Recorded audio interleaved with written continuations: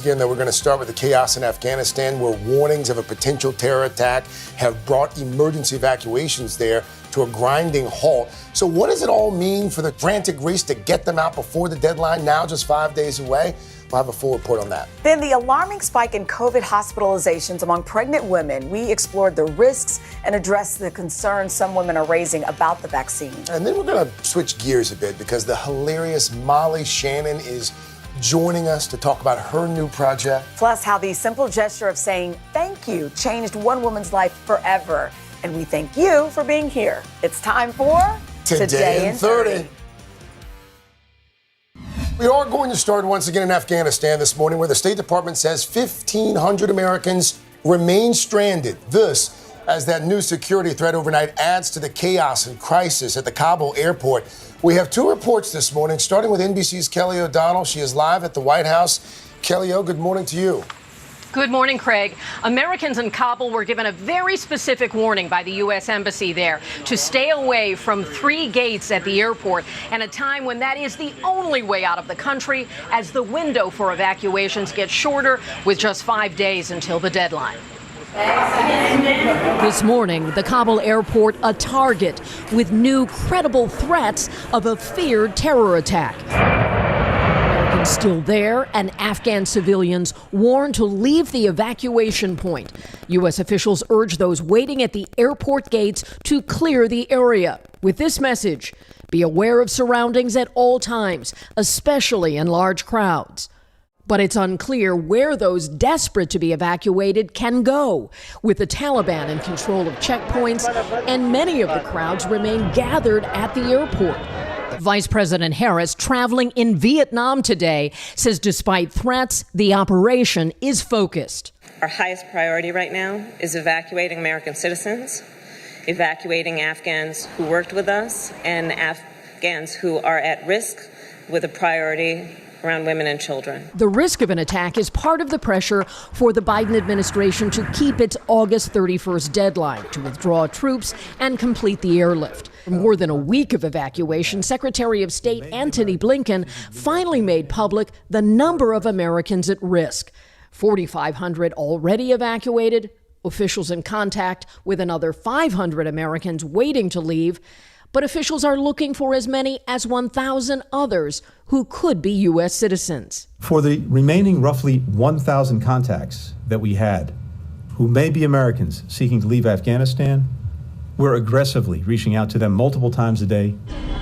The U.S. is relying on Taliban cooperation to get Americans and Afghan allies out of the country, with time shrinking before the Tuesday deadline. And we've just received new numbers from the White House showing that in the last 24 hours, 13,400 were evacuated. That brings the total to about 95,700 taken out of Afghanistan. Now, the president declined to answer when he was asked what he would do for those wanting to get out but still left in Afghanistan after the U.S. leaves. Craig? Kelly O'Donnell from the White House this morning. Kelly, thank you. Meantime, we're getting a closer look at what those evacuees are facing on their journey out of Afghanistan. We're also hearing from a top Taliban leader. NBC's chief foreign correspondent, Richard Engel, spoke to him in a television exclusive. Richard is in Doha for us. Richard, good morning. Good morning. We've just arrived in Doha, Qatar from Kabul. This country is one of the main transit hubs. In fact, Qatar has helped evacuate about 40,000 Afghans. And now in Kabul, the race is on. There are only a few days left. At Kabul airport this morning, these may be among the last Afghans getting out. The United States and partners from around the world are scrambling to take out thousands more Afghans by Tuesday. But soon the foreign troops will have to be evacuating themselves too. So the window is closing for Afghans to get on flights. And not everyone will make it. Last night, I spoke to Zabiullah Mujahid, the Taliban spokesman and a senior official. He arrived with an armed entourage. He's been doing interviews by phone in hiding for years. This is one of his first ever one-on-one, face-to-face interviews. The United States is evacuating, and it is taking out Americans who worked with U.S. forces. But not everyone is going to be able to make it out. Will you let those people leave in the future? Can you guarantee their safety? We don't want our countrymen to go to America. Whatever they have done in the past, we have given them amnesty. We need young, educated professionals for our nation. But if they want to leave, it's their choice. What would you say to women, Afghan women, who are terrified? They are our sisters. We must show them respect. They should not be frightened. The Taliban are humans and from this country. They have fought for their country. Women should be proud of us, not scared. There are already reports of Taliban fighters taking young women, unmarried women, as brides, forced brides. There have been reports of people going into homes. This is propaganda from the old regime. We have no evidence of a single case. This war started when Osama bin Laden, as a guest of the Taliban, organized 9/11 attacks. Can you guarantee that this country will never again be a base for terrorism? When Osama bin Laden became an issue for the Americans, he was in Afghanistan. Although there was no proof he was involved, now we have given promises that Afghan soil won't be used against anyone. You still don't think that Osama bin Laden carried out 9/11? There is no evidence. Even after 20 years of war, we have no proof he was involved. So it sounds like, even now, after all of this, you're accepting no responsibility. There was no justification for this war. It was excuse for war. How are you feeling right now, after 20 years, and the Americans are leaving? The withdrawal is almost finished. These are our happiest moments. After the interview, we made our way to the airport. Inside the airport, the evacuations are moving along, but the mood is somber. These are Afghans who don't take the Taliban at their word, escaping while they still can. Getting out of Kabul is only the first step in this process. Then they come to countries like Qatar or Germany, where they are processed. That can be extremely lengthy. State Department officials here say they are seeing many, many people arrive. Not a lot of correct documentation. Solid. Richard, thank you. This morning, a surprising problem for one of the world's most iconic places to hike, the Appalachian Trail, now too popular. Yeah, it runs from Georgia to Maine and it offers these breathtaking views. And during the pandemic, throngs of people are rushing to enjoy them. But not every visitor seems to abide by the motto, leave no trace, prompting worries about the future of thousands of miles of land. Our guy Sam Brock strapped on those hiking boots. He hit the Appalachian Trail in northern Georgia for us. Sam, good morning. Good morning, guys. You can't see it. I actually am wearing my Timberlands right here. I'll show you in a second. The great outdoors has never had greater appeal. I'm standing on a section of the Appalachian Trail right now. If you walk with me, we're near Woody Gap in Georgia. You'll see why so many people want to get outside during the pandemic. This is a vision of paradise, but a bump, guys, right now, in day hikers and casual campers has started to wear down this natural wonder. Plunged in the middle of perfect serenity, the Appalachian Trail's rolling hills and lush layers of foliage, you'll find a phenomenon. We're outdoor people anyway, but we're now seeking out only outdoor activities. Parking lots full of people and a crush of visitors. From Georgia, it used to be kind of my go-to spot, park up there, go hiking. Now, half of Atlanta's parked up there. To Maine and the Mid-Atlantic. Chris Brunton and his team manage a 32-mile stretch from famed Harpers Ferry, West Virginia, south to Virginia. Trash pickup is a problem these days that I have never seen in the 30 years that I've been working on this trail. I found sleeping bags, tents, tarps, cooking gear, food in packets. It's a footprint that's widening, figuratively and literally, with some pathways doubling in size. This is where you hit the road. Exactly. In Maine, their ultimate destination is about 2,000 miles that way. Just a couple little jumps and a skip. Exactly. A few weeks. All right, so you want to get out there? Let's go. For perspective, we enlisted an expert.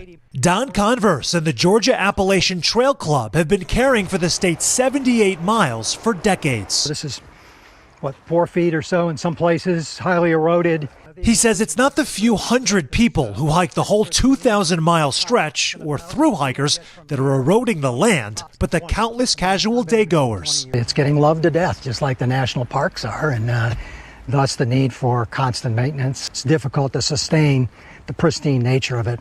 A similar congestion crisis has already gripped the Grand Canyon and Arches National Park in Utah.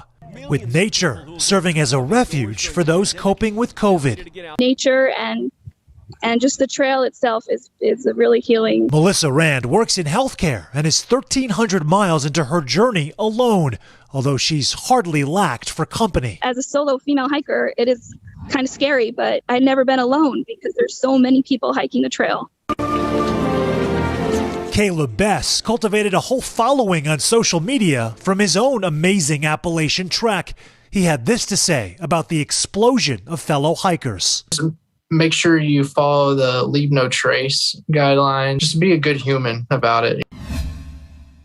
For breaking news in our changing world, download the NBC News app. Stay connected and stream the news you need with Xfinity X5. Our top story is unfolding right now. The fast speed you depend on and a reliable connection for all your devices, whenever and however you watch with Xfinity X5. Some experts say that this bill still isn't enough. Do you accept that criticism? There's been a ton of confusion from the CDC. Can we try to clear some of this up? Is America safer today with the Taliban in charge of Afghanistan? If it's Sunday, it's Meet the Press. Stay connected and stream the news you need with Xfinity X5. Our top story is unfolding right now. The fast speed you depend on and a reliable connection for all your devices, whenever and however you watch with Xfinity X5. Make the most of your day with Today All Day. Get closer to all your friends at Today in a whole new way. Today in 30. We give you a mix of everything you love about our show in a mere 30 minutes. Shop today with Jill Martin. We're helping you shop like never before. The latest styles and biggest names. Today food. Things are heating up in the Today All Day kitchen. Cooking essentials and recipe inspiration. Get ready. Are you ready? Oh, I'm so ready. Only on Today All Day. The Meet the Press Chuck Toddcast. Free wherever you get your podcasts. Today is now a podcast. Available every morning. Listen wherever you get your podcasts. We're back now with more on the coronavirus and a new alarm that is being sounded by doctors and other health officials as well. Hospitals are now facing a troubling surge in pregnant women becoming severely ill. NBC's Stephanie Gosch joins us with more. Steph, good morning. Hey guys, good morning. This is scary. You know, the issue is particularly worrisome right now in the South, where doctors tell NBC News they have never seen this many pregnant women in their ICUs. It's an alarming trend, putting expectant parents on notice. NBC News spoke to doctors in several states who reported a spike in COVID hospitalizations among pregnant women, seeing double and in some cases triple the number. Nearly all of the patients are unvaccinated. Last few weeks of your pregnancy is very hard to breathe. Your body's immunity also changes during pregnancy. So combining these two things, it makes it very difficult to deal with a situation like COVID. Dr. Sunil Kumar leads the ICU at Broward Health Medical Center in Florida. His unit usually sees 4 to 5 pregnant women a year. Now he says they see that many in a week. And although it's unclear if unborn babies can contract COVID in the womb, once they are delivered, babies are often separated from mothers who are too sick to hold them. How tough is that conversation when you tell a mother who just gave birth that she can't hold her baby because she's too sick with COVID? It's hard. It's extremely hard. CDC data shows that 1 in 4 pregnant women have been vaccinated during their pregnancy. It was only this summer that major health organizations and federal agencies issued full-throated recommendations that pregnant women get vaccinated.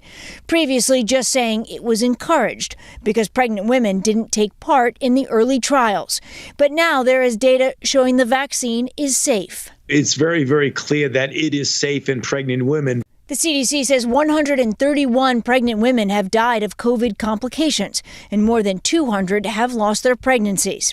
Haley Richardson was a nurse from Alabama who was pregnant with her second child. She and her unborn daughter passed away last week, less than a month after she tested positive for COVID. Her best friend says Richardson had not gotten vaccinated because of the lack of research at the time regarding the impact on pregnancies. Doctors report pregnant women are more likely to be put on ventilators and other machines to support critical organs like the heart and lungs. And a recent study found pregnant women who get COVID are 40% more likely to deliver prematurely. Some experts say that this bill still isn't enough. Do you accept that criticism? There's been a ton of confusion from the CDC. Can we try to clear some of this up? Is America safer today with the Taliban in charge of Afghanistan? If it's Sunday, it's Meet the Press.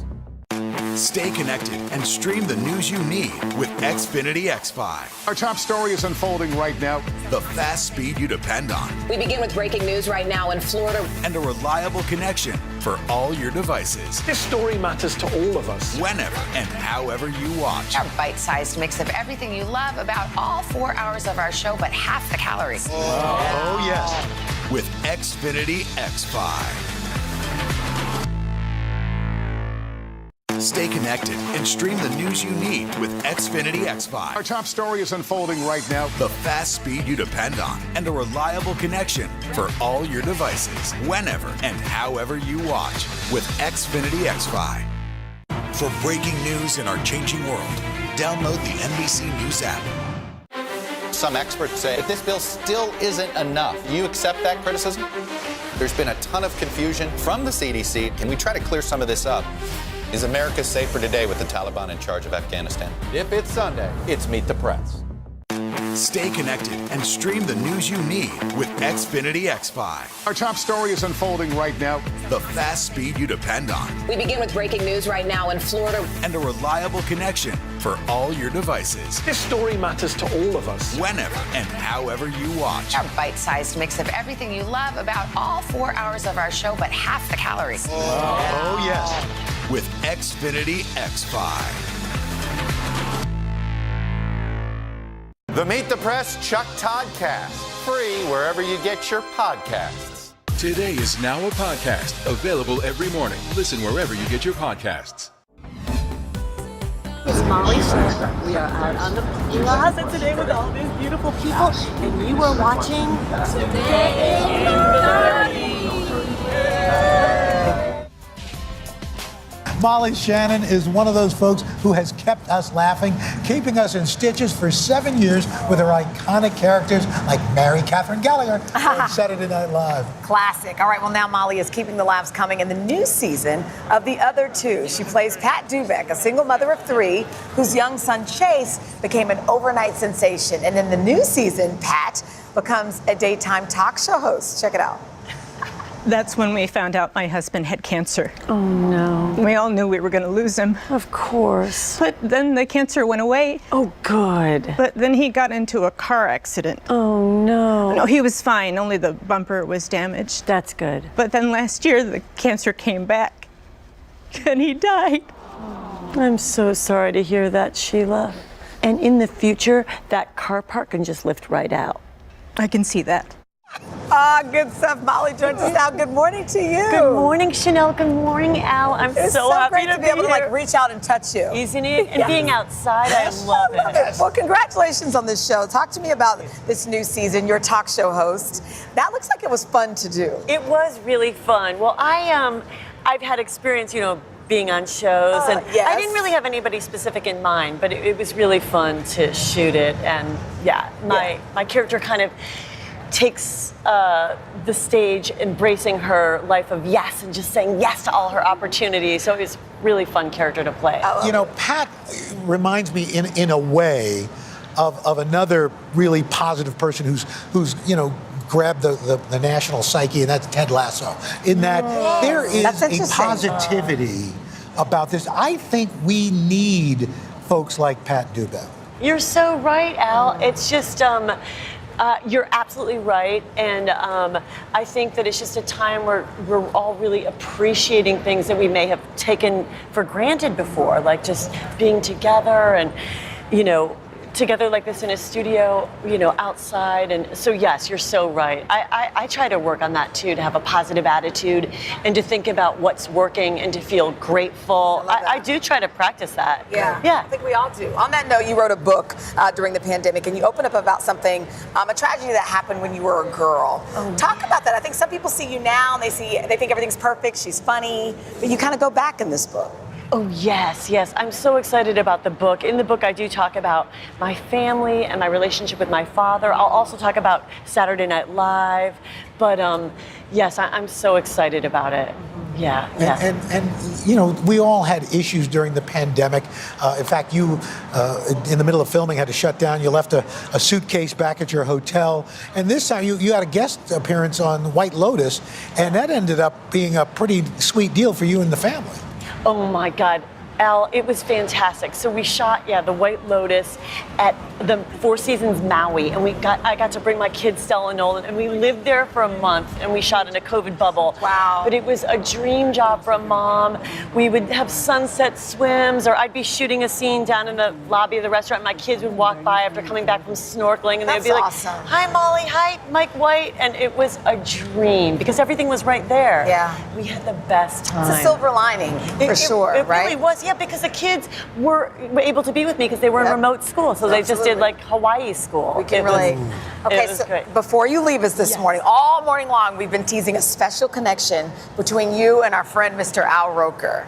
Would you guys like to share with the class this special connection they have? Well, do you want to go first, Al? Well, I earlier in my career, I worked in Cleveland at WKYC, lived in Shaker Heights, and there was a pool at Thornton Park. Yeah. And Molly was there at the time, much, much younger than me. No, not. I worked in the women's bathhouse where I would take their clothes when they went swimming. Oh. And so, I would come out and see Al swimming laps, Wait, right? how funny is that? How long ago was that? Oh, gosh, well, it was 1978, I think. Yeah. I was there from 78 to 83. 43 years ago. Yeah. And look at you now. Look at us. Who would have 6 thought? degrees of Molly. I love that. Molly, you are such a delight. Thank you so much. Chanel. This morning, congratulations on everything. Season 2. So nice to be with you Absolutely. guys. Of the other 2 is now streaming on HBO Max. The Meet the Press Chuck Toddcast, free wherever you get your podcasts. Stay connected and stream the news you need with Xfinity X5. Our top story is unfolding right now. The fast speed you depend on. We begin with breaking news right now in Florida. And a reliable connection for all your devices. This story matters to all of us. Whenever and however you watch. Our bite-sized mix of everything you love about all 4 hours of our show, but half the calories. Oh, yes. With Xfinity X5.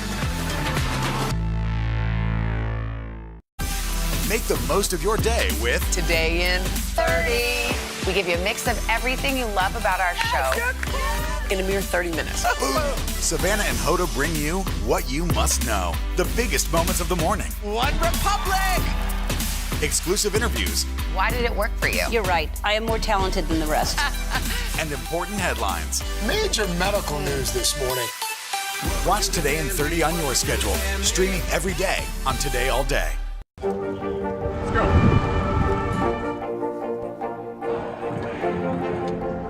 And good evening from New Orleans. There is breaking news. There you go.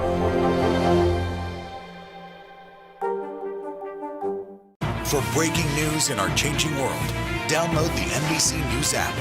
The Meet the Press Chuck Toddcast, free wherever you get your podcasts. As we know, time waits for no one. Well, Gina Hamady, a mom of 2, wanted to find out a way to slow it all down. So here's what she did. She set out on a year of gratitude with a simple daily gesture to show her love and appreciation to her neighbors, to her friends, and to her family. Yeah, Gina chronicled her journey in the book, I Want to Thank You, and we caught up with Gina to chat about how a simple expression of gratitude could have such a powerful impact. Take a look. Dear Miss Nikki, dear Grace. Dear Dr. Fox, I cannot overstate how grateful I am for your years of mentoring me. Being the best travel buddy and friend imaginable. I'm so grateful that you're the one who delivered my baby Charlie. I can't wait till the next time we get to hang. And I'm forever grateful for our continued friendship. We love you and would love to stay in touch. XO, love you both, G. Love, Gina. Love, Gina.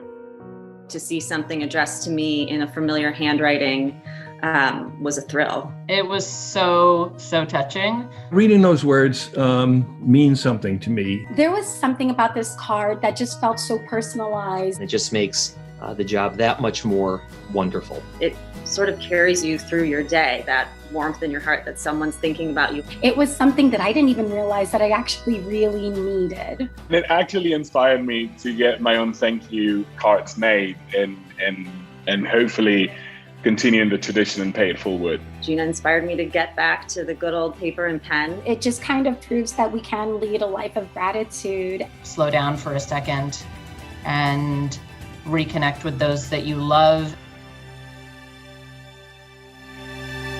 Gina, hi. We're so happy you're here. And I have to tell you, I didn't even tell this to Hoda, but our mutual friend, Emma Straub, who's an author I admire so much, was the one that sent me your book with a little thank you note. So you are inspiring people.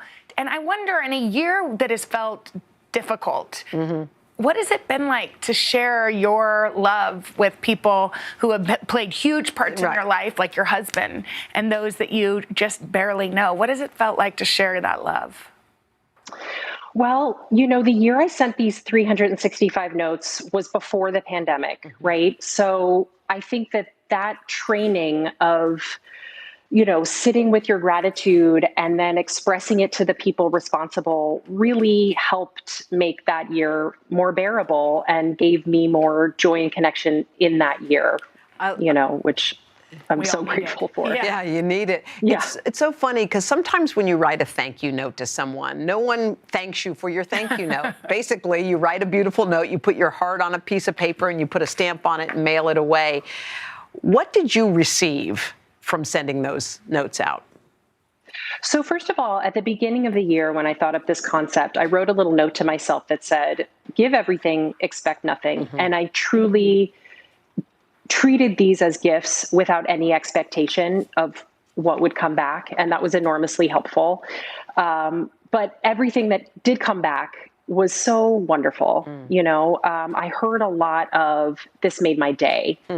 I heard a lot of, I'm going through a tough time right now, and this helped. And, how wonderful to be able to brighten somebody's day on a day that maybe they needed it, and I never would have known that otherwise. I read, too, that you wrote your husband a letter every single day in the month of December. Did that strengthen your relationship? And how did you, that's... What did you have to say? A lot of days. Okay, so every month of this year, I turned to a different category, and December was Jake was my husband. And so every day of the month, I wrote him a thank you note for something, generally mundane. Maybe thank you for the beautiful music you play in our house every day. I don't even think about the music in our house. And it sort of introduced gratitude in these very small but lovely ways that, I think are important in a marriage. And he was giving me back, an increased amount of gratitude in his own way. And I think it's small, but it's helpful. By the way, the small things really are the things. We were just talking about how when Joel leaves the room, he closes the door very softly. It's a small thing, but he does it every day to make sure he's not waking anybody up. I'm looking at beautiful pictures of your children. What lessons you must be teaching them, huh? So I had a chapter about this very thing because it was incredible. You think about children as little sponges, and they are. That's why, it's easier for them to learn a language when they're young. They're also very receptive to something like this. I actually, in this chapter, I spoke to this author of a book called Making Grateful Kids, and he and I were speaking about this really important connection that kids make at that age, and I was helping my kids make it, which is there are people behind the stuff you love. Right. And so talking about gratitude all year long and pulling my sons into the project, which I did, like in my books month, my son Henry wrote to 11 of his favorite authors, and some of them wrote back, which was amazing. But it just helped them make that connection that's hard as a kid. Otherwise it's just, I love these books, but it's a big difference to say, I love these books and there was somebody who created them for me. Maybe I should show them a little gratitude. To thank them for their work. To check out I Want to Thank You, head to today.com/shop. You're going to want to stick around for another big morning tomorrow on Today. Huge. In fact, we're going to have live music on our plaza from none other than J Balvin himself, little reggaeton. You don't want to miss it. We'll see you tomorrow.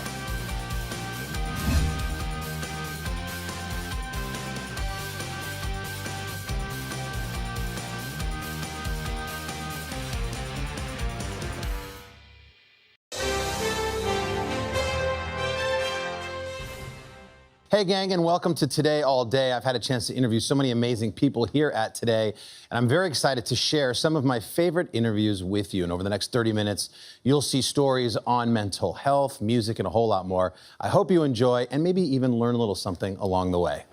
You couldn't be the superwoman you are now had you not gone through all of those years of what you saw, what you experienced. It gave me the opportunity to be who I am today. And in loving myself, I can love others and help other people. You know, for a long time, I sort of suffered in silence. This series is trying to shine a light on these topics. There is no stigma to me. It's mine. How many are you at? Heather McDuff is supervising these volunteers in downtown Seattle as they make bag lunches to hand out to people experiencing homelessness. A decade earlier, she would have been on the receiving end. 3 oranges and 3 chips. We'll keep the ketchup separate. Okay. When did you first start living on your own, and how did that happen? My family life was pretty crummy. I'd been shipped around kind of a few places, you know, will you take her, will you take her? The last place that I ended up, so crazy, my ex-boyfriend's parents' house, of all things, in Alaska. And I had just kind of felt that family had enough to deal with, so I just got up in the middle of the night and left and went out on my own. How old were you at that point?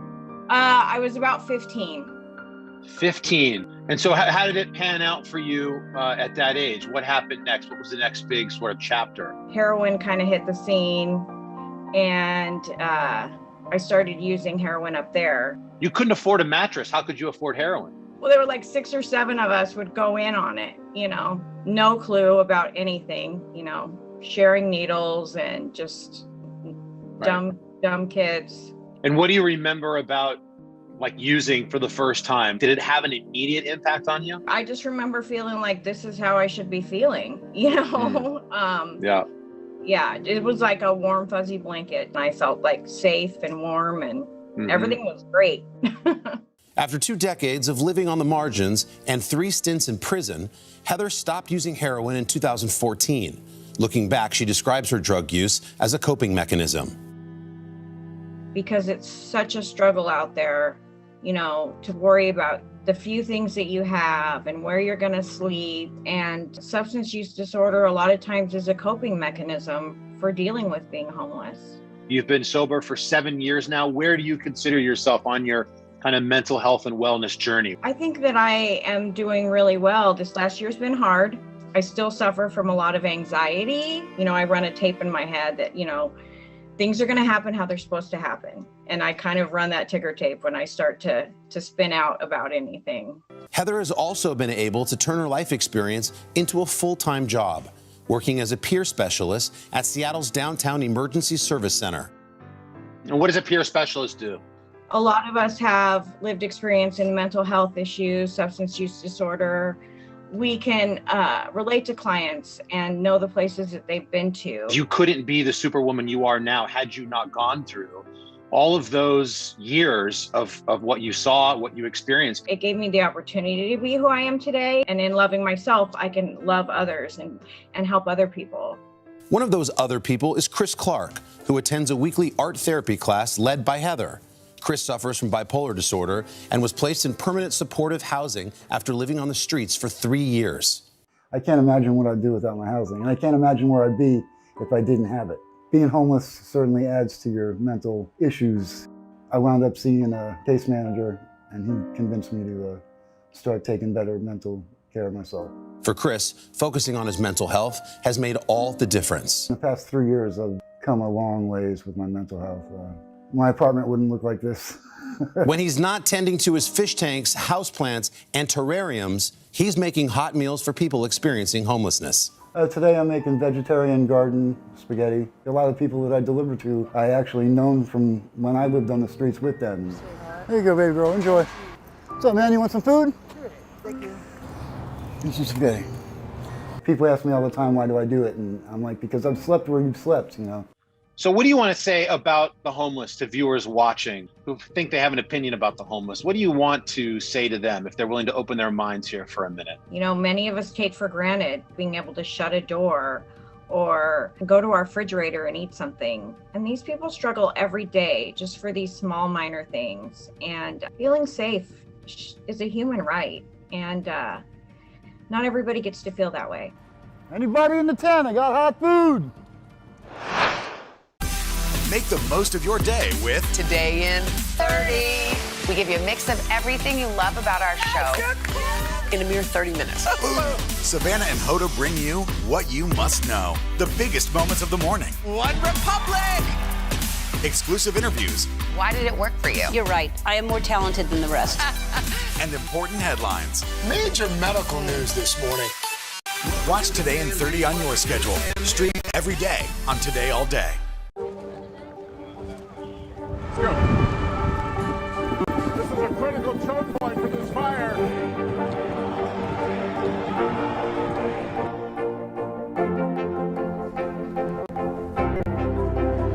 And good evening from New Orleans. Nice to really spend some time with you. Appreciate it.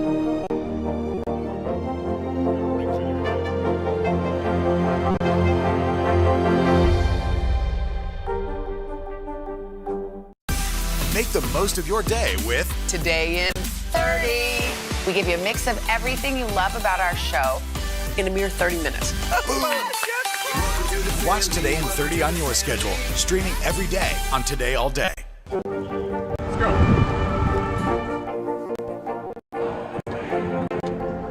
And good evening from New Orleans. There is breaking news. There you go.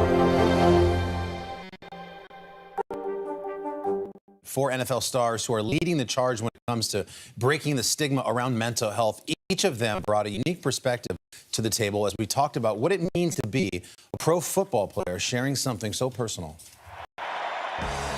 For 17 Sundays during the year, some of the world's greatest athletes go head-to-head on the gridiron. Pass caught by Hayden Hurst. While physical performance has always been key to victory, now players from around the NFL are also highlighting a different aspect of health. For a long time, I was only focused on staying physically strong. Your brain is a muscle too, and it's something that you really have to practice. A groundbreaking new NFL campaign is tackling mental health head-on, and I had a chance to sit down with 4 players leading the conversation. Solomon Thomas of the Las Vegas Raiders hit a low after he lost his sister. I needed help, and I wasn't going to survive without help. DJ Chark, a wide receiver for the Jacksonville Jaguars, first recognized his struggle with anxiety at LSU. Whether it was football related or not, I would just always be nervous. Demario Davis of the New Orleans Saints had learned that working on his mind is just as important as working out. We're 3-part beings with spiritual, mental, physical, and so you can't leave the mind behind. And Adam Thielen of the Minnesota Vikings shines a light on youth mental health through his foundation. I can't explain how important it is to just say, hey, I have some things going on and I need your help.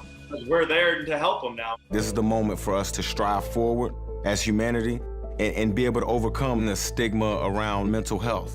You think people perceive you as being soft if you're talking about your mental health? I still think the stigma is pretty strong, That's one reason I didn't start speaking right away about my depression, about my journey, about my sister's journey as well. I was afraid of what fans would think, if teammates would think I'm soft. Come out and you speak on it. First thing is he's weak or he's not a leader. And it's like, oh, well, we don't want that on the team. I think that shows courage when you come open and say, I have, whatever it is, I have this issue. I have something I'm struggling with. That's courage to come out and tell your brothers that in the locker room.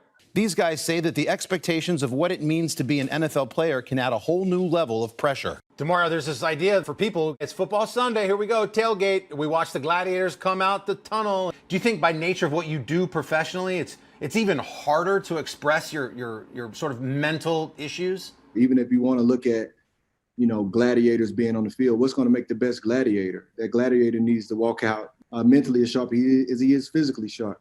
What can the NFL do to help this out? I think the NFL's new mental health mandate a couple years ago was great, making sure they have at least a psychologist or a therapist on every staff and making it available to everyone. But that really wasn't enough. Now, the NFL is taking another step forward with the Hall of Fame initiating a behavioral health program for players and their families, and the league releasing a video series highlighting resources for players and fans. Keep fighting, keep going, because as bad as dark as it gets, I promise you, there's somebody out there in your life that loves you and that will support you and will help you get out of that situation. I think a big way to break the stigma is leadership, right? And using your platform, which the four of you are doing, and it's so important. For people watching this right now, what is your message for them?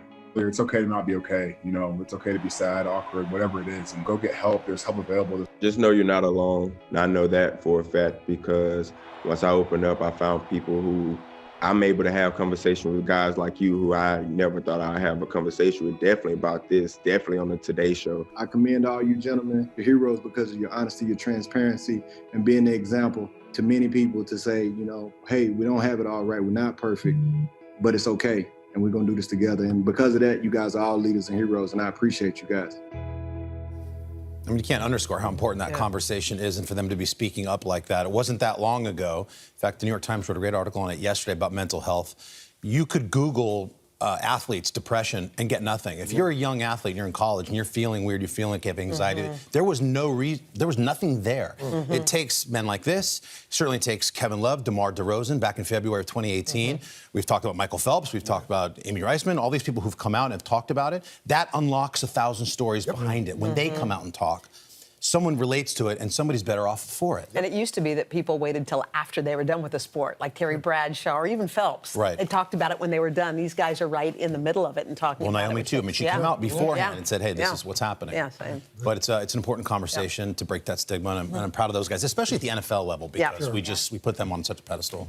So thanks to them. There's more of that conversation, by the way, as you can imagine. I spoke for about an hour with those guys. If you want to watch it, you're welcome to go to today.com to do that.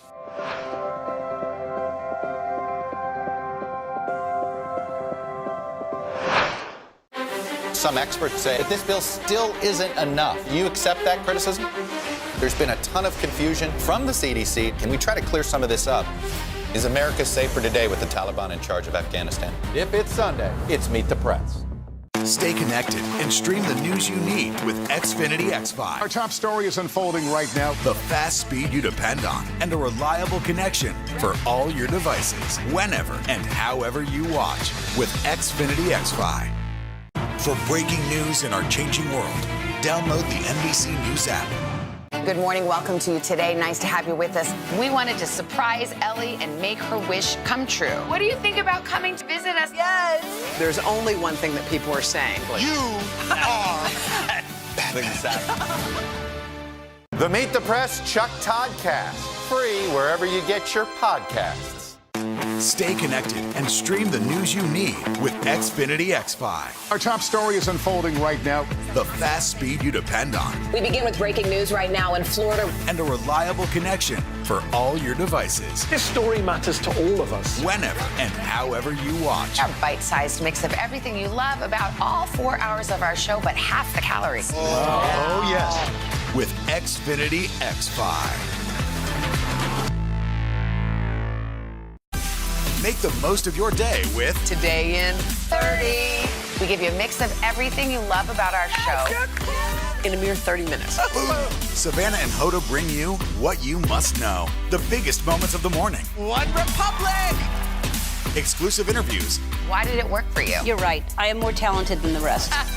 And important headlines. Major medical news this morning. Watch Today in 30 on your schedule. Streaming every day on Today All Day. The Meet the Press Chuck Toddcast, free wherever you get your podcasts. If somebody's watching this right now and they're perked up in their chair a little bit listening to our conversation and they're struggling, what do you say to them?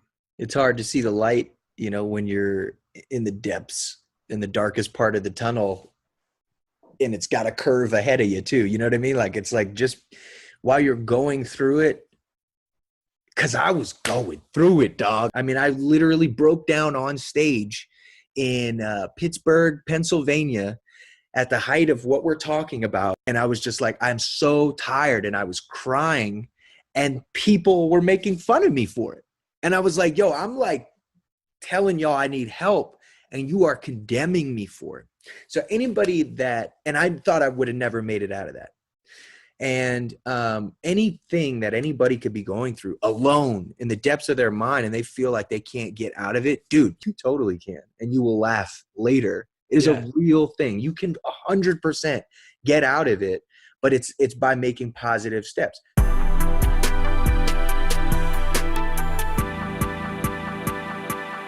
I've been trying to like bring up the conversation about anxiety and depression and mental health as much as humanly possible and try and normalize it, talk about it.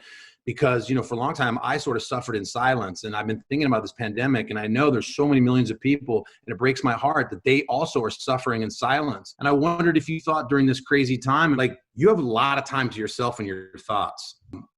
How's that been for you? Is that a benefit or a burden, would you say? What a beautiful question, dude. It's kind of crazy because, sorry. I have always been able to talk to my notebook, right? But even then, there are things that I hadn't dealt with. And I remember it was about 5 years ago when I had this crazy panic attack and I didn't even really understand what was going on. I had one, bro. The breakthrough. Yeah, it was like a huge one. And I'd had panic attacks or whatever. This was different because then it changed how I viewed reality. And I went through this thing called derealization where you feel like you're kind of out of it. I speak your language. Go ahead. My buddy, Chris Zaru, who's actually my manager, he was like, man, you got anxiety. And I was like, no, I don't. He's like, you have anxiety, bro. And I was like, no, I don't. Like, because I didn't want to be, you know, I don't know, like labeled as this person with anxiety. My mom had anxiety. It was this whole thing. But I say all that to say I'd always been able to write. But now as a father and a husband and someone who is still very much a part of the scene, you know, Twitch, playing video games and streaming with people and all this stuff, you know, it can be a lot. But I see a therapist. I see a therapist once a week. She's the bomb. And it allows me to get these thoughts out.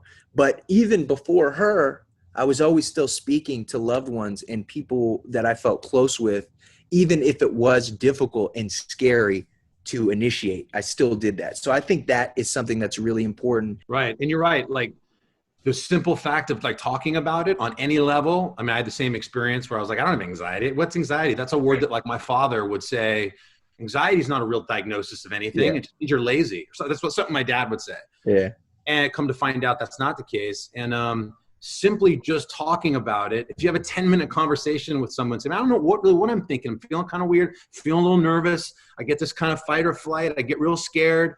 I start to get out of my body a little bit. All those triggers, you could talk to somebody about it. You'll feel better like that. Like that's already one way to like bring anxiety levels down. The 1-800 song obviously was, I mean, I know what it did for other people's lives. You saved lives. What did it do for you? It completely and utterly changed my life. And I remember the moment that it happened. It was the MTV Awards and I was on stage and I really wanted to give this speech. It was the biggest platform I had at that moment in my life and I wanted to say something. The song is called 1-800-273-8255, the number for the National Suicide Prevention Lifeline. It's an imagined phone call between someone in pain and a lifeline operator. After the VMA's performance, calls to the hotline went up a staggering 50% from those looking for help, and opened up a national dialogue on mental health that was desperately needed. So it's like it changed my life almost in like, if I'm just being selfish, like it was amazing. It kind of threw me into this like mainstream household, you know, being known, which was amazing, but for a good all the right reasons. Yeah. And so that was really special. That also affected me in an extremely negative way because I went from 0 to 100. And then everywhere I'm going, I'm talking about suicide constantly and, you know, well, suicide and suicide prevention, but still it's a very dark place, right? That's why I always say the people at the Lifeline are just and the real heroes because they deal with these dark things every single day. Project Healthy Minds is an organization that you're involved in. I want you to just tell me about it in a second, but we do have the man who can break it down for us, CEO Phil Shermer. So Phil, if you can jump in with Logic and I, and tell me a little bit about how you guys. I know there's sort of like two main goals for the organization. What are they? The first goal is to shatter the stigma of mental health And the second is to make it easier for people to find mental health services. I love that. Logic, you've been incredibly honest about your struggle with mental health. What did they come up to you and say? I was just seeing people from all walks of life and color and background and religions kind of coming together and unifying about speaking up about this specific thing, right, that plagues us. Specifically just the negative side of mental health. And I think a lot of it has been social media, not to get too crazy, but I think it is. Everybody's trying to be on one. So when you have these young kids now, especially that even get a few thousand or even just a couple hundred followers for real for themselves, they always got to be on. Everything has to be perfect. For the girls, the angle has to be this. And it's like, girl, you're 14. Go play in a creek and have fun. What are you doing? Right. Exactly. You know? So I think it's that's finally actually affecting the everyday man and woman and young kid as though they were themselves famous because everybody is watching every move that they're doing. Phil, the numbers are startling. 1 in 4, listen to this stat, 1 in 4 18 to 24-year-olds are seriously considering suicide, 3 times increase in depression during the COVID era. I mean, how do you help people during these tough times? It's a great question. I believe this is the most urgent moment in history on mental health. 2 of the biggest causes of that gap are the stigmatization of the health topic and how hard it is for people to find help. If you Google mental health, there's more than 1 billion hits on Google. So how does anyone know where to begin? And part of what I think we need to do in 2020, it should not be so hard to find mental health support, to take that first step. Right now, it's very hard just to take that first step. Yeah. I'll tell you where it should start, maybe in the medical field, because from my own experience, I went to my general practitioner, like I was getting a physical, and we started talking about mental stuff and how you doing. And I'm like, I don't know, I'm having some pretty racy, crazy thoughts and this and that. And she, at the end of the day, was trying to prescribe me Klonopin. And I'm like, okay, I'll try anything sort of thing. And she literally told me, this is my doctor, literally like got close to me and said, I wouldn't tell anybody. They'll think you're crazy. Well, think about that for a second. This is my own doctor telling me to like go out of the room, go fill a prescription of something, take it, but don't tell anybody because they'll look at also, me. Also, not to interrupt you, but think about this. This is also, and sorry, Phil, this is also something that I dealt with because I had certain friends of mine that were like, oh, maybe you just need medication. And I think this stigma is so, like, people are so quick to throw pills at it and try to muffle it down. And in many ways, that's like very insulting to people who are at a level where they actually do need medication. Do you know what I mean? Like, because that's a real thing when it comes to depression or, even down to a chemical line such as schizophrenia and bipolar. And at the end of the day, and it was so hard. It was the hardest thing I ever had to do in my life was face my demons without chemically suppressing them to find that equilibrium. And I did that. Now, not necessarily everybody can because they may be at a place where they do need pills. But for, like you said, a medical practitioner, for a doctor, first thing to throw a pill at somebody, I think that's crazy. What do you think, Phil? I think that's exactly right. I mean, I think, we have no concerns talking about our physical health. Nobody gets scared to admit that they have a broken arm or they have a bloody nose. And so it should be the exact same way on mental health. And it is not a one-size-fits-all approach. And I think that's one of the challenges to how people have approached this historically. They categorize you either as ill or fine. And that's how the world works. There's a lot of gray in between, and everybody is on their own journey. And quickly, I'll just share my story for anybody watching. I had a panic attack so bad in Santa Barbara once at a playground with my children. The fight or flight on that panic attack was so great. Left my own children. I went running. Left my wife knew what was going on. She knows. And I had to go back to the little hotel we were staying at. I crawled under the covers like I was a 7-year-old little boy, scared out of my mind. Not even my own children could save me from the real feeling that was so overwhelming. So those feelings, if you're talking to somebody and they're talking like this, just believe them because the struggle is real. How's that to end the interview? Drop the mic. So anyway, man, I appreciate both of you guys so much. Logic, obviously. I wish you were 10 years older because we would have broken some bread back in the MTV days and we'd be chilling right now. Phil, thank you for all that you're doing for Project Healthy Minds. We encourage people to go check that out. So thank you very much, both of you. Good morning, everybody. Welcome to Today. Future's looking bright. Are you ready? We're going to do our part to spread the word on the importance of vaccines, so crucial for reopening America. A big day around here, a very special naturalization ceremony. Many of them doctors, nurses, other essential workers. If you are a nurse, thank you. Spring has sprung, guys, and we want to fill this season with some fun and surprises. Yes. This is the face of excitement. Celebrating Earth Day. Let's change the world. Love it! Make the most of your day with Today in 30. We give you a mix of everything you love about our show in a mere 30 minutes. Watch Today in 30 on your schedule, streaming every day on Today All Day. Stay connected and stream the news you need with Xfinity X5. Our top story is unfolding right now. The fast speed you depend on. We begin with breaking news right now in Florida. And a reliable connection for all your devices. This story matters to all of us. Whenever and however you watch. Our bite-sized mix of everything you love about all 4 hours of our show, but half the calories. Oh, yes. With Xfinity X5. Good morning. Welcome to Today. Start your day with us every morning. Get your daily dose of news on the go with the Today podcast.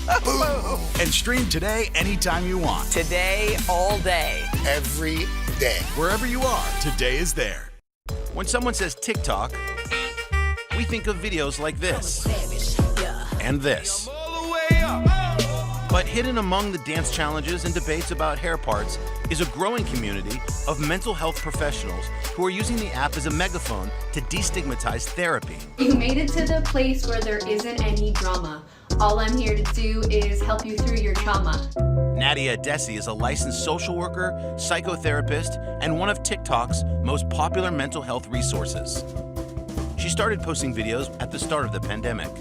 What inspired you to start TikTok therapy? I was getting so many messages from family and friends saying, I'm experiencing anxiety, I'm experiencing depression, my kid is really stressed. So I realized, okay, people are really struggling right now and they really need this information. Her stats 1 year in, 32 million likes, 3.1 million dedicated followers, most of them teenagers. I look back between the ages of 13 and 20, and I would have given anything just to hear a community talking about these weird, crazy thoughts that I was having and to normalize it immediately. I think Gen Z is the first generation that is really recognizing earlier what is happening because of all the resources that are out there. Do you think it's a good pathway to sort of more like long-term in-person-to-person therapy? I do, yeah. I think seeing a video, being informed by the video, connecting to the video leads you to the next step. And in my practice, I would say 80 to 90% of my clients came from TikTok. That more traditional next step is what many mental health professionals hope the app will encourage. There really is no replacement for that in-person give and take where we can tailor the therapy to the person that needs it. While professionals say TikTok isn't a replacement for one-on-one therapy, many Gen Z teens like Lana, Chris, and Ella say it's helped them deal with stress, anxiety, and loneliness this past year.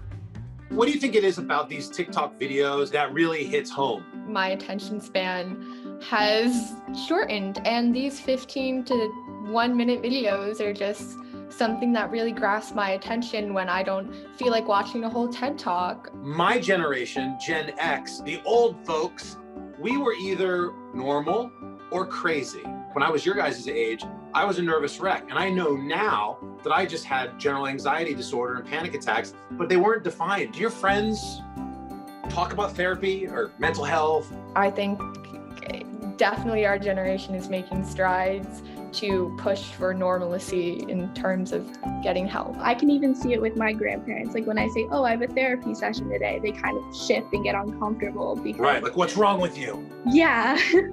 But I learned to love myself with my anxiety. Help me help parents watching right now who have teenagers and they're really worried about them. How should parents approach their kids?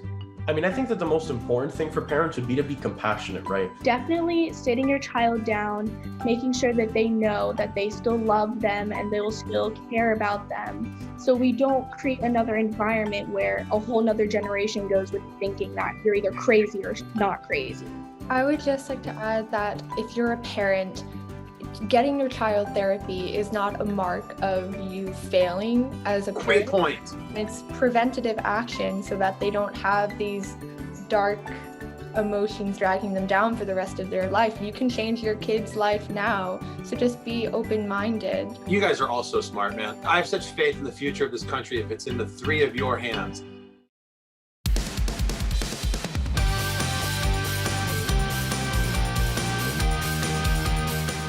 Hi, Today All Day. We have a great show for you on this Thursday morning. Let's kick it off with pop star Carson breaks down all the latest celebrity headlines, including the newest on Nirvana, the lawsuit, and the look inside how Ryan Reynolds celebrated Blake Lively's birthday. Check it out. All right, let's get to Pop Star today. The story we've been talking about all morning, of course, the band Nirvana being brought to court over the cover art of their best-selling album by the person who famously is featured front and center.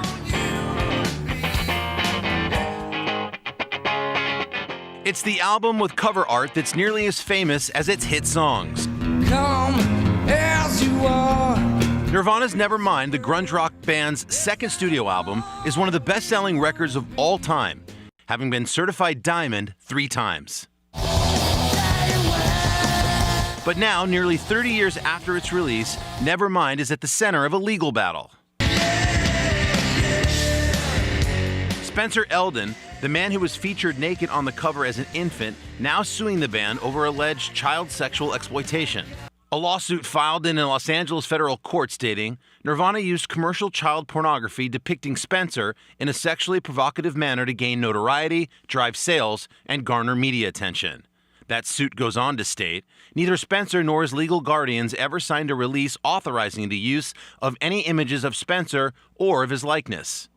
Eldon is seeking $150,000 in damages from each of the 15 defendants, which include surviving band members Dave Grohl and Chris Novoselic, and Courtney Love as executor of Kurt Cobain's estate. In 2016, Eldon himself talked about how being on the cover has affected him in later years. I went to a baseball game on opening day at the Dodgers, and I was looking out at all the people, and I was like, had a moment where I was like, man, all of these people have seen my baby penis. That same year, he recreated the album's cover to mark the record's 25th anniversary, a tattoo reading, Nevermind, displayed proudly across his chest. But in 2016, Eldon telling GQ Australia, I didn't really have a choice about being on the cover. When asked back then why the change of heart, Eldon told GQ, just a few months ago when I was reaching out to Nirvana to see if they wanted to be part of my art show, I was getting referred to their managers and their lawyers. Why am I still on their cover if I'm not that big of a deal? The lawsuit lighting up social media, with one user tweeting, this is a pathetic cash grab, leave Kurt in peace, while another wrote, I think Cobain would truly have appreciated the glorious irony of the baby chasing the dollar suing him. Well, this will be one to keep an eye on. I don't know how this is going to end up. The lawsuit's going to proceed. For those wondering, in the lawsuit, they state, and I quote, Spencer never received any compensation for being on the cover, so that could certainly play in. So I feel like is that the thread of an argument? I shouldn't say a thread, but that he didn't receive any compensation, or? There'll be lots to uncover and to define, sexual exploitation. Was that particular photo of what sort of nature? Right, so there are nuances. There are some nuances there. The weird part is that he celebrated that cover at other anniversaries, and now he's suing. Correct. And I don't think the irony of the picture itself of the baby chasing, I think Kurt, when he initially made this album cover, it was a sort of a statement about capitalism. Yes. And it is a little bit ironic that here we are 30 years later on a lawsuit on it, but we will certainly keep an eye on it. Yeah, and we'll let you know. Next up, pop star to frequent celeb Ryan Reynolds. He's been married to fellow actor Blake Lively for nearly 9 years. And like many husbands, he marks her birthday on Instagram. Of course, unlike many of us, he usually does it with very unflattering pictures of Blake. There's one. Her birthday's the 25th. He posted that one back in 2019. Well, this year, Reynolds marked her special day by not marking it at all. Instead, he reposted a TikTok made by none other than Mariah Carey with the caption, "My favorite thing that's ever happened on August 25th." Here's a look at Mariah's TikTok duet with Ryan. Take a look.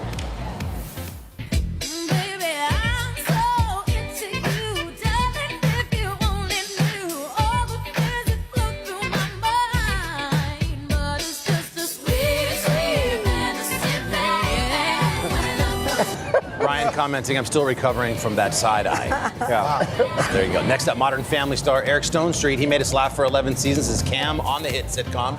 Recently shared some very exciting news with his over 2 million Instagram followers that he's engaged. Stonestreet's sharing this picture with his fiancée, Lindsay Schweitzer. The caption, "She said she'd have her people call my people."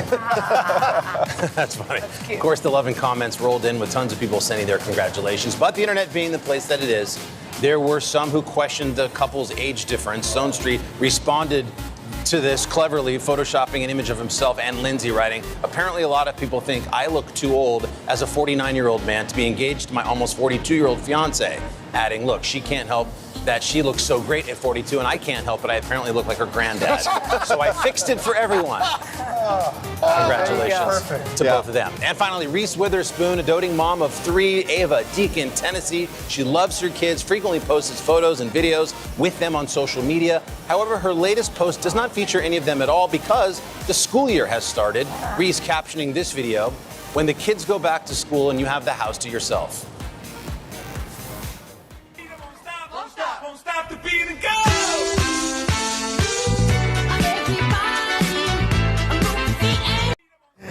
Eating the cake with your big hand. Oh, yeah. Kids are gone. Just going nuts. Dancing around the house. I'm sure that's a common summer Lots for a lot of moms out there. A lot of smiling parents right now. Lots of parents. That is your pop star.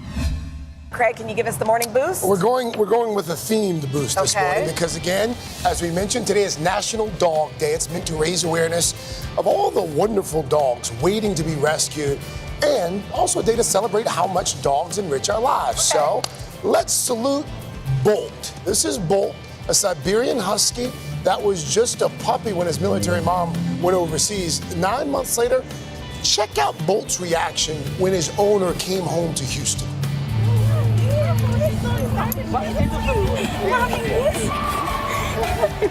Okay. I missed you. Oh, that's so sweet. That's U.S. Army Sergeant Yasmin Delgado. She was worried that Bolt would not recognize her. Sergeant Delgado was wrong. That wagging tail shows that she had nothing to worry about. Bolt was a puppy when she left. Yeah. And he remembered her. That's amazing. Coming up next on Today Talks, it's International Dog Day. And the third hour answers all of your roughest dog safety questions after this. Some experts say that this bill still isn't enough. You accept that criticism? There's been a ton of confusion from the CDC. Can we try to clear some of this up? Is America safer today with the Taliban in charge of Afghanistan? If it's Sunday, it's Meet the Press. Good morning. Welcome to Today. Start your day with us every morning. Get your daily dose of news on the go with the Today podcast. Boom. And stream Today anytime you want. Today, all day. Every day. Wherever you are, Today is there. The Meet the Press Chuck Toddcast. Free wherever you get your podcasts. Stay connected and stream the news you need with Xfinity X5. Our top story is unfolding right now. The fast speed you depend on. We begin with breaking news right now in Florida. And a reliable connection for all your devices. This story matters to all of us. Whenever and however you watch. Our bite-sized mix of everything you love about all 4 hours of our show, but half the calories. Oh, yes. With Xfinity X5. Good morning. Welcome to Today. Nice to have you with us. We wanted to surprise Ellie and make her wish come true. What do you think about coming to visit us? Yes. There's only one thing that people are saying. You are. Today is now a podcast, available every morning. Listen wherever you get your podcasts. For breaking news in our changing world, download the NBC News app. Welcome back. On the third hour, we are celebrating International Dog Day with some expert advice. We sit down with a leading expert in the vet field to answer your biggest dog safety questions, and the answers may make you stop and pause in your tracks. Check it out. This morning, we are celebrating International Dog Day with some expert advice. It's been a big year for pets with adoption numbers skyrocketing. That's led to a lot of questions. Here with answers, Dr. Brett Levitsky, the Chief Medical Officer at Veterinary Emergency Referral Group in Brooklyn. Dr. Levitsky, good to see you. Hey. Thanks for being here. Hi, thanks for having me. Hey, so we've asked our viewers to send in their video questions. So we want to start with Neve and her dog, Archie, and here's her question. How much exercise should my dog get on a hot day? So we know temperatures are at highs all across the country. I mean, it is brutally hot. So what do you tell Neve, Dr. Levitsky? So this is an excellent question, and I'm really glad that she asked it, especially for Archie. Dogs need exercise. We know that. They love to go outside and play. But as the temperatures rise, we need to decrease the length and intensity of their activity. If not, we run into the risk of heat stroke.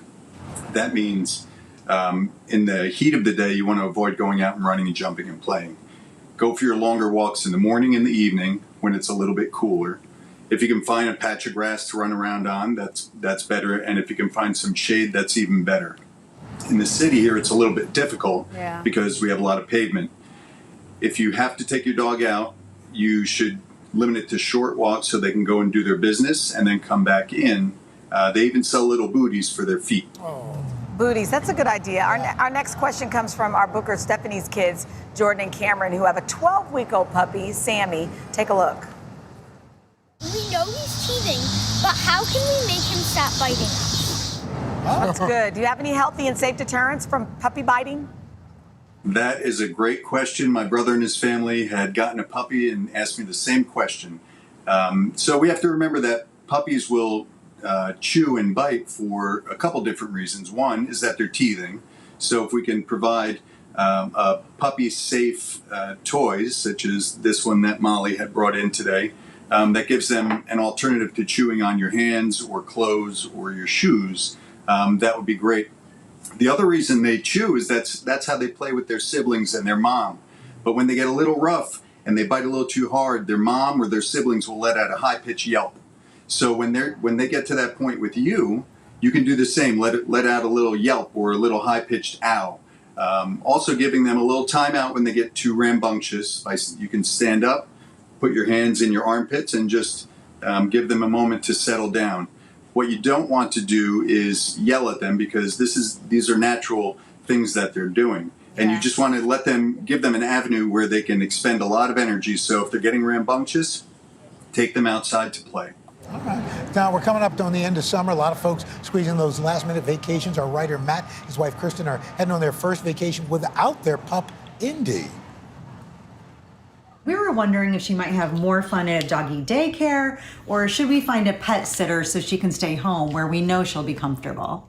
That's a great question. That is. And what about for dog owners and for cat owners as well out there, Doc? So this really is a great question, and it really is dog dependent. Dogs have different personalities. So if your dog is very social, loves being around other dogs, very energetic, then you should absolutely look for a boarding facility because then they will get to interact with other dogs. And there are many facilities that have swimming pools and large yards for them to run in. If your dog is a little bit more shy and isn't the life of the party and doesn't like to spend time with other dogs, then perhaps having a pet sitter come in, walk them so they can stay in their own home, in their own environment, that's for the best. The third category that we can't forget about are the dogs that have underlying medical conditions and they require daily medications. You should speak to your veterinarian about possibly boarding at their facility so they can get the care they need. And I certainly didn't forget about our feline friends. Cats can be a little bit more independent. They're not looking to go socialize and party with other cats they don't know. So certainly having a pet sitter that will come in a few times a day, spend some time with them in their own environment where they can play and be fed, that's by far and away their preference. All right, we have a question. Do we have time to squeeze in one more? Let's just ask, Doctor, really quickly, folks going back to work, kids going back to school, these pets are so used to folks being around all the time. What do you do? So you have to disassociate the negative aspect of you leaving. Dogs are pack animals. You're the most important part of their pack. So if you give them something positive and desensitize the negativity of you leaving, for instance, they have puzzle toys that you can put treats in or cream cheese or what have you. If you leave that toy with them as you're leaving, that's a positive that they associate with you leaving. The important thing is when you come back, you should take that toy away so they know that that's very special for when you leave the house. So it takes away some. That might be one of the best tips I've heard. In fact, you could probably use that with your kids. Listen, or you could just leave me with some cream cheese. I'll be fine. There you go. That's a whole nother story. Dr. Levitsky, thank you so much. Coming up next on Today Talks, Hoda and Jenna go off script, and we're talking way off after this. Let's go. This is a critical choke point for this fire.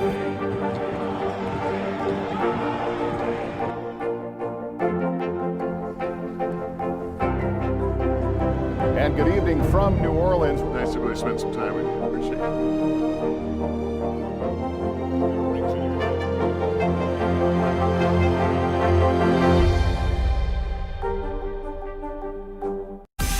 Make the most of your day with Today All Day. Get closer to all your friends at Today in a whole new way. Today in 30. We give you a mix of everything you love about our show in a mere 30 minutes. Shop today with Jill Martin. We're helping you shop like never before. The latest styles and biggest names. Today Food. Things are heating up in the Today All Day kitchen. Cooking essentials and recipe inspiration. Get ready. Are you ready? Oh, I'm so ready. Only on Today All Day. Let's go. This is a critical choke point for this fire.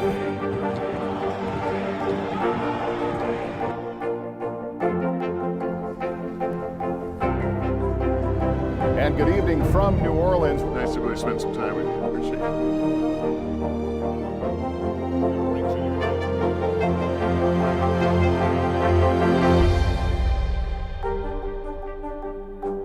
Good morning. Welcome to Today. Nice to have you with us. We wanted to surprise Ellie and make her wish come true. What do you think about coming to visit us? Yes. There's only one thing that people are saying. You are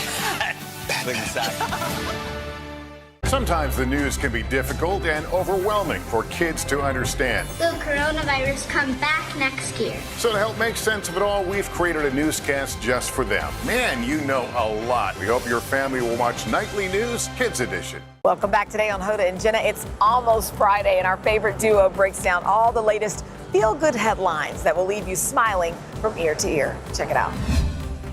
So we want to shout out the folks at La La Land Kind Cafes in Santa Monica and Dallas. So they got a really cool mission. Okay, their mission is all about spreading kindness by complimenting every single person that walks into their store doors. Every time you walk in, somebody says something nice? Yes. They hope that then the customers go out and spread kindness. It does. You know, when you get a random compliment by someone, like, I like your shoes, and you're walking, you're like, oh, because I was kind of in a little bit of a rush, and now I'm like, oh, thank you. It makes you And then feel you do. good. It's like one person holds the door, then the next person holds the door for the next person. It's like all that stuff happens. So anyway, they also have a drive-by kindness series on TikTok. It's gone viral. So people just literally yell out the window, the car window, to strangers on the street. Nice things. Take a look. You're so beautiful.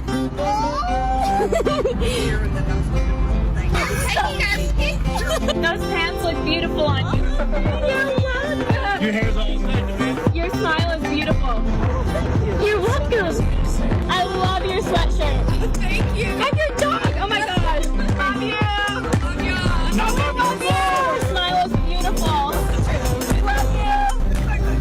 Oh, I love Okay, that. it just made me well up. It's like the surprise from those strangers of like someone saying something super kind. I love You never know when By the someone's... way, you can tell they're in Texas. Are they? Well, I think so with that y'all. But there's a lot of Southern. They could be in Louisiana. Spread the love. No, I could tell. But by the way, there is pretty cool love all around, I think, no matter where you are. Okay. We're going to see it through this show. Yeah, there's no greater love than the love you have for your kids, and this story is proof. So earlier this year, Donna introduced us to Kim Flanders and her son, Jeffrey.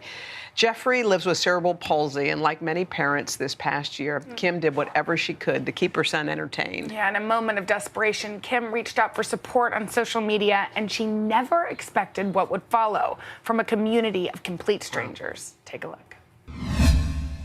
In the Flanders household, it's Pittsburgh Steelers or bust. Well, I've always been a fan since I was young, and so he's a fan by birth, I guess you would say. He didn't really have a choice. 14-year-old Jeffrey's love of football makes even the difficult days a bit more manageable. Born 15 weeks early at just 1 pound and 7 ounces, Jeffrey is living with cerebral palsy.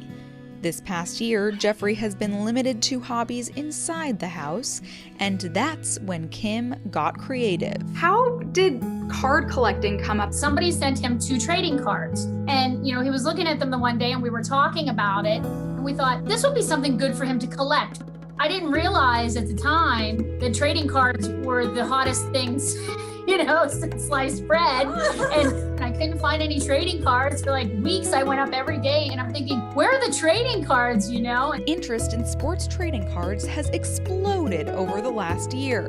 Unable to locate cards in stores, Kim turned to social media for help, where she stumbled upon a company called Midwest Box Breaks. I posted a picture of Jeffrey. I said that he was a new collector and that, if anyone had any duplicates or doubles that they would be willing to share, that would be great. And I thought maybe somebody would say, okay, I've got, a couple of cards, and we might get maybe 2 cards or 5 cards and, would add to his collection. We received well over 200 packages.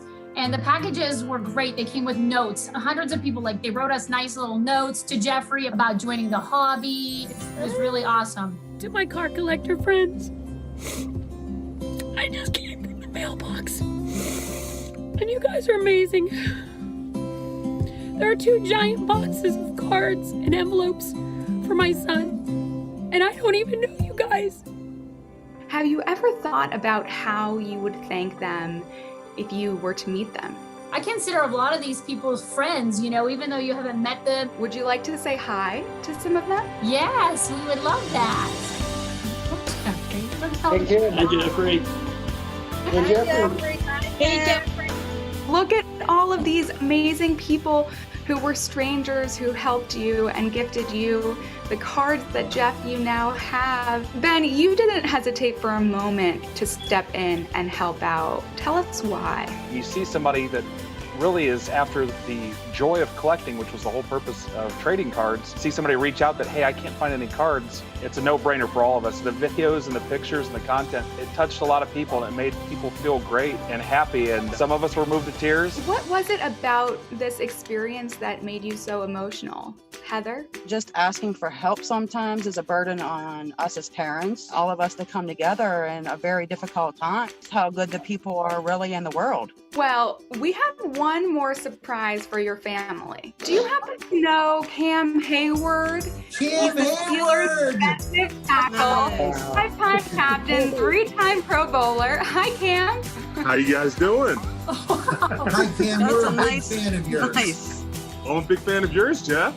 How you doing, buddy? You guys have a great family, and I love Jeff, and just got to hear a little bit about how he likes to collect different football cards. So just keep up the great work and keep supporting us. Yes. A lot of times I think people get focused on the negative things around them. And I think that this just shows you there is more good around than there is negative. And you have to try to focus on that. Oh, super sweet. And in the past several months, Jeffrey continued to receive packages, letters, and more cards. After being fully vaccinated, he even got to attend summer camp and had a trip to Orlando. What an incredible kid. All right. Jeffrey and his family have plans to attend the National Sports Collectors Convention as well as the Pittsburgh Steelers training camp. How awesome is that? Today Talks continues after the break, and you don't want to miss it. Stay with us. The Meet the Press Chuck Toddcast, free wherever you get your podcasts. Stay connected and stream the news you need with Xfinity X5. Our top story is unfolding right now. The fast speed you depend on and a reliable connection for all your devices, whenever and however you watch with Xfinity X5. Let's go.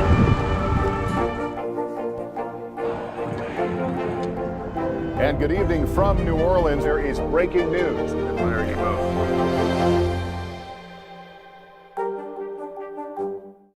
Stay connected and stream the news you need with Xfinity X5. Our top story is unfolding right now. The fast speed you depend on. We begin with breaking news right now in Florida. And a reliable connection for all your devices. This story matters to all of us. Whenever and however you watch. Our bite-sized mix of everything you love about all 4 hours of our show, but half the calories. Oh yes. With Xfinity X5. Today is now a podcast, available every morning. Listen wherever you get your podcasts. The Meet the Press Chuck Toddcast, free wherever you get your podcasts. Good morning. Welcome to Today. Start your day with us every morning. Get your daily dose of news on the go with the Today podcast. Boom. And stream Today anytime you want. Today, all day. Every day. Wherever you are, Today is there. In his heyday, tennis legend John McEnroe captivated the sports world, both with his talent and larger-than-life persona. He won 7 singles Grand Slams, including 4 U.S. Open titles. Well, he's also using his well-known voice to ace a very different world. Join us now, Mr. John McEnroe. Johnny Mac, good to see you. Hey! I mean, it's great to be seen. Absolutely. And considering what's been going on the last year and a half, I feel great, Al, and great to see you in person. Yeah. Thank you so much. Nice to meet you. It's good having you here. Yeah, we're coming out of this pandemic, and even though we're still in it, we had those problems last year, but now we've got a whole raft of star players like Venus and Serena Williams, Roger Federer, Rafael Nadal, all pulling out because of injuries. How's that going to affect the play itself? Well, I would say that would be a huge opportunity for lesser-known players, obviously. The players that we've been waiting to step up in the dominant era of Nadal, Federer, and Djokovic, which has been unheard of. These guys have 20 majors each. I thought 7 was good, Al. It stinks.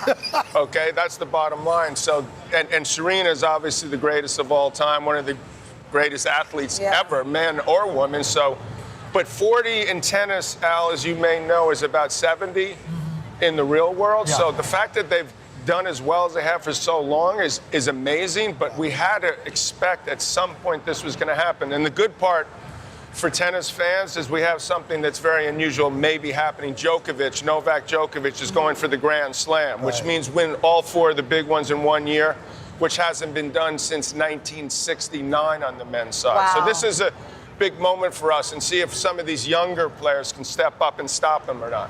We'd love to get your take. There are a lot of eyes, obviously, on Naomi Osaka. She's put a lot of attention on mental health and the strain that it takes. And even, during the Olympics, we talked a lot about mental health. What's your take on what some of these young athletes are dealing with? Why do you think I yelled all the time? It was. Listen. It was better than that than crying in a way. As a guy almost. But as far as Naomi goes, I commend her, and I think what she did was great.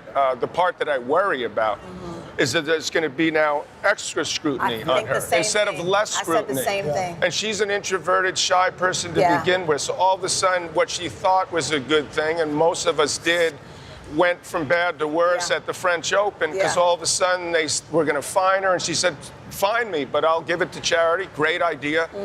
Then these tennis powers that beat said, well, maybe we're going to default her. Bad idea.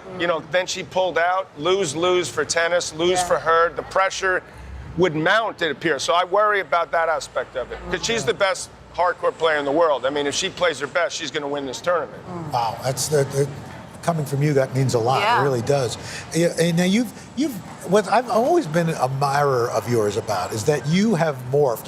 Your career has gone from obviously star athlete to a broadcaster to a best-selling author, and now you're doing voiceover work.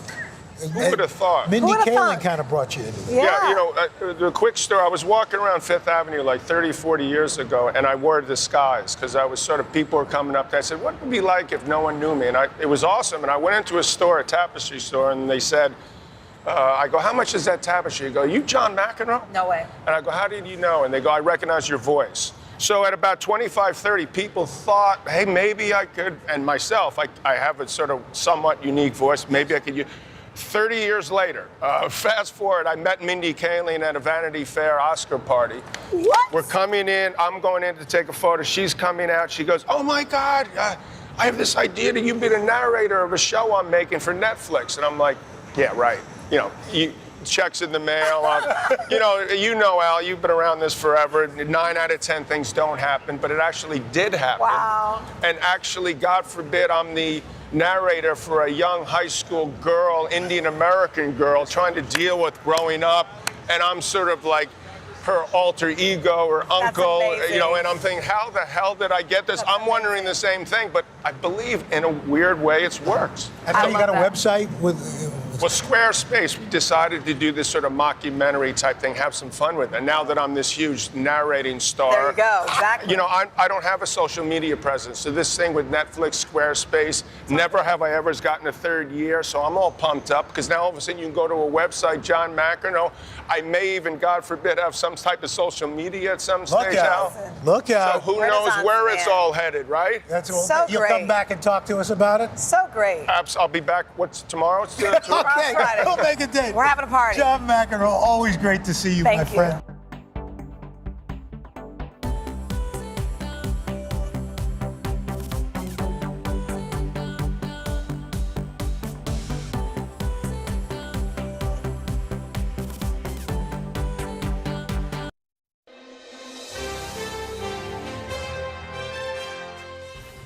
First of all, thank you so much for talking with us, Jessica and Beth. But I want to hear about the first time, Jessica, you swam and what it felt like, what it meant to you. Take us back to that day. Yeah, absolutely. So the first time I really remember was joining a swim team when I was 10 years old. I think that for me was really the moment I just fell in love with this idea of becoming a swimmer. And I showed up to the pool. I'm the only girl missing her legs. I am very aware of that. And I sit down in a chair and I take off my 2 heavy little prosthetic legs and I crawl on my knees to the edge of the pool and I just jumped in and I just instantly loved it. I think for me, the water has always been a place of freedom, safety, but also feeling really strong and capable, even though I am missing my legs. And Beth, what about as her mom, watching her find this place, like as she just said, that made her feel free? What did that feel like to watch as her parent? It was very exciting. I mean, we had seen her swim in her grandparents' pool and when we went on vacation. So she always loved the water from when she was very little. But then when she found this team, she really learned to love the sport. She learned all the different strokes and she liked having a coach and she's always been very athletic. So she was doing gymnastics, but finding something that wouldn't damage her knees and that was safer for her. And then she felt so free in the water. She just really took to it. She loved it. And of course, she always says she felt like a mermaid. And so we were happy for her. So I can't help but think, you joined a team, like, any old swim team, really, when you were 10. And then by 12, you were in the Paralympic Games. I mean, 2 years later. So there must have been this moment where you were like, okay, this is more than just a hobby. Well, I really like to win and I really like to be competitive. And I think for me, though, being the swimmer on the team without her legs, I had to work extra hard, right? I had to always show up and give 110% because if I didn't, I wouldn't make it through these practices. And I really loved going to the swim team just because, I was homeschooled. I'm one of 6 kids, but I always loved the social aspect and the competitiveness of others, like competing with other kids. So when I showed up and I knew 2 strokes at the time, I could not even do butterfly or breaststroke. That took about a year to learn. I did work really hard on my technique just because not having a kick, I really relied on my core, my upper body strength. So to make the team when I was 12 shocked everyone. I think it even shocked myself a little bit. But also at the same time, I just kept telling myself I was going to make the 2004 Paralympic team. And somehow I did. I was a freestyler only at that time. Now I do all 4 strokes. But I just had such determination to just prove to everyone that I could do it. And I think that even stems from my adoption, just wanting to prove that I was worthy, that I was enough. And I found a place that I felt like I could do that in, and I excelled in swimming. 23 medals later, you're going back to your 5th games. Do you still get that kind of excitement, that kind of pinch me moment feeling when you're competing? I do. That's what I live for. I really live for the racing, the moments in those races where it just everything slows down, even though you're swimming as fast as possible. That's what I train for. You know, I'm right now living out at the Olympic and Paralympic Training Center here in Colorado. And I moved out here a year ago. I left my newlywed husband to come out here and train and just really try, you know, just to sacrifice, just to see what I'm still capable of. You know, I'm 29. I'm definitely a veteran. My shoulders hurt a little bit more than they did when I was 20, 16, but I still have a love for it. And I think as long as I'm still learning and enjoying it, I think it's still worth it to continue. Stay connected and stream the news you need with Xfinity X5. Our top story is unfolding right now. The fast speed you depend on and a reliable connection for all your devices, whenever and however you watch with Xfinity X5. Make the most of your day with Today in 30. We give you a mix of everything you love about our show in a mere 30 minutes. Savannah and Hoda bring you what you must know. The biggest moments of the morning. One Republic! Exclusive interviews. Why did it work for you? You're right. I am more talented than the rest. And important headlines. Major medical news this morning. Watch Today in 30 on your schedule. Streaming every day on Today All Day. Good morning. Welcome to Today. Start your day with us every morning. Get your daily dose of news on the go with the Today podcast. And stream Today anytime you want. Today, all day. Every day. Wherever you are, Today is there. Some experts say that this bill still isn't enough. You accept that criticism? There's been a ton of confusion from the CDC. Can we try to clear some of this up? Is America safer today with the Taliban in charge of Afghanistan? If it's Sunday, it's Meet the Press. The Meet the Press Chuck Toddcast, free wherever you get your podcasts. Today is now a podcast, available every morning. Listen wherever you get your podcasts. The Meet the Press Chuck Toddcast, free wherever you get your podcasts.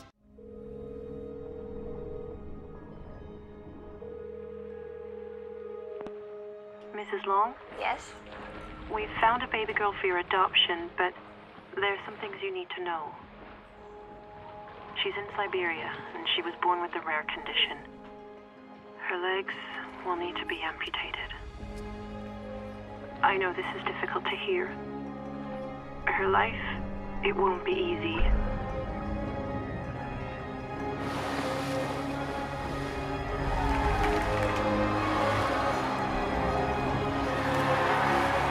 Mrs. Long? It might not be easy, but it'll be amazing. I can't wait to meet her. I was watching the Super Bowl and your commercial, I was like bawling, crying, holding my baby in my arms. Like, this is beautiful.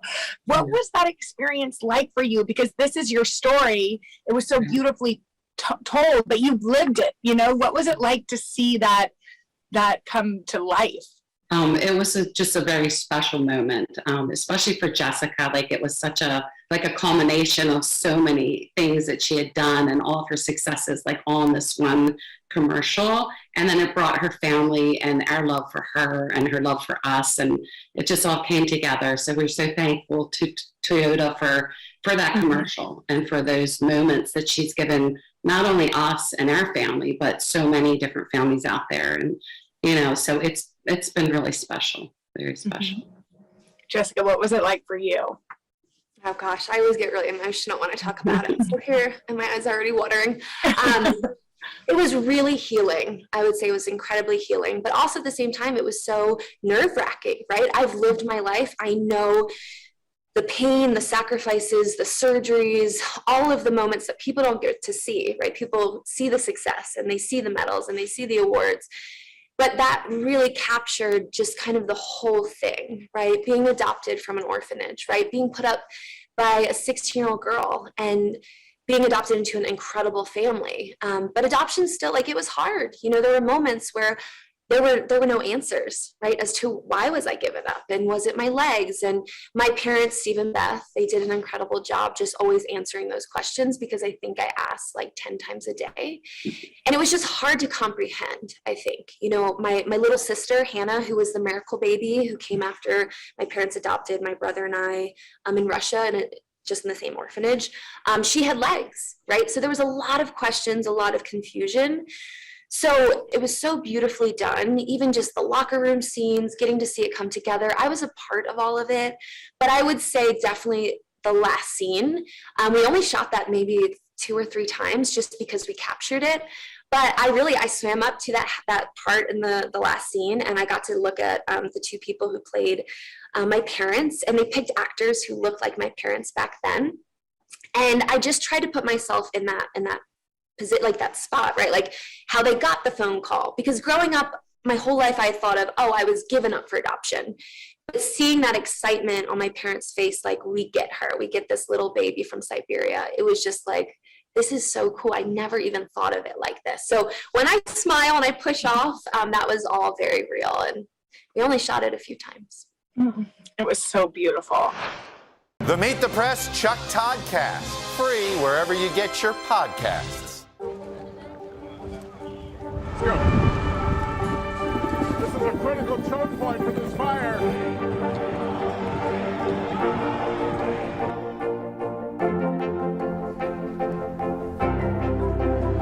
And good evening from New Orleans. Nice to really spend some time with you. Appreciate it.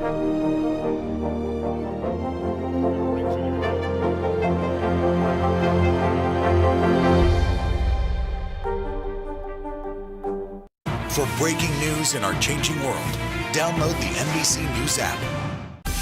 Make the most of your day with Today in 30. We give you a mix of everything you love about our show in a mere 30 minutes. Savannah and Hoda bring you what you must know. The biggest moments of the morning. One Republic! Exclusive interviews. Why did it work for you? You're right. I am more talented than the rest. And important headlines. Major medical news this morning. Watch Today in 30 on your schedule. Streaming every day on Today All Day. Let's go. This is a critical choke point for this fire.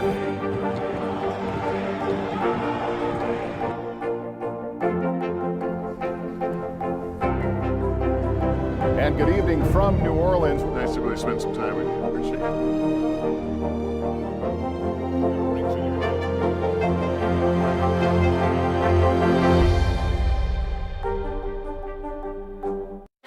Some experts say that this bill still isn't enough. You accept that criticism?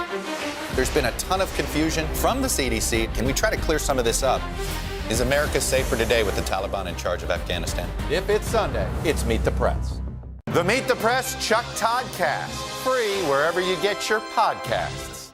Where does your grit come from? We saw the beautiful commercial, but we didn't get to see some of the pain, the surgeries. Talk about what it was like as a little girl. Yeah, it was so hard, like so incredibly hard. You know, I think when I look back on my childhood, there's memories that I don't remember just because there was so much pain, right? And I think swimming was truly a way that I just felt that freedom from all of those surgeries and the pain. But it was hard, right? My little legs, I had a foot with 3 toes on each leg. I was born with fibular hemimelia. Those little feet with 3 toes were amputated when I was 18 months old. And I was up walking around within a couple of weeks in these little prosthetic legs. And I think for me, it was never just one and done, right? I never just had to overcome once. It was every time I grew, due to the bone growing, I had to go back in for a surgery. And I remember just being really, really scared, but also knowing exactly what to do. Like as a 3-year-old, I knew to crawl on top of the operating table, and it was cold. And I still remember the smells, and they were so sweet. They always let me bring in a parent into the operating room. I would always fall asleep and wake up in a lot of pain. There was draining tubes. And after those surgeries, I had to learn how to re-walk all over again. It was an entire process. And I've had dozens of surgeries on each leg. And if we got the right leg done, it was the left. I think my determination always came from just it wasn't an option to quit. Because if I had quit, if I had given up in those moments, I really don't know where I would have been. I knew I had to get through it. I didn't fully understand why, right? I think that's something I've really worked on is finding my why. But at the time when you're 6 years old, 7, 8, 9, 10, going back in for surgery, I had no choice but to press on. And I will say this is so cute. And Mom, you can correct me, but I always requested Pippi Longstocking, the movie. And she was the girl who believed she could do anything. And they knew to have it ready for me in my recovery room. They always had Pippi Longstocking for me to watch. The fact that you were doing these things that were just unbelievable, suffering pain that no parent wants to see their child suffer from. Beth, what was it like for you all? It was difficult. I mean, we had planned for surgeries and we knew that would happen, but going through it, of course, is harder than you think. And so the very first surgery with the amputation, all we expected, so we were ready, we felt very prepared. It was still difficult.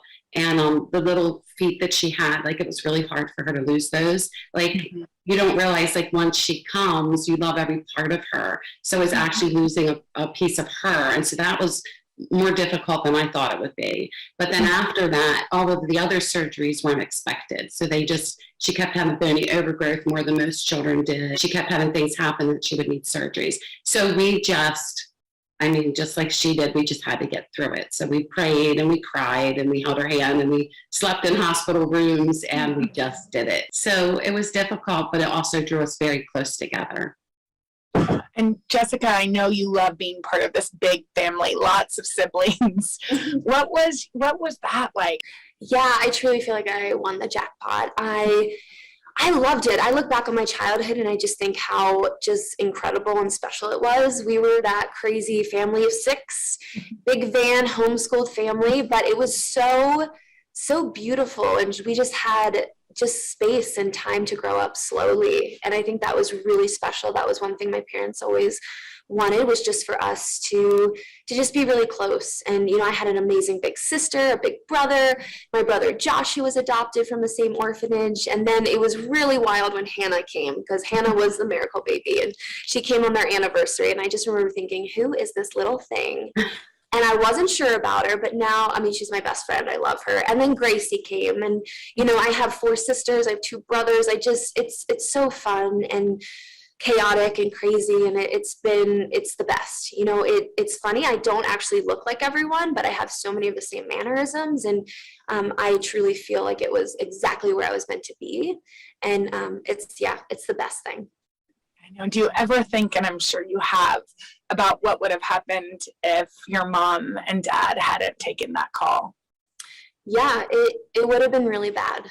I think that's one thing I really have a passion and a heart for as I've gotten older is, I really want to help orphans and get more into adoption. My husband and I, we've talked about adoption, and it's been a slow process. I've been in, therapy to talk about adoption and some of the pain and not, just pain as in, questions that will probably never be answered. Even though I met my birth mom about in 2014, I went back and met my birth mom, and she married my birth father, and they had 3 children after me. There's still a lot of questions that just were never really answered, just translation and stuff. But my life would have been just very different, and that's really hard to see, because sometimes my heart aches for what could have been, but also it's like I love exactly where I am. And it's really hard to feel just kind of, you got to stay in that middle area, just being thankful that I'm along, but also understanding where my roots came from, and that maybe that Russian determination. And, it was incredibly special to meet my birth mom. That was really hard.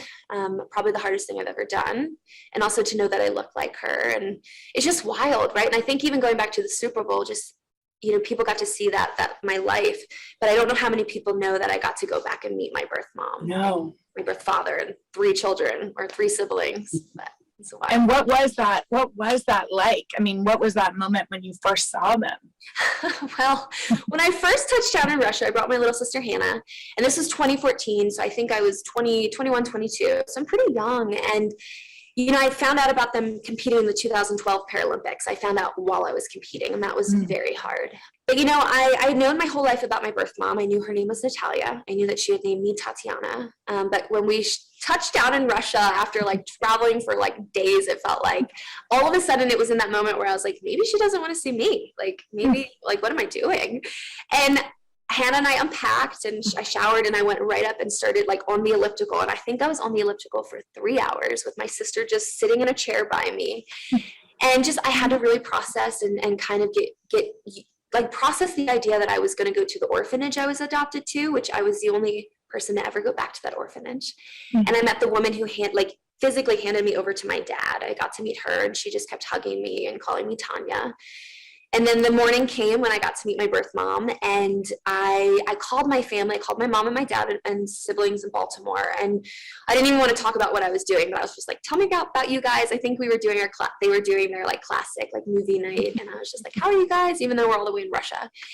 And then we pulled up to this tiny little purple house in like the middle of nowhere. Like it took us 3 hours to get there, in the middle of like the woods with snow everywhere. And I got out, and I think that was truly one of the bravest things I've ever done. Even when I look back on the surgeries and the competing and everything, just getting out of that car and going to meet her. But I got out, and I walked down, and you could hear them crying in the house. And I was like, oh my gosh, I'm going to cry. And at that point, I was not into crying. Now I'm like, oh. So she came out of the back porch, and I was like, don't slip. Like, I'm just talking to myself, like, don't slip. And when she hugged me, there was just this moment, I think, of release, of just freedom, of just forgiving her. My whole life I was angry at her. Anger really fueled me, that I just allowed myself to let her hug me, because I think she needed that. I don't think she had forgiven herself. And I just remember saying, like, this is my mom, like my birth mom. Like, this is wild. Like, not a lot of people get to do that or meet them. And especially for it to be such a good outcome. And I got to show her my legs and talk to her. And it was just so incredibly special. I can't even imagine. That does take a amount of courage and bravery, because there must have been part of you that felt, abandoned. But at the same time, I'm sure you can't even imagine what your life would be without your family, without your mom and your dad and your sisters and brothers. And the fact that they heard, okay, she's going to need all these surgeries, but no, she's our baby. We knew that before we met her. I think it's funny. I swear I love them more than my other siblings. Like, I'm the one that calls my mother like 18 times a day, but I'm like, you guys saved me in a way. Not like I needed saving, but my life would have been really, really bad in Russia. We don't know. I probably would have been crawling around in orphanages and living on the floor. And that's the reality, right? You never know. Would have been kicked out at 18 if I had made it to 18. And there's a lot. I think people really need to look into that.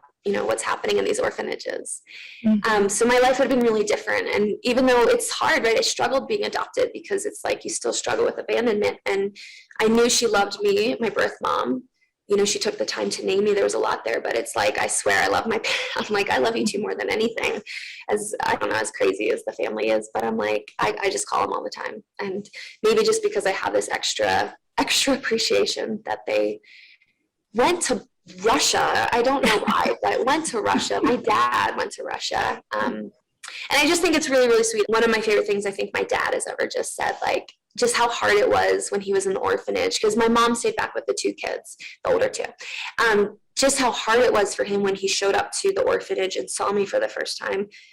Like, it was a 2-week process to get all the paperwork and everything. Just how hard to leave us was, because he was like, you were my kids. And I just think it really does take such incredible and special people to want to adopt kids like they did. Yeah. Hoda and my mom actually both say this. They say that everybody gets their babies right on time. Whoever's meant to be their babies. It happens when it's supposed to. Beth, is that something you saw happen in your life? Yes, definitely. I know we had 2 children, and then we could not have more children, or so we thought.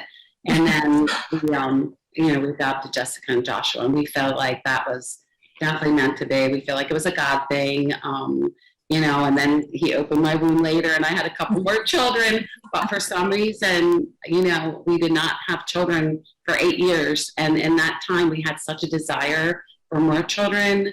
And as we prayed, we figured out that we really wanted children that would maybe not be adopted, children that really needed a home.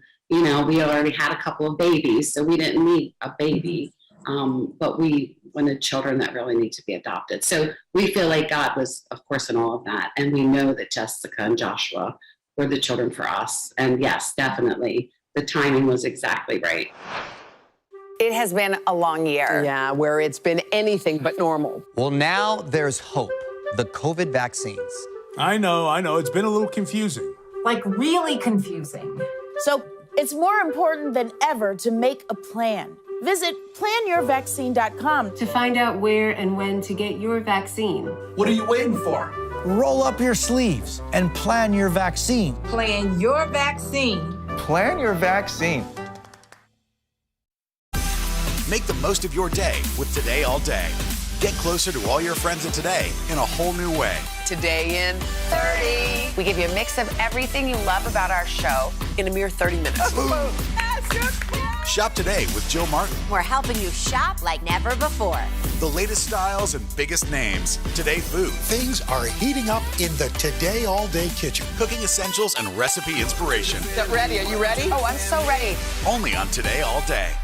Sometimes the news can be difficult and overwhelming for kids to understand. Will coronavirus come back next year? So to help make sense of it all, we've created a newscast just for them. Man, you know a lot. We hope your family will watch Nightly News Kids Edition. Good morning. Welcome to Today. Nice to have you with us. We wanted to surprise Ellie and make her wish come true. What do you think about coming to visit us? Yes. There's only one thing that people are saying. You are exactly. Jess, what do you think your 4 or 5-year-old self would think about the fact that you're headed to your 5th games, 23 medals later, that like this is your story? It's wild, right? It's been a very emotional, tough couple weeks leading into Tokyo. So this is like the first time I'm really sitting down, just kind of talking about all the, everything. But just processing just how proud, how proud she would be. And I think that's kind of my thought process going into this. I've definitely made the sacrifice of coming out here and training in Colorado and away from my family. I'm very family oriented. I love, all of that. So it's been really hard. And especially having an extra year, everyone knows that, right? We've all gone through a really challenging year. But I just think when it gets tough, because there's going to be tough moments in Tokyo, right? There's a lot of new things, a lot of new protocols, a lot of things that I haven't gone through yet at a Paralympics. I just keep going back to that little Russian girl who never gave up. And I think that's what's going to get me through.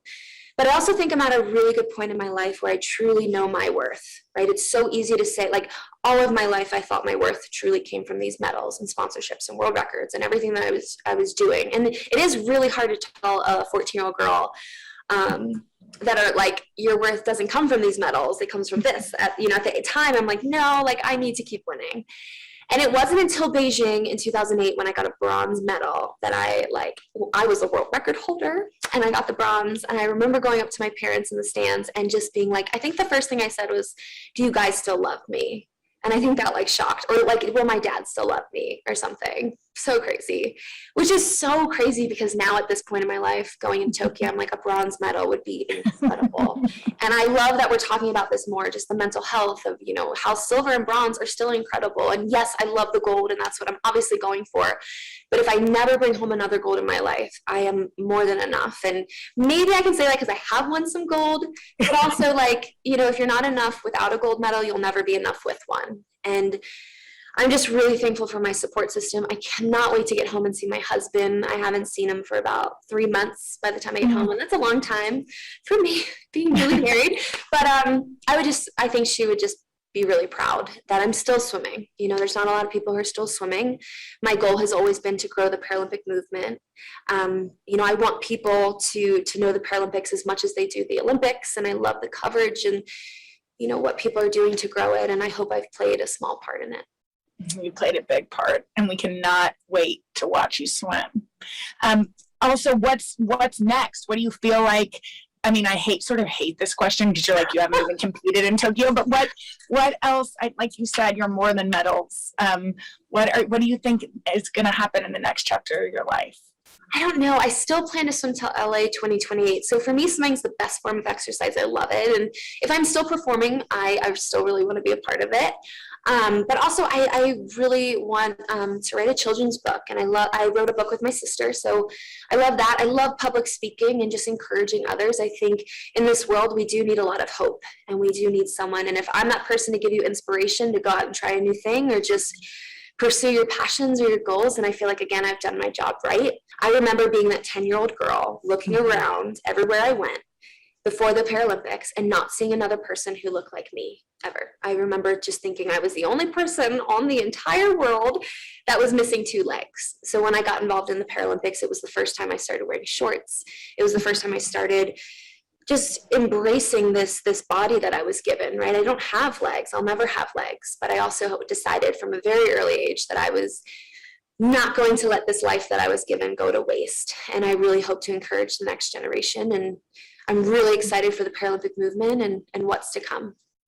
When you hear that you're so many little girls' heroes, what goes through your mind? Oh my gosh, it's just the coolest thing, because I know that, everyone needs a hero, everyone needs a role model. And, I think social media can be such a wonderful thing, but also just such a dangerous thing with comparison. Mm-hmm. And I think that's something I really want to be, is just embracing just who you are and the way that you were made. And I love the Paralympics because it has given me confidence. Sport just is so amazing for girls. And, I've been involved with the Women's Sports Foundation for so long, and I love what they do and encompass, but just getting girls active and just gaining that confidence, right? Because I think when girls and women have confidence, we can truly take on the world. Oh, I'm inspired. That was awesome.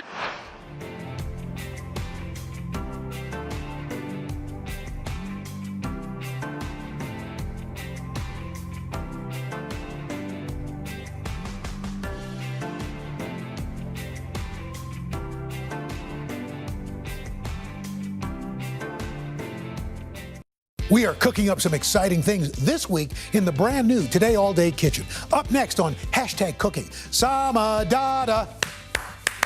We'll show you how to rescue any brown spotty bananas with 2 tasty treats: chocolate chip banana bread bars and a banana cream cheesecake that just happens to be dairy-free.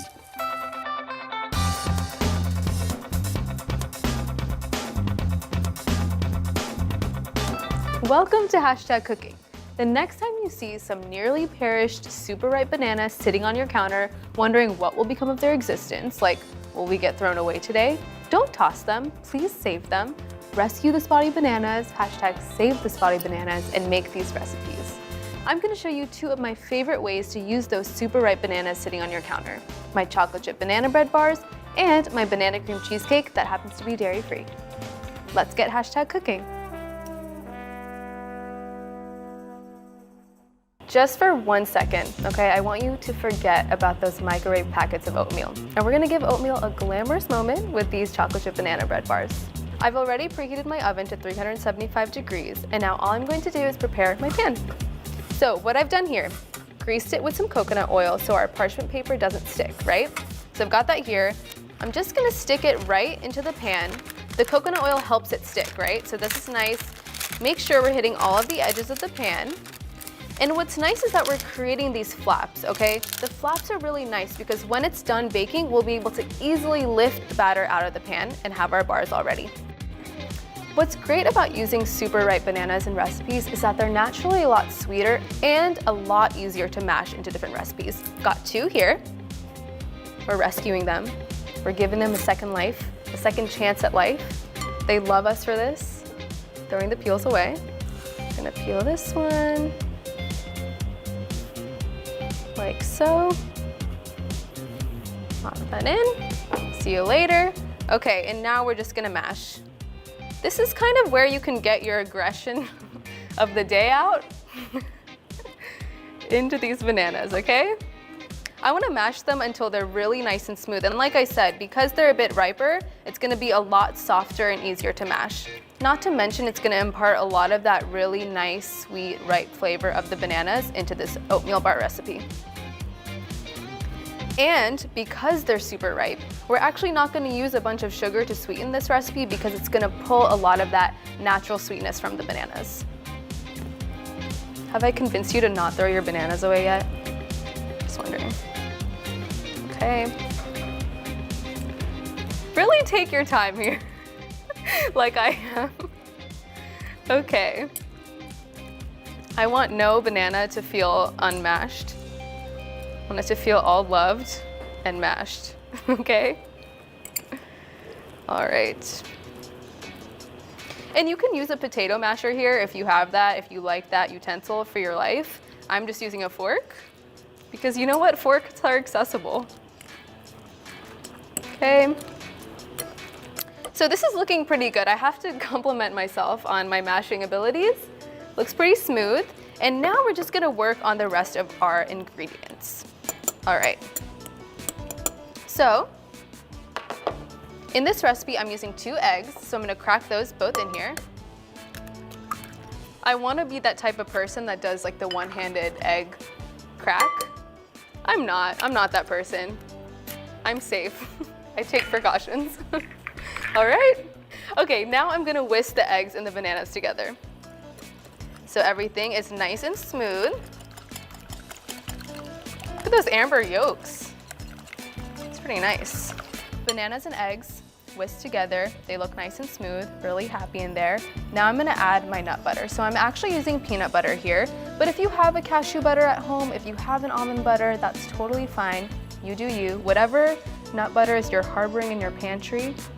I know I have like a million because I have a problem, but you can use that. I'm gonna slide that straight in there. Now I'm gonna mix that in.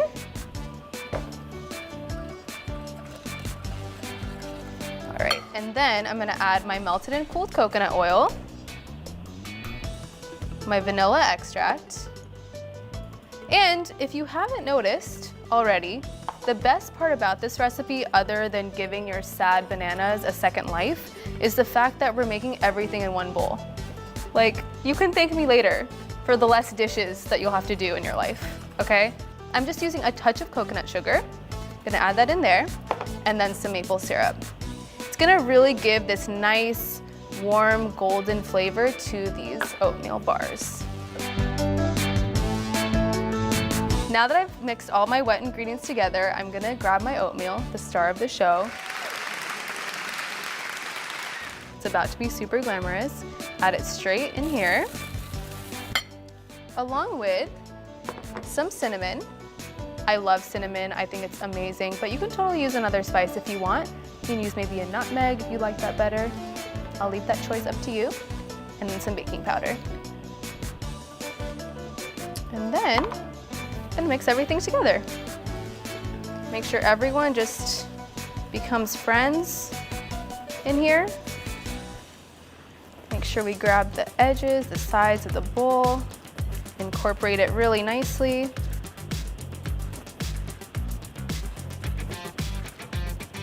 It smells so good. Just wait till it's done baking though. That's good stuff. Okay. Now finally, this is a bit of the dessert for breakfast moment that I like to really capture in all aspects of my life, the chocolate chips. Just gonna fold these in. I will add, I don't measure these with anything but my soul. That's just how I choose to live my life, but again, you live yours the way you wanna live yours. I'm gonna fold that in, and you're probably wondering like, Sama, why do you have some of these left over? Because I wanna save some for the top. Because for me, it's not less is more. When it comes to chocolate, not a thing for me. Okay, folding this in nicely until all the chocolate chips are just really nestled in there. We want them to be cozy. Okay, perfect. Now, I love myself for being prepared. We've got our parchment lined pan, and I'm just gonna add it straight into there. So lift this up. I don't know if I mentioned this, but this is my workout for the day, this movement right here. All right, so we're gonna add this straight in there.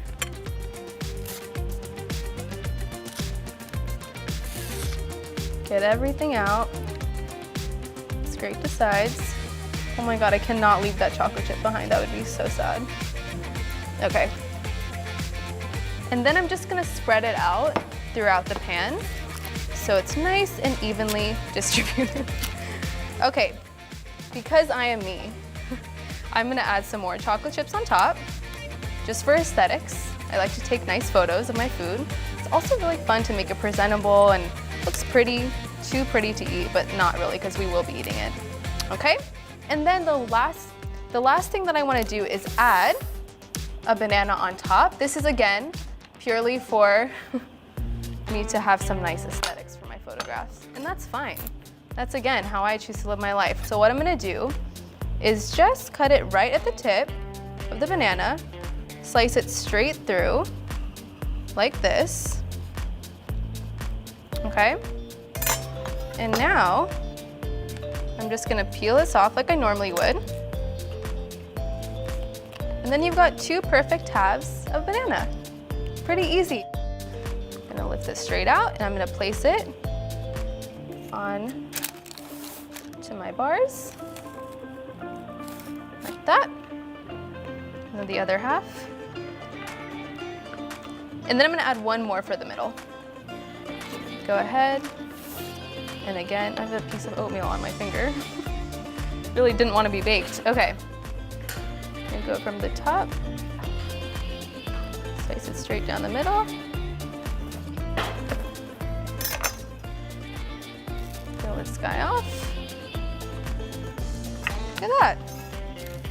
Add that straight in there. We're gonna nestle it down nicely. Wants to feel secure, wants to feel at home. And now I'm just gonna add a little dusting of cinnamon on top, partially because I love cinnamon and partially because I want it to look really nice. Okay, now we're gonna take a little journey in the oven for about 22 to 25 minutes. Let's go.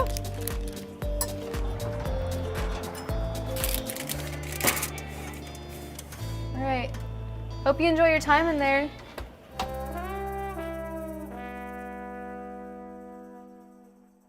Good morning, everybody. Welcome to Today. Future's looking bright. Are you ready? We're going to do our part to spread the word on the importance of vaccines, so crucial for reopening America. A big day around here. A very special naturalization ceremony. Many of them doctors, nurses, other essential workers. If you are a nurse, thank you. Spring has sprung, guys, and we want to fill this season with some fun and surprises. Yes. This is the face of excitement. Celebrating Earth Day. Let's change the world. Love it! Make the most of your day with Today in 30.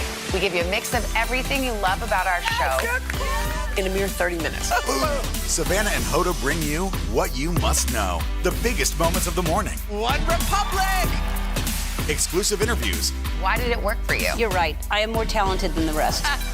And important headlines. Major medical news this morning. Watch Today in 30 on your schedule. Streaming every day on Today All Day.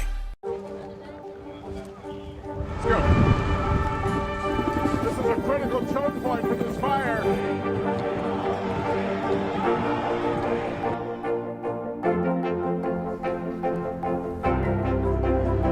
And good evening from New Orleans. Nice to really spend some time with you. Appreciate it.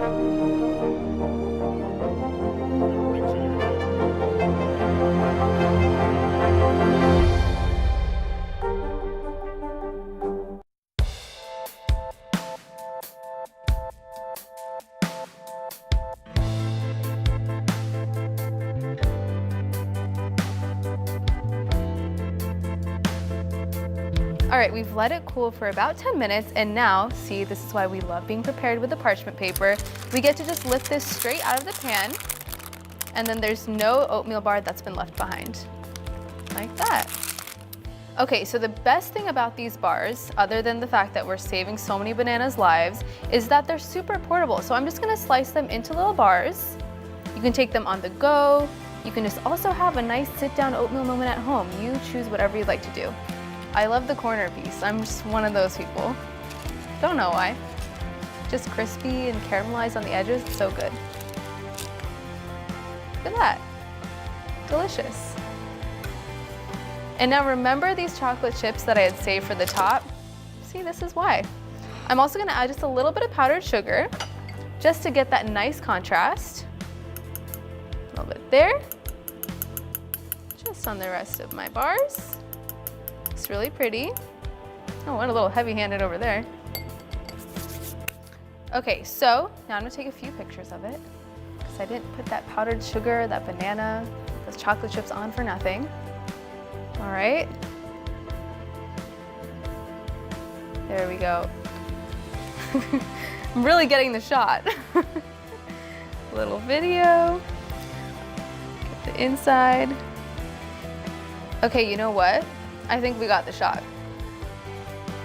It's my time to taste.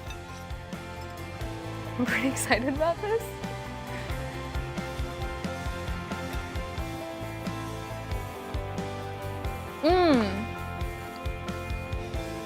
It's so good. You know what's really nice about this as well? It's not too sweet.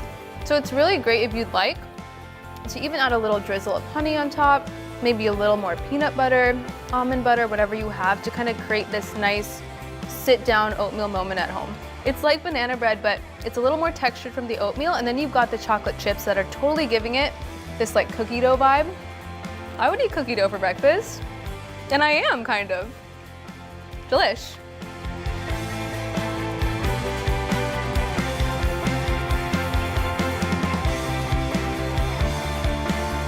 You know, this has inspired me, and I have a lot more ripe bananas in my kitchen, so I think we might have to make my banana cream cheesecake. I'm gonna go grab the ingredients.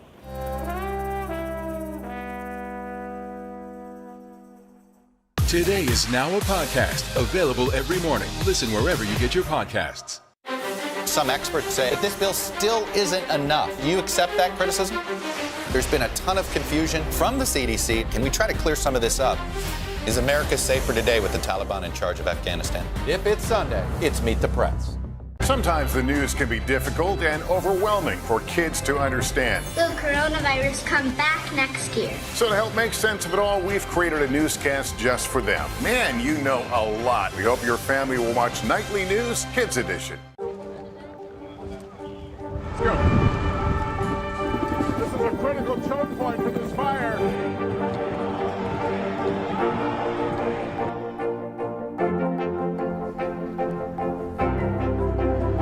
And good evening from New Orleans. Nice to really spend some time with you. Appreciate it.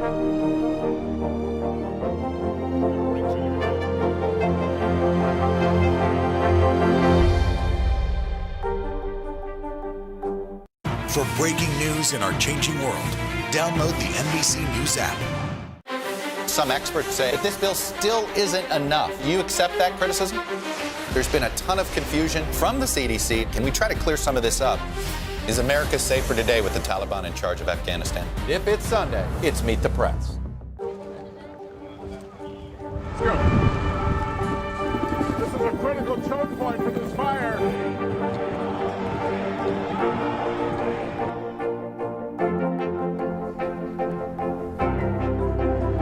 And good evening from New Orleans. Nice to really spend some time with you. Appreciate it.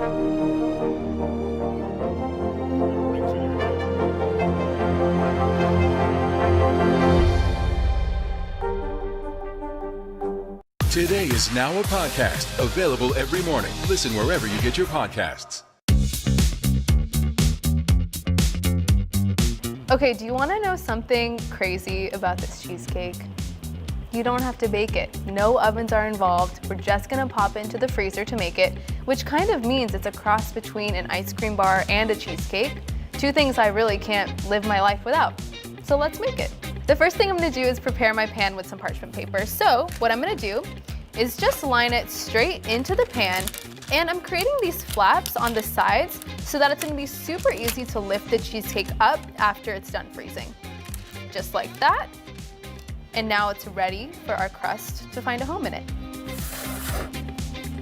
So this crust is gonna be really nice and textured. It's gonna be a little crumbly, it's gonna be crispy. Because it's gonna have a really nice creamy filling to go on top of it, I wanted to create that contrast. Everything is gonna come together in this food processor, starting with some raw almonds as the base. This is gonna give that really nice crispy, crunchy element to the crust. Gonna toss that in there.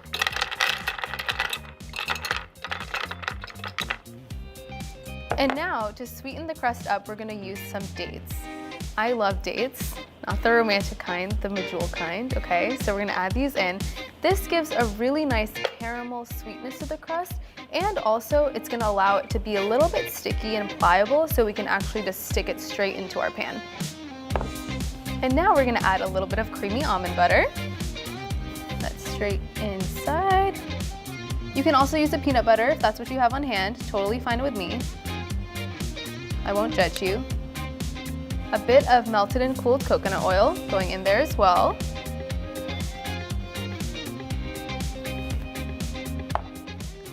extra vanilla extract. And then I like to use a little pinch of salt. This is gonna bring out that natural sweetness and create a bit of a contrast. Perfect.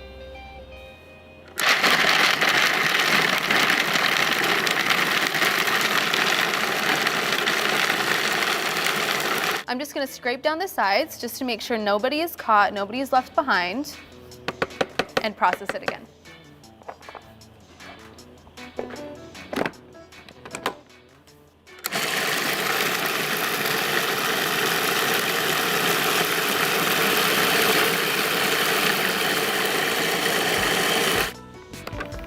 We're looking good. We want it to be crumbly, but there's also gonna be some of those pieces that remain.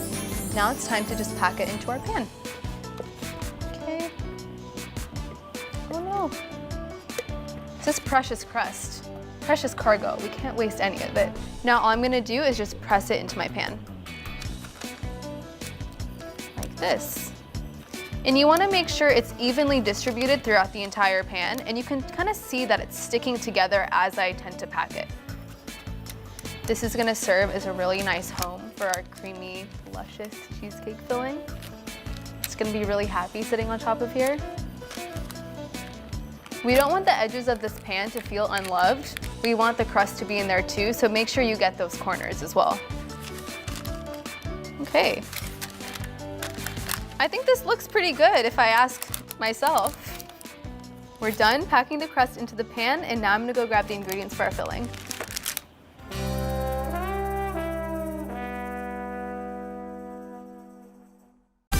Make the most of your day with Today in 30. We give you a mix of everything you love about our show in a mere 30 minutes. Watch Today in 30 on your schedule, streaming every day on Today All Day. Let's go. This is a critical choke point for this fire.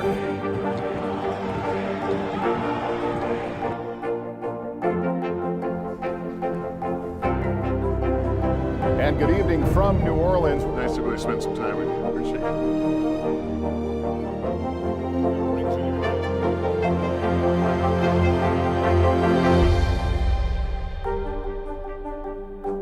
Good morning, welcome to Today. Nice to have you with us. We wanted to surprise Ellie and make her wish come true. What do you think about coming to visit us? Yes. There's only one thing that people are saying. You are Today is now a podcast, available every morning. Listen wherever you get your podcasts. Make the most of your day with Today in 30. We give you a mix of everything you love about our show in a mere 30 minutes. Watch Today in 30 on your schedule, streaming every day on Today All Day. For breaking news in our changing world, download the NBC News app. Today is now a podcast, available every morning. Listen wherever you get your podcasts.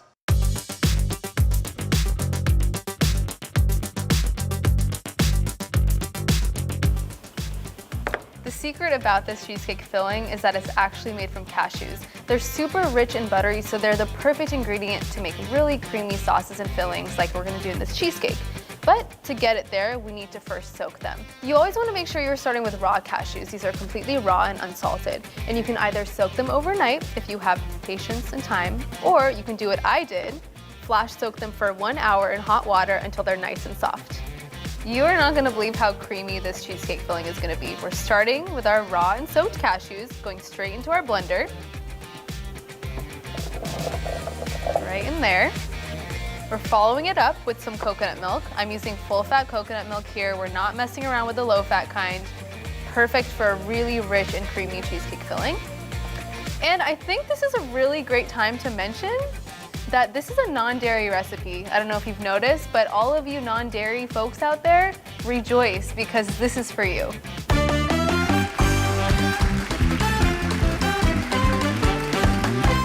Time for our banana, our star. We rescued it from its fate in the trash, perhaps. All right, pop that straight in there. Just breaking it up so it's a bit easier to blend. And now we're gonna go in with our maple syrup. The ripe banana is really nice because it's super sweet already, but the maple syrup is just gonna pull it all together. I really like using maple syrup here because it's a really nice, warm, and golden contrast to those rich and creamy cashews. In there. And then a little touch of vanilla extract. Perfect. All right, we're gonna add some melted and cooled coconut oil. Just a touch. Now we're gonna add some lemon juice. This is super important because you've got rich ingredients like the cashews and the full fat coconut milk. So we want the lemon juice to give it that zing and really balance out those rich ingredients. I'm using this to catch the seeds. At home, you can even just put your fingers underneath the lemon and then catch the seeds in your hands. Little DIY. And then to balance everything out, balance that sweetness, bring it out a little bit, I'm gonna add a little pinch of salt. Okay, now it's time to blend.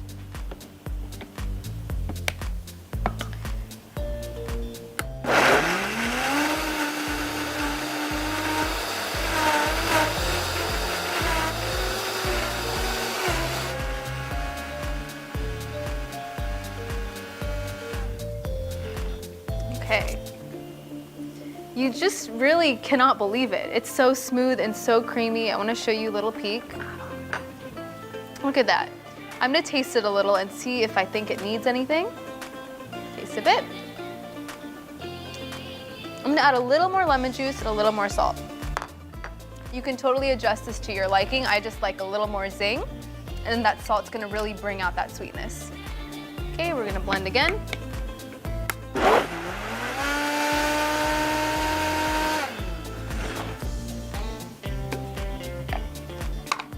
My fresh spoon and taste one more time. Perfect. All right, now it's time for this filling to find a home on top of our crust. And there's no dairy in this. Kind of crazy. I'm gonna grab my spatula. This is precious. You can't waste a bit. Now I'm just gonna make sure that's nice and smooth. You can even tap it a little bit to distribute it like this. Shake it around, make sure it hits all the edges.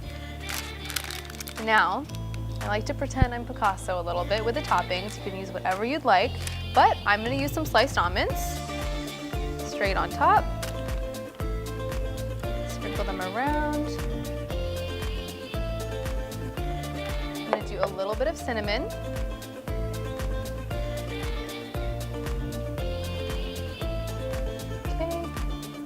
More.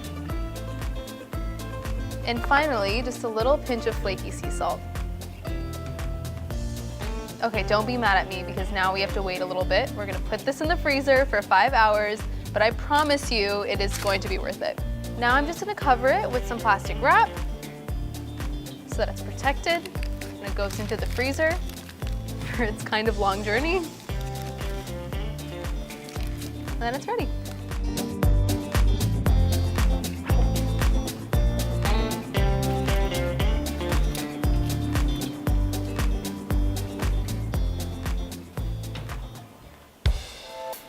See, patience is so worth it. I'm so excited about this.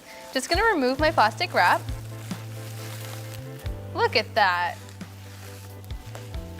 We almost don't deserve it. All right, this is why the parchment paper flaps are the best. We just lift it straight out of the pan like this. And now all I'm gonna do is slice them into little cheesecake bars. What you can also do is slice them into fingers as well if you want more of a bite-sized snack. I'm gonna go ahead for the full picture, the full bar. Look at this. I just have to show you. Can you believe that there's no dairy in this? Looks so creamy. All right, that's for me. This is my slice. I am so excited to dig into this. All right, here I go.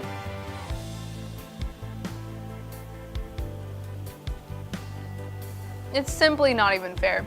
It's so creamy. It's such a great way to use the nearly perished banana that's been sitting on your counter. Creamy, you would never have any idea there wasn't any dairy in this.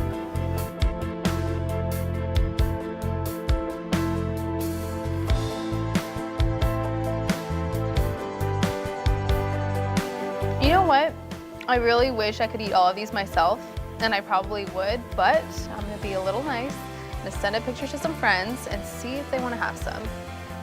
Yes, they usually do. No one really ever says no. I mean, why would you? Wouldn't make sense, it's so good. I think I'm gonna deliver some to their houses. I'm such a good friend.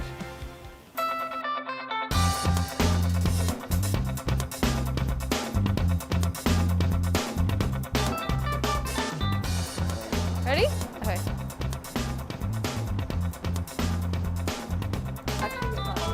Yeah, we're gonna go out. Okay.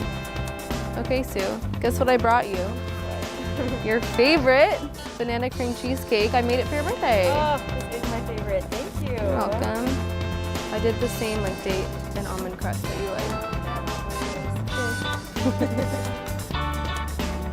It kind of does. Could be breakfast. Let's get a smoothie on top of it. 2 Dadas eat. 2 Dadas eat. 2 Dada eats. Dada eats squared. Dada eats. Eh? Dada eats is.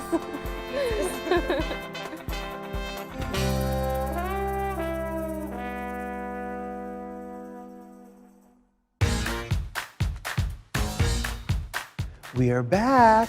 I'm Anthony Contrino, and it is time to get saucy. We've got a brand new kitchen and new episodes coming your way this summer. Tune in to Today All Day, Mondays at 11 a.m.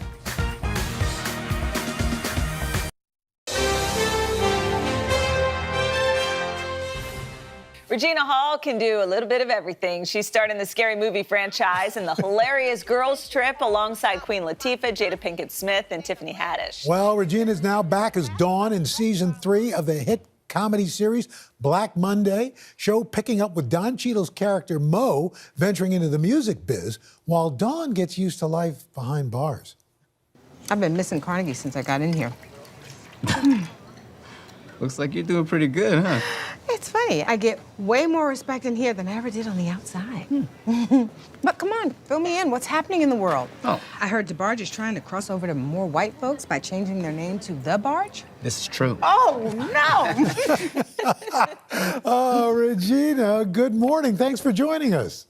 Good morning. Thanks for having me. Hey, before we get started, we were playing a little Jones Girls in the commercial, and you were grooving. You know, I'm mortified that you all heard it, but I haven't heard that song in a long time, and I love that song. Can we play a little bit and maybe you groove a little more for? Here we go. I did. It's a good song. Yeah. It's the lyrics. Mm-hmm. There you go. Especially when it catches you off guard and you haven't heard it in a long time. You're just ready to move. I know. You're a very good sofa dancer. I like that. Very nice. So, But chair dancer. yeah, there you go. Season 3, Black Monday. For those who haven't gotten caught up, tell us where we are now. So in the, Dawn, who just all she wanted was credit for Black Monday. Well, she finally got the credit and is now in prison. So we start back, you know, she took the prison sentence so Mo wouldn't go to jail. And we start off this season where she's still in prison, but she will, the gang has all kind of split up, and she and Mo are, well, Mo is in music, but she somehow ends up joining forces in the music business with Mo. How do you prepare for a role when you're behind bars? Oh my gosh, can I tell you, that's one of my worst fears is to go to prison. I think a lot of people would agree. Yeah, I would say so. It is. It's like it would be terrifying. But you know, it was great. I love how the writers wrote, you know, the season, and it's kind of I just had to make sure that we kind of filmed actually on it. Mm-hmm. Not in an actual working prison, but you know, in a real former prison. So, but it was kind of, I don't want to say it was fun, but it was fun because I didn't have hair and makeup on those days, really. Ah. Right. It's true. There you go. You had that prison look. Exactly. Prison glam. Yeah. You've had so many iconic roles. I mean, this show, Black Monday, plus, I mean, Girls Trip. It is hard to believe it's been 4 years. I mean, this thing was a breakout hit. And any of those rumors true about a sequel? Now take it off. Yeah, we were definitely like excited and very, looking forward to it. And then obviously when COVID happened, everyone is very much like looking forward to when we'll be able to shoot it and people's schedules and time frames getting together. So yeah, we had so much fun making the movie. But there will be a sequel? I think so. All right. Yeah. That's just what we Now wanted we're to hear. talking. That's awesome. We have to ask about your role as Brenda Meeks in the Scary Movie franchise. Have you seen these memes that have been popping up recently? I mean, 20 years later, what's it like to see these popping up? I know. You know what? I recently saw them. It's so wonderful to be. It's wonderful because it's reaching. It's wonderful for 2 decades later for a film to still resonate with a completely new audience, and so it's there was no social media then, so who knew it would be a meme? But it's it's nice, it's flattering. I'm always flattered that people still like Brenda, even though I'm like, is Brenda really likable? But I'm it's kind of rotten, but it's great. Speaking of something great, you celebrated a milestone birthday in December. Every time I say it, it's jarring, but yes. Why is it jarring?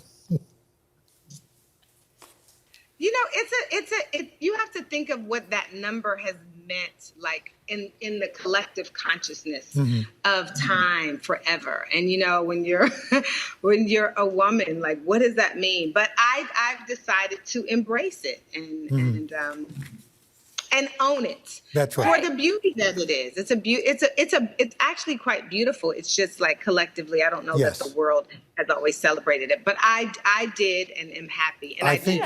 You don't want to avoid it's the right time. 5-0 looks great.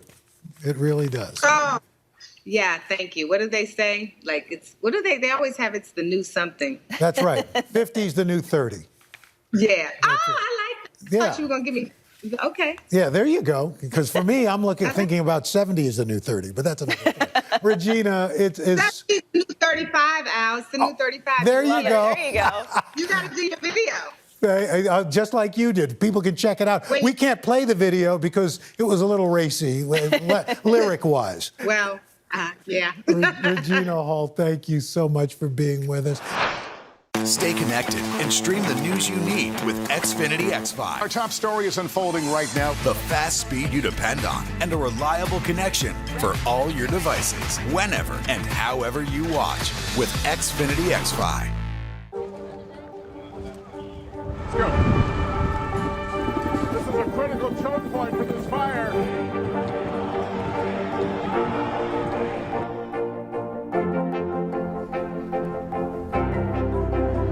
And good evening from New Orleans. Nice to really spend some time with you. Appreciate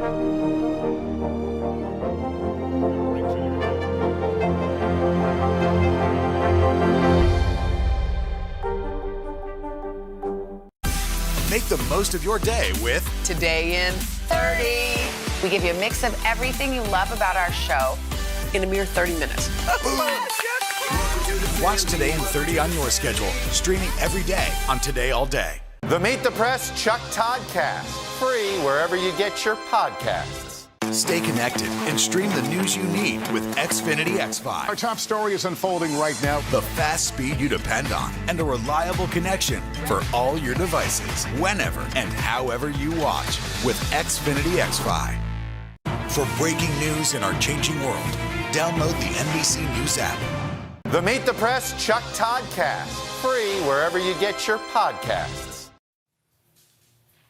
We are back. Oscar winner Julianne Moore is returning to her talented yet terrifying ways in the new Stephen King series. It's called Lisey's Story. Yeah, Julianne, she stars as a grieving widow haunted by visions and realities about her late husband, who was an author, as she struggles to keep his unreleased work hidden from the real world. Take a look.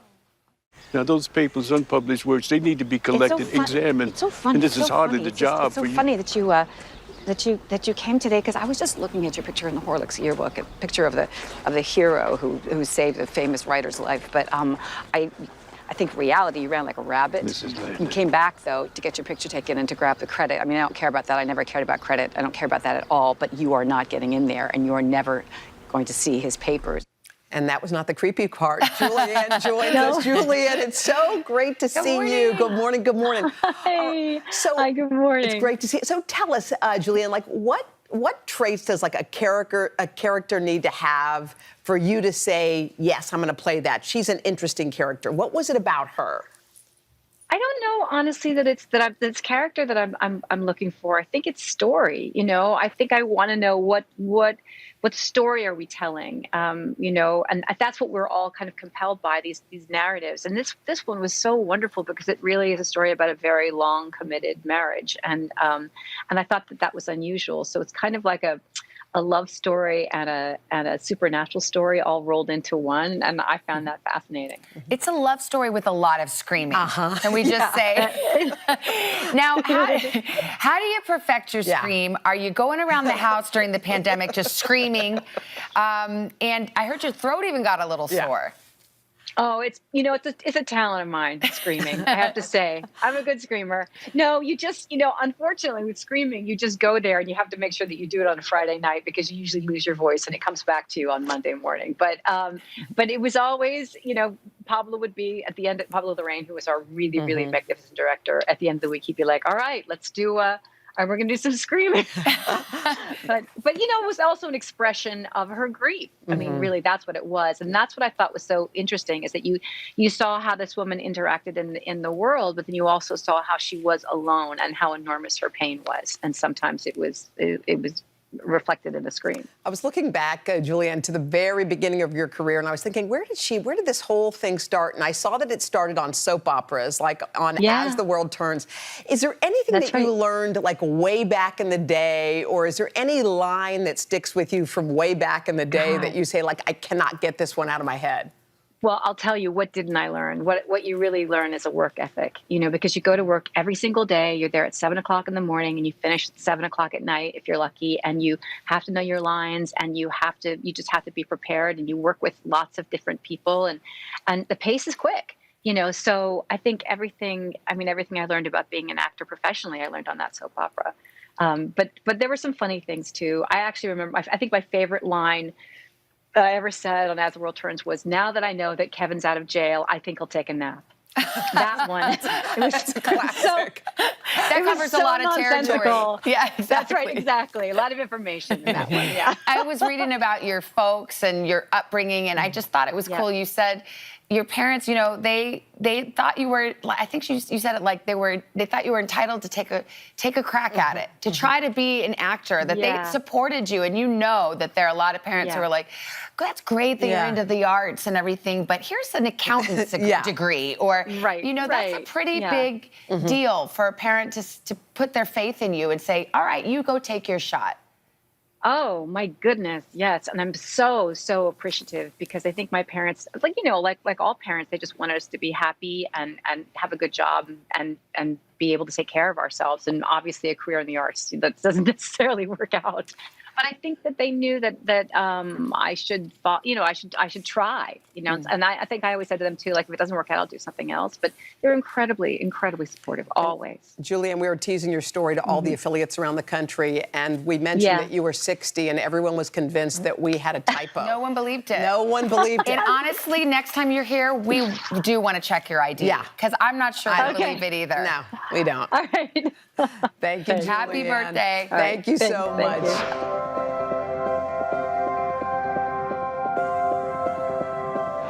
Look who's here. We got Matt Eisman and Akbar Bajie-Diamila, longtime host of American Ninja Warriors. Hi, guys. First of all, you opened the floodgates to the teenagers. Uh-oh. Oh, hold on. Have they changed the game?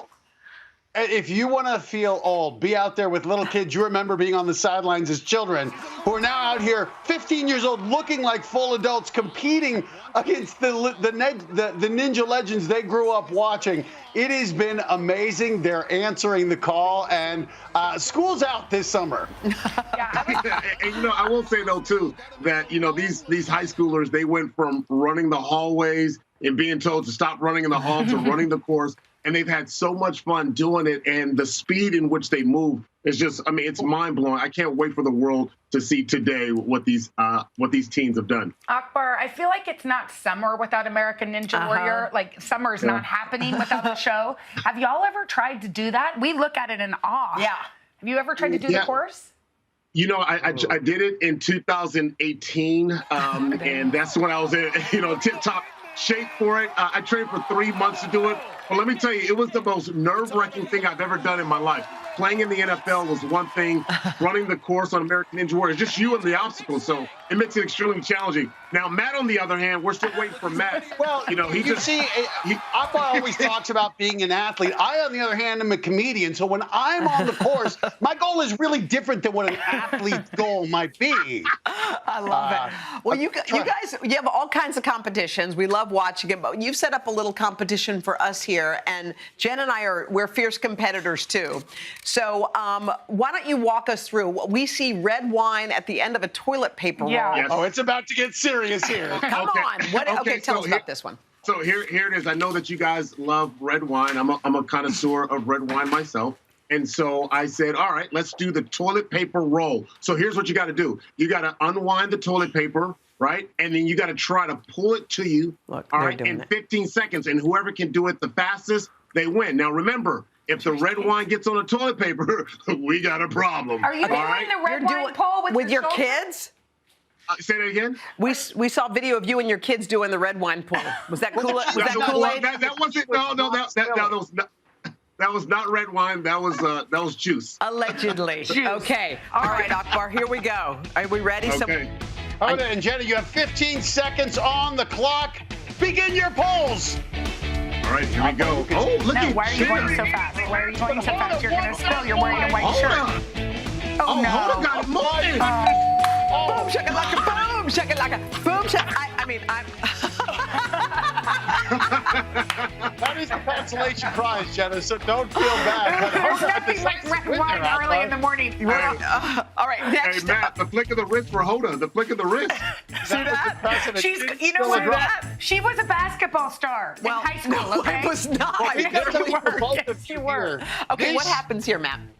The cookie stack challenge. You have 15 seconds to stack as many cookies with one arm behind your back. And we know how delicious cookies are. We don't want them falling. We don't want them breaking. Make your towers tall. You're going to have 15 seconds to build the most delicious tower of all time. We're ready. Here we go. You can commentate. Stop. He has to call it. Begin. Okay. All right, here we go. The clock started. All right. Faster. Stack it up. Faster. The challenge when we were doing this was not eating. This is the tower of cookies. Faster. Jenna seems to be getting a little taller tower. I've seen my hand in the cookie jar once or twice before. But this is where it's getting okay. Wow. Okay, with the cookie stacker. Listen, I love a cookie. That means it all comes down to this third challenge. Yeah, it comes down to this one, Matt. It's 1-1. Hoda versus Jenna. This is it. Now, all right, what you guys should have is the coin stack. You should have $5 in quarters there. You want to stack it on your elbow, boom, and catch it. How many coins should we stack up? Let's do $3. Let's do $3. Four. That's 12. That's 12. That should be 12. You guys want to make sure you guys have ninja-like reflexes here. This is a ninja reflex. Okay. If you can do this, you can compete on Ninja Warrior next year. This is a one and done. This is for the title. This is too high. Okay. 1, Here we go. 2, tiebreaker. 3. 3. Go. I got one! I got one! I got one! I got one! How did you get that? I don't know. This is the best game ever. We had so much fun. Thank you, guys. Good morning. Welcome to Today. Nice to have you with us. We wanted to surprise Ellie and make her wish come true. What do you think about coming to visit us? Yes. There's only one thing that people are saying. You are having sex. Good morning. Welcome to Today. Start your day with us every morning. Get your daily dose of news on the go with the Today podcast. And stream Today anytime you want. Today, all day. Every day. Wherever you are, Today is there. Let's go.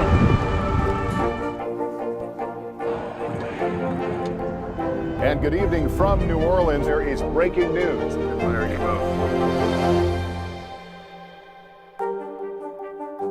Stay connected connected and stream the news you need with Xfinity X5. Our top story is unfolding right now. The fast speed you depend on and a reliable connection for all your devices, whenever and however you watch with Xfinity X5. Good morning, everybody. Welcome to Today. Future's looking bright. Are you ready? We're going to do our part to spread the word on the importance of vaccines, so crucial for reopening America. A big day around here, a very special naturalization ceremony. Many of them doctors, nurses, other essential workers. If you are a nurse, thank you. Spring has sprung, guys, and we want to fill this season with some fun and surprises. Yes. This is the face of excitement. Celebrating Earth Day. Let's change the world. Love it! It has been a long year. Yeah, where it's been anything but normal. Well, now there's hope. The COVID vaccines. I know. It's been a little confusing. Like really confusing. So it's more important than ever to make a plan. Visit planyourvaccine.com to find out where and when to get your vaccine. What are you waiting for? Roll up your sleeves and plan your vaccine. Plan your vaccine. Plan your vaccine. She's a best-selling author, entrepreneur, and philanthropist who began her reality TV career on The Apprentice with Martha Stewart. And then while she didn't win that competition, Bethany Frankel went on to become a household name on The Real Housewives of New York City. Now, kids, she is back to TV. It's her own series. It's called The Big Shot with Bethany Frankel. It's on HBO Max, and contestants compete for a chance to join the executive team of her multi-million-dollar lifestyle company by performing real-life challenges. Take a look. To have 5 people go on HSN Live with basically no preparation is the day that I can't even hear the host. This has never happened before. Never happened before. They're still introducing you. I know, but I don't hear them. I don't hear her. I hear nothing. I'm having a heart attack. Someone's got to fix this real fast. She still can't hear anything. 5, 4, 3, 2, 1. Still can't hear anything. Bethany. Is that relatable? Yes, every day.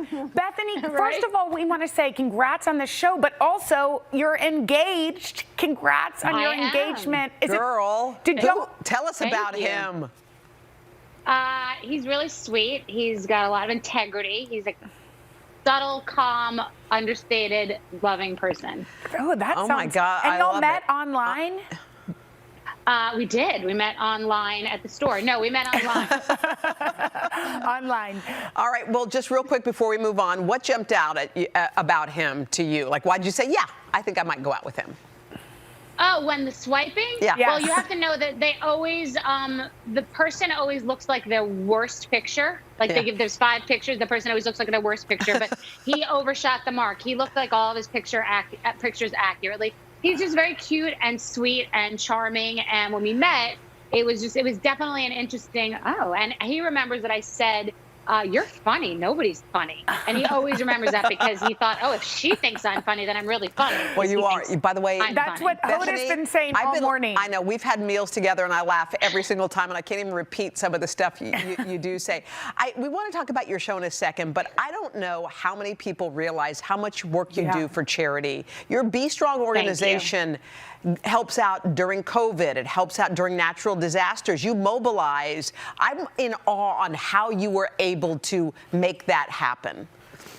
It's amazing, and it's not unlike business. If you have that personality and that drive and that organizational skill set that executes, you can get so much done. So we just hit our mark of $100 million distributed in 3 years. It's a lean operation and a lean initiative, but we've been all over the world, from Puerto Rico to the Bahamas to Texas to the Australia fires, the California fires. And during COVID, we distributed over $20 million in PPE, and we're getting the government and fire stations and police departments and hospitals PPE to all 50 states. So I'm so proud. 100% goes to the effort. We are 100% transparent about exactly where every dollar is going. And I love having this in my life because it's just something I can immediately take action and execute. You know what? It's amazing, though, because you could have the idea, but the fact that you've executed it so well is incredible. Okay, the show is so much fun. There's memes about it all over the internet. It's already hot. People are loving it. How would you describe it? It's like The Apprentice, but kind of like on fire. Yeah, pants cooler. On fire. People are describing it as a modern day Apprentice meets Devil Wears Prada meets just my sort of reality comedy show. Hilarious. It's a calamity. It's honest. It's really me. It's not sugar-coated. My friends are saying, wow, it's really you. Like, you're really being all you. So no complaining, no explaining. It's the truth, and this is what's going on. All right, well, you know it's going to be a hit because you're on it. Bethany, we love you. Yes. You can catch The Big Shot with Bethany Frankel on HBO Max. And we'll be back. Bye, Bethany. Bye, Bethany. Sometimes the news can be difficult and overwhelming for kids to understand. Will coronavirus come back next year? So to help make sense of it all, we've created a newscast just for them. Man, you know a lot. We hope your family will watch Nightly News Kids Edition. Make the most of your day with Today All Day. Get closer to all your friends at Today in a whole new way. Today in 30. We give you a mix of everything you love about our show in a mere 30 minutes. Shop today with Jill Martin. We're helping you shop like never before. The latest styles and biggest names. Today Food. Things are heating up in the Today All Day kitchen. Cooking essentials and recipe inspiration. Get ready. Are you ready? Oh, I'm so ready. Only on Today All Day. Some experts say that this bill still isn't enough. Do you accept that criticism? There's been a ton of confusion from the CDC. Can we try to clear some of this up? Is America safer today with the Taliban in charge of Afghanistan? If it's Sunday, it's Meet the Press. The Meet the Press Chuck Toddcast. Free wherever you get your podcasts. Stay connected and stream the news you need with Xfinity X5. Our top story is unfolding right now. The fast speed you depend on and a reliable connection for all your devices, whenever and however you watch with Xfinity X5. For breaking news in our changing world, download the NBC News app. Today is now a podcast, available every morning. Listen wherever you get your podcasts. Andrew Rannells has dazzled us on stage and screen. He received a Tony nomination for his role as Elder Price in the hit Broadway show The Book of Mormon and went on to play fan favorite Elijah in Girls. Now Andrew is back as Blair in season 3 of the hit comedy series Black Monday. The show picks up with freshman Congressman Blair trying to find his way in Washington. What is on the schedule for today? Okay, well, there's a big house oversight meeting. That you weren't asked to join. And then there's the Ways and Means Committee. Super fun. That you also weren't asked to join. Okay. Why don't we stick to things that I was asked to join? Of course. Sorry. Let's see here. Ooh. Columbia House CD Club? What is it, 10 CDs for 10 cents? You know what? Do it. Andrew joins us this morning. Good morning. Fresh face since we just got off that grooming segment. Yeah, How you exactly. doing? Well, I know I was going to say you could have maybe told me about the grooming before I did this, so I could have been more prepared. Instead, I just smear Aquaphor on my computer lens and just hope for the best. It works for us. It gives it a nice glow. Yeah, there you go. So set up where Blair is this season. First of all, I love the reference to the 10 CDs for 10 cents because, I mean, that's just, it takes us back. That's why the show's so great. I mean, I think we all made that mistake at some point, and I ended up with some very random CDs at that time. Yes, Blair is a congressman this year, but he's very much on the bottom rung of Congress, and is quickly finding out that that is not the place to be if you want to get things done. So, unfortunately, once again, Blair gets corrupted very easily, very quickly this year. So, I would like to say that he's grown, but he is not. Mm-hmm. He is not grown. It's a very silly storyline, but sadly true. Well, I was going to ask you on that note, episode 1 ended pretty dramatically for our friend Blair. So without giving, I guess, too much away, what can we expect for the rest of the season? Well, this season we've sort of taken a bit of a departure from Wall Street. I am in Congress. Don Cheadle's character is now a record producer, and Regina Hall is in prison. So we've really sort of separated. But at the end of that first episode last Sunday, Yeah, there's a sort of a big event that will track through our whole season, and there's a big murder mystery that happens this season on Black Monday. So it's really fun to get to do such a broad comedy, but also have it follow a very serialized story. So it was sort of all of my childhood dreams of being a part of the movie Clue have come true now, because I get to do some very wacky crime solving. Exactly. Yeah. Exactly. We all dreamed of being in Clue, I think. I want to talk about Broadway, because I mean, we're so excited, here in New York City, especially that, just to hear news of it coming back, seeing the commercials on TV again. I know back in October, you did a surprise little pop-up in front of the Red Steps in Times Square. I mean, how excited are you to hear things finally turning the corner? Very excited, and so happy for all my friends who were in shows, both, shows that are returning and new shows that will be opening. I think there's still some question as to how all of that is going to happen. But I mean, I've been lucky enough to be working for a while now on film sets. And I feel like if that is any indication in terms of, the protocol of how to keep everybody safe and working, I think if that's any indication, I think there is a way to come back safely. So I'm really excited to get back into the theater, both as an audience member and then hopefully, back on stage. Absolutely. You're so busy. I was just reading this summer you'll be making your directorial debut on season 2 of Amazon's Modern Love. What can you tell us about that episode? Well, that is an episode that I got to adapt based on an essay that I wrote for Modern Love a couple years ago, and I was able to adapt it and then was asked to direct it. So that's my first time directing, which was really fun. Cool. That will air August 13th. So hopefully, I can come back and chat about that as we get a little bit closer. Yeah. And also just a shout out to Girls 5 Ever on Peacock. Girls 5 Ever. Yes, also appearing on that. Did you like how I did that NBC tie-in? I love that. You worked it perfectly, but it also raises the question, did you ever have dreams of being in a boy band? Oh, yes, of course.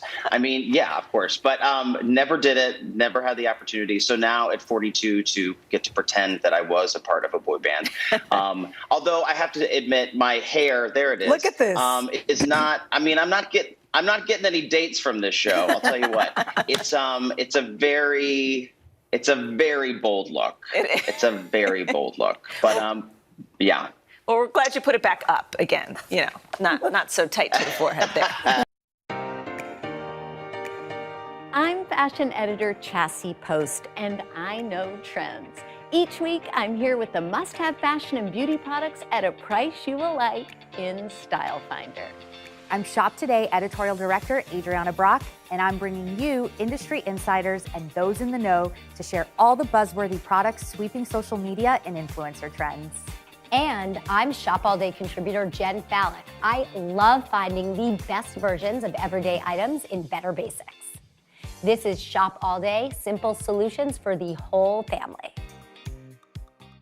Hi, I'm fashion and beauty editor Chassie Post, and we're back today with Shop All Day. And this entire episode is about finding simple solutions for the entire family.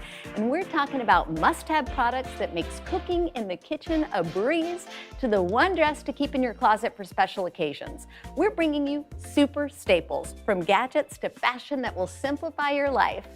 And who doesn't want that? Staples don't have to be boring. In fact, they can be statement making. So get ready for some simple solutions that are on trend, on point, and anything but stale. You know how we said that staples don't have to be ordinary? Well, there's nothing ordinary about these denim updates for both women and men. They elevate the everyday. So let's start with our women's upgrade, a whole new way to wear denim.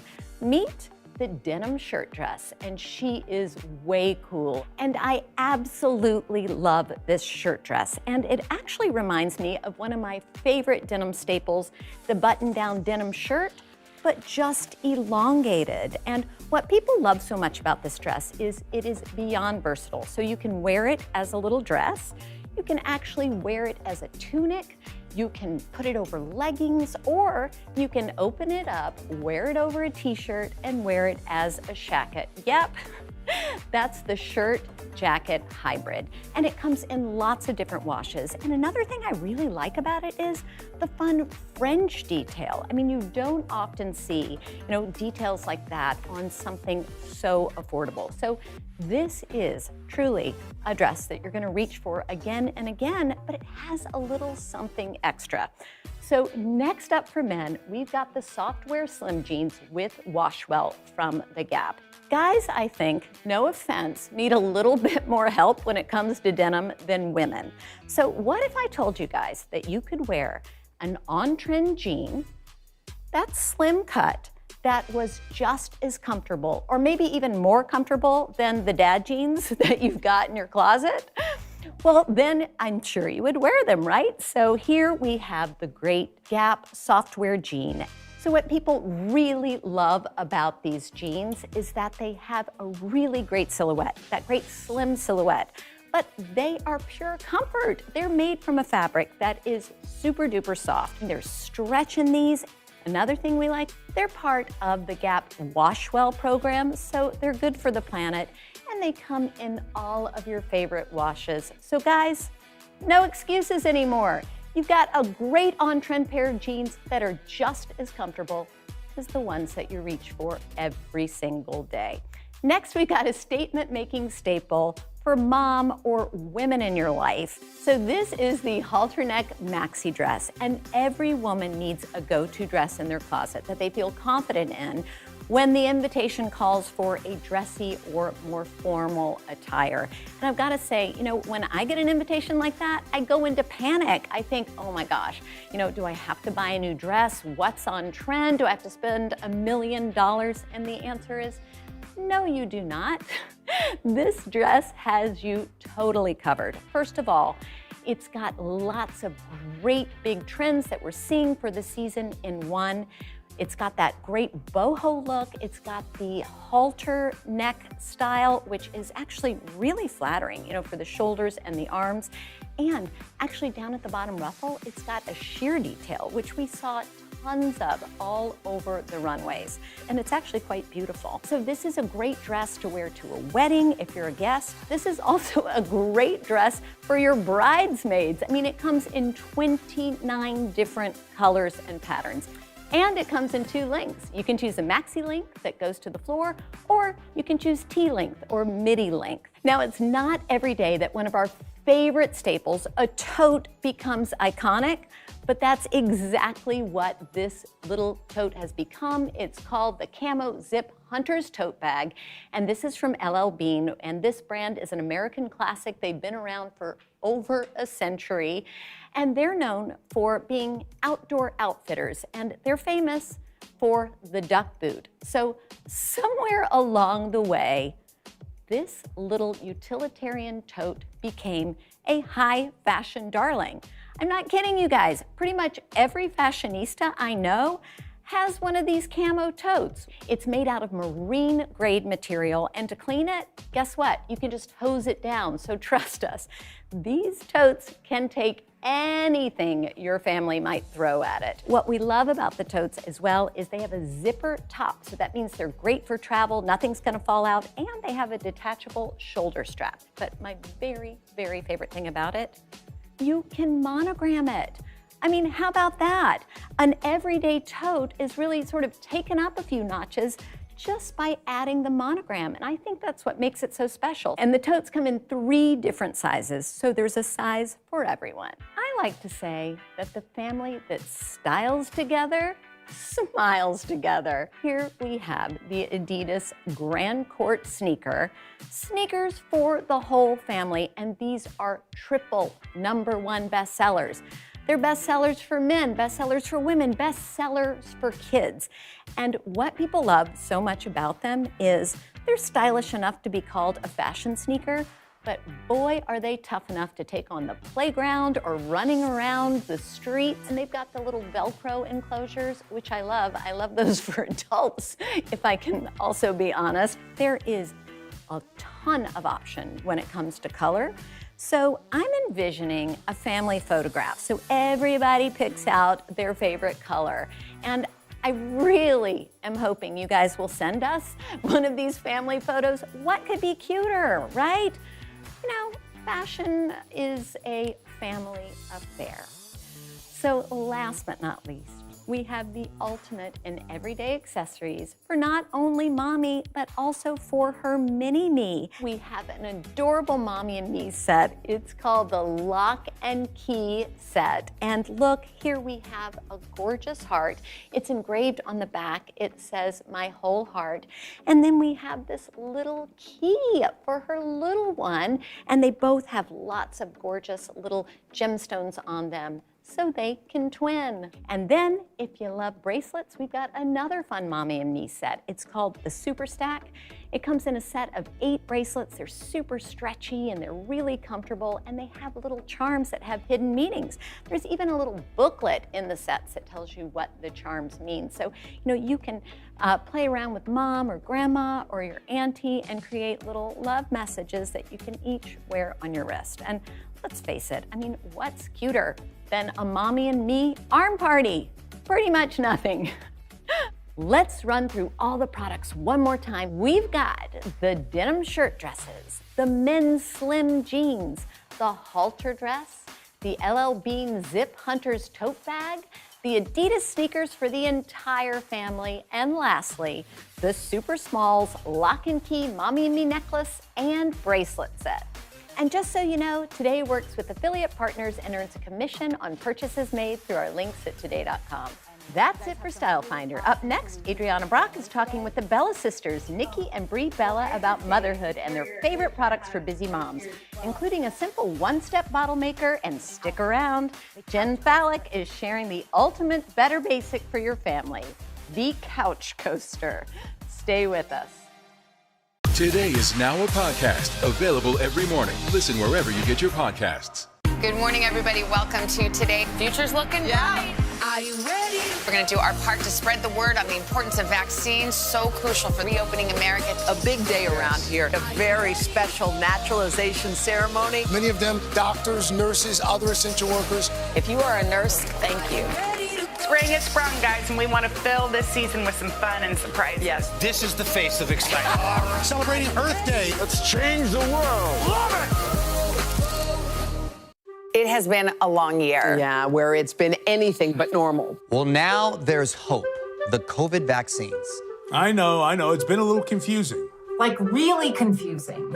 So it's more important than ever to make a plan. Visit planyourvaccine.com to find out where and when to get your vaccine. What are you waiting for? Roll up your sleeves and plan your vaccine. Plan your vaccine. Plan your vaccine. For breaking news in our changing world, download the NBC News app. Some experts say that this bill still isn't enough. Do you accept that criticism? There's been a ton of confusion from the CDC. Can we try to clear some of this up? Is America safer today with the Taliban in charge of Afghanistan? If it's Sunday, it's Meet the Press. Good morning, everybody. Welcome to Today. Future's looking bright. Are you ready? We're going to do our part to spread the word on the importance of vaccines, so crucial for reopening America. A big day around here, a very special naturalization ceremony. Many of them doctors, nurses, other essential workers. If you are a nurse, thank you.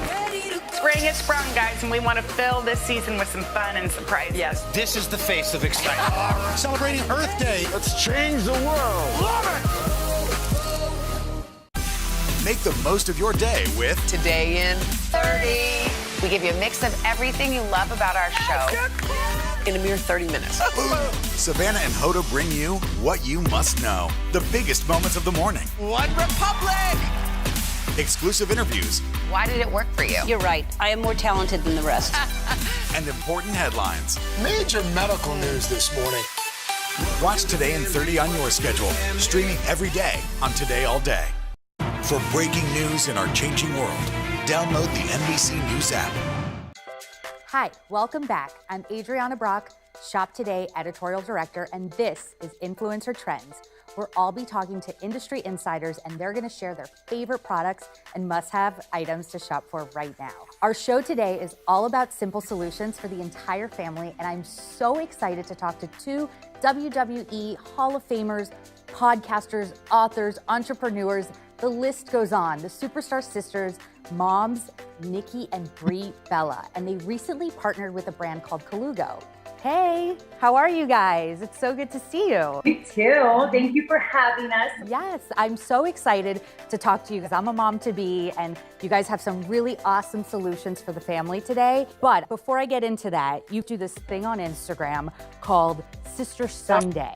And you recently got matching haircuts, which is so cute. Tell me how that started. So my sister becoming a new mom, I was like, listen, there's moments in the week where you just need to hit the refresh button, you need time for yourself, and just kind of feel like the old Nicole before, you had Mateo. And we are so lucky to have amazing men who allowed us this one day every week. They watch the kids and we get to go do whatever we want. And because Nikki and I live in wine country now, it was like, okay, every Sunday's wine tasting day. And then we just started calling it Sister Sunday. And it's our special day to let loose, have fun, and hit the refresh button. Oh, that's so sweet. And I love that you guys do things together to bond. That's really nice, especially like these new haircuts that I know people on social media were buzzing about. I mean, I hate saying the old Nicole, but the non-mom Nicole, and I kept telling Brie, this is not working out. Like, I am just not feeling this vibe. And she's like, figure out what you want for your next chapter. So literally we both sent each other inspo pics of what we want our new haircuts to look like. And they were like identical. So we're like, well, let's just do it. Let's get identical hair. That's perfect. And speaking of sort of, like you said, pre-baby, Brie, I feel like your style has always been really boho and like laid back. And Nikki, you're all about the glamour. So I'm wondering how your style has changed since becoming moms. Not as many midriffs. It definitely has just become a bit more mature. I still love to be glamorous, but I feel like I kind of am more of an old Hollywood glam than like a pop star glam, I guess you can say. Okay. When we go out and about, like, how do I want to present myself as a woman and as a mom? And it's weird because the times that I've kind of been a little more edgy, I actually feel uncomfortable. I'm like, wait, I get it why you cover up a little bit more. It's almost like the grown-up version of your signature style. 100%. So true. Yeah, and another thing you guys are shopping for is baby gear. And you guys actually teamed up with Colugo to sort of put your Bella Sisters twist on a bunch of their items. So tell me about these, because I have a few of them here. I have the stroller, the carrier, and the diaper tote. Well, I have to say, the carrier, which I have right here as well, this is our Doom color. And for us, especially new moms who aren't used to baby carriers can just be so complicated. And they shouldn't be, because a lot of the times, us and the baby, we're alone together. A simple baby carrier, but it's still chic. It has a fanny pack, so you don't need to carry anything else. And the Doom, we have quite a few colors. We have the Bella Red, which I love. And our Doom color is so perfect for his and her. But literally, we're up here at the lake every morning. We go on an hour hike, and Mateo's in his carrier. And he's so happy. That's so sweet. And I just love it. Well, and I think the great thing is what we did with Lugo, as you notice. Like, you can wear an outfit like this, and the colors that Nikki and I picked. So we really wanted to come up with colors that didn't sacrifice your outfit. That's so cute. You guys are like totally on point with your outfits and these matching totes. Right? We knew exactly where it was going to go with the whole closet. We're like, okay, this is perfect. Exactly. And so, but the biggest thing is we are on the go moms, like so many mothers. We are working like everyone. And we wanted things that were simple, easy to use, but you weren't sacrificing quality for quantity. So that's what our, mission is at Colugo, which I'm just so proud of. Beyond Colugo, you guys also shared with me a few solutions that can make a big difference for parents. We've got the Baby Brezza gadgets that you say are a game changer, and you both use this brand. Oh, yes. There's the sterilizer and this like formula dispenser that, to me, it looks like a barista machine for a baby. Formula in here, and then the water's in the back. You put up here how many ounces you need, and you just hit start. And it comes out the perfect, and you put your temperature. So it's literally a couple seconds, and you get the most perfect bottle. And when I saw this with my cousin, I was staying with them, and I watched them make the bottle.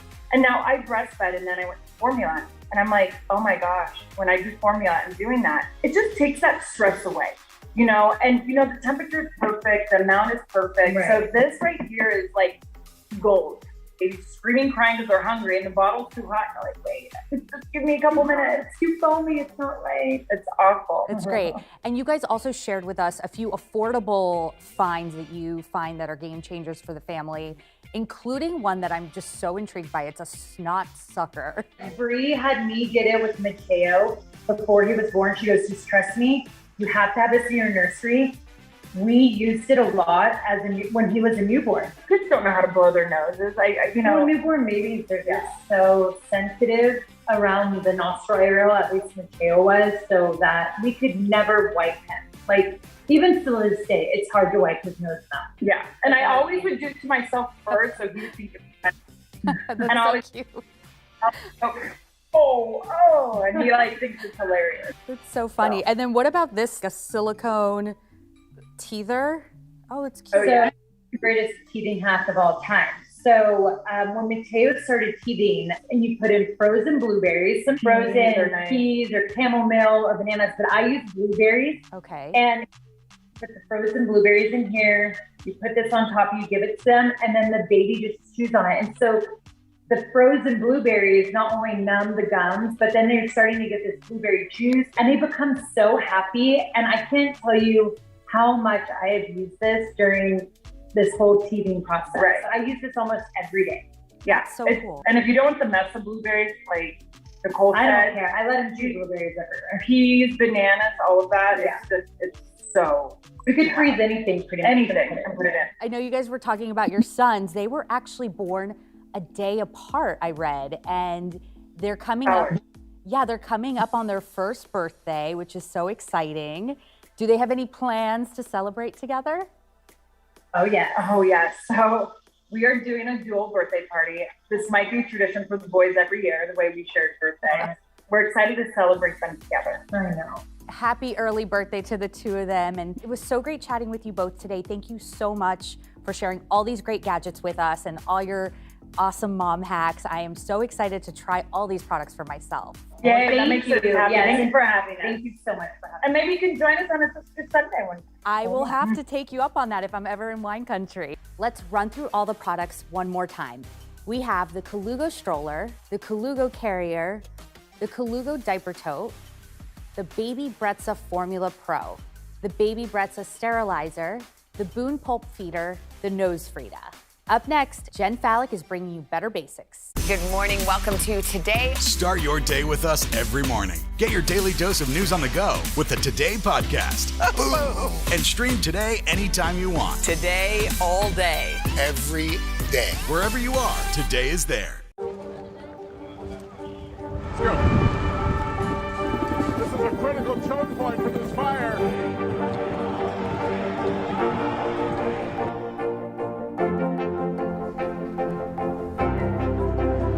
And good evening from New Orleans. Nice to really spend some time with you. Appreciate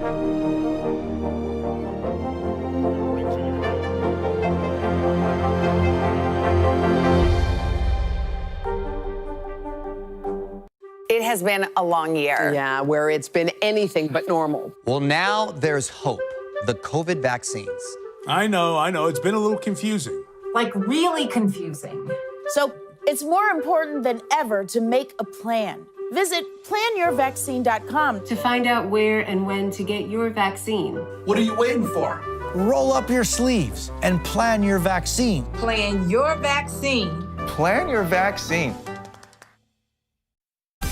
Make the most of your day with Today in 30. We give you a mix of everything you love about our show In a mere 30 minutes. Savannah and Hoda bring you what you must know. The biggest moments of the morning. One Republic! Exclusive interviews. Why did it work for you? You're right. I am more talented than the rest. And important headlines. Major medical news this morning. Watch Today in 30 on your schedule. Streaming every day on Today All Day. For breaking news in our changing world, download the NBC News app. Stay connected and stream the news you need with Xfinity X5. Our top story is unfolding right now. The fast speed you depend on and a reliable connection for all your devices, whenever and however you watch with Xfinity X5. Good morning. Welcome to Today. Nice to have you with us. We wanted to surprise Ellie and make her wish come true. What do you think about coming to visit us? Yes. There's only one thing that people are saying. You are Today is now a podcast available every morning. Listen wherever you get your podcasts. For breaking news in our changing world, download the NBC News app. Hey everyone, welcome back. I'm Shop All Day contributor Jen Fallick, here to show you some of my favorite staples for the whole family, many of which have become Better Basic cult classics. And see that QR code at the bottom of your screen? You can use the camera on your smartphone to scan it for instant access to the products on the show today. So let's get to it. This first item is an OG Better Basic that I still use daily in my home. This is the Snap-On Strainer. Colanders can be big, bulky, they take up a lot of storage, they take up room in the sink. No longer. This Snap-On strainer is a quarter of the size of a traditional strainer, and it snaps onto pretty much any size saucepan or saute pan. All you do, clip it on, whatever you're cooking, you're taking the strain out of straining because you pick it up, tilt it over the sink, strain out all the liquids, and you're still left with what's in the pot. It is so much easier than transferring things back and forth. Huge, huge time saver. I mean, anytime I make pasta, this is the way that I strain it. It keeps everything you need in the pot, strains thoroughly, and again, it works on so many different sizes that you literally just need one of these, and you can pretty much cover anything that you're possibly making that needs to be strained. Another genius Better Basic for the kitchen is this automatic can opener. You guys, I don't know where this thing has been all my life. Since I started using it, I can't imagine going back to the old way. This electric can opener literally does all the work for you. You pick it up, you press the button, it makes its way around the can. When you're done, when you see that the can's been fully opened, press the button again, the top pops off, and there you go. No danger, no mess, nothing, just a perfectly open can. This electric can opener really does do all the work for you. While you're doing other things in the kitchen, this is getting that job done, and you can move on with whatever it is you're making. So next up, this is the couch coaster. Originally, I had one. Then my kids kept stealing it. Then my husband was stealing it. Then we were all fighting over it. So now we own 4. We each have our own color because we cannot watch TV or do really anything as a family chilling out without these. The couch coaster is this genius innovation. It's weighted at the bottom, so it stays where you put it. It'll work on multiple different size couch arms. And inside, you place the beverage of your choice. It also has like a little ring, so you can adjust the sides. If you're having like a bottle of beer, it's football season. This is like a football season must-have. Drape this over the arm of the couch, sit down, put your beer right inside. It's within arm's reach, it doesn't spill. For family movie nights, we simply take out the little insert so it fits a big, generous mug of tea, of hot cocoa, and wherever we're sitting, we always have the couch coaster right next to us. I give this also as a teacher's gift. It's a great gift for someone that you don't know what to buy for. People don't have this, and everybody needs it. Anyone who I've ever given this to has thanked me multiple times over and then subsequently bought them for their entire family. The couch coaster is a true Better Basics iconic essential. Next up, since we said simple solutions for the entire family, not only does the entire family love all these things, I also get my entire family in on selecting Better Basics products to test. This next one came from my 6-year-old. If you've got young kids who are not so into brushing their teeth, which I'm just assuming, unless it's just me, no young kids are into brushing their teeth, this is going to change everything. This is the Brushies toothbrush. What's so special about this is not only is it incredibly adorable, I mean, look at this, we got a llama, a giraffe, an alligator, but it has everything all in one contained little packet right here. You've got the electric toothbrush that's easy to press on and off, also very important with young kids. It's frustrating when they can't turn it on and off themselves. They can do that with this. You have an extra brush head. You've got a cup.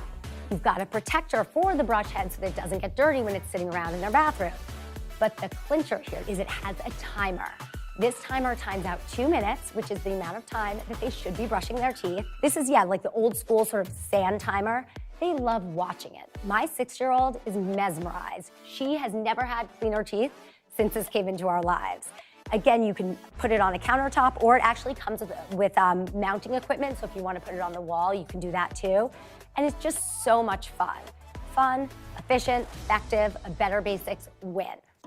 If anyone in your family needs help with insomnia, you need to try this. You can use this sleep device without disrupting the sleep of anyone else in the room. What's great about this is that it doesn't bother anybody and it works tremendously. This is the Didao Sleep Gadget. You can see here, it's just this little disc, so easy to put right on your nightstand, or you can even rest it, sort of on your chest while you're falling asleep at night.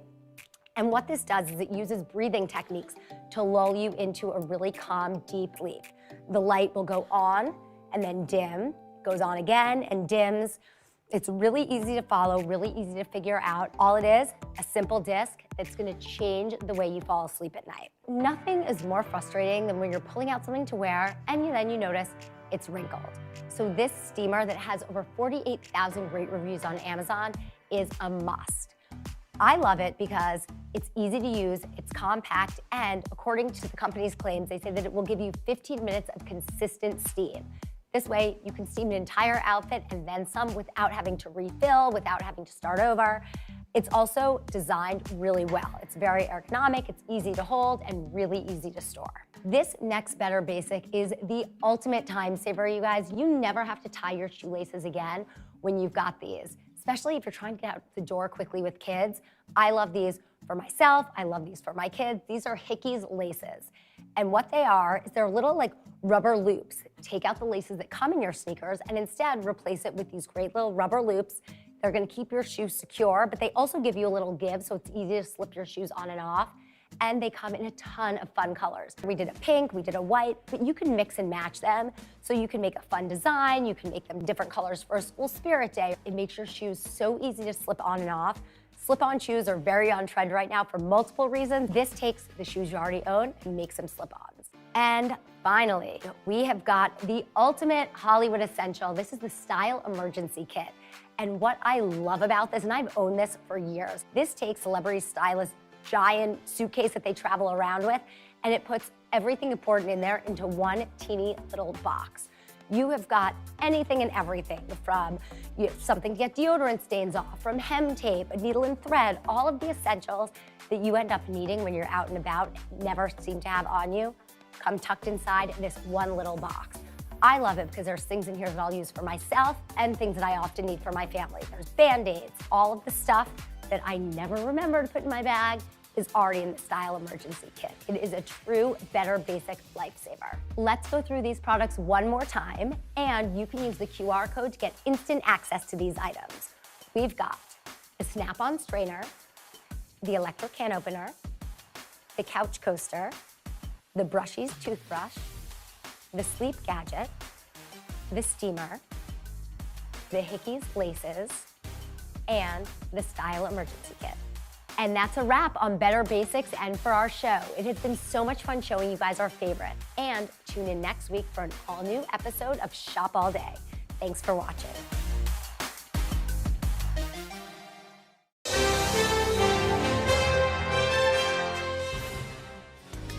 We are back with an incredible story from our Sisterhood series. Twins, of course, share a very special bond, but the sisters you're about to meet go even beyond that. Their connection is life-saving and life-changing.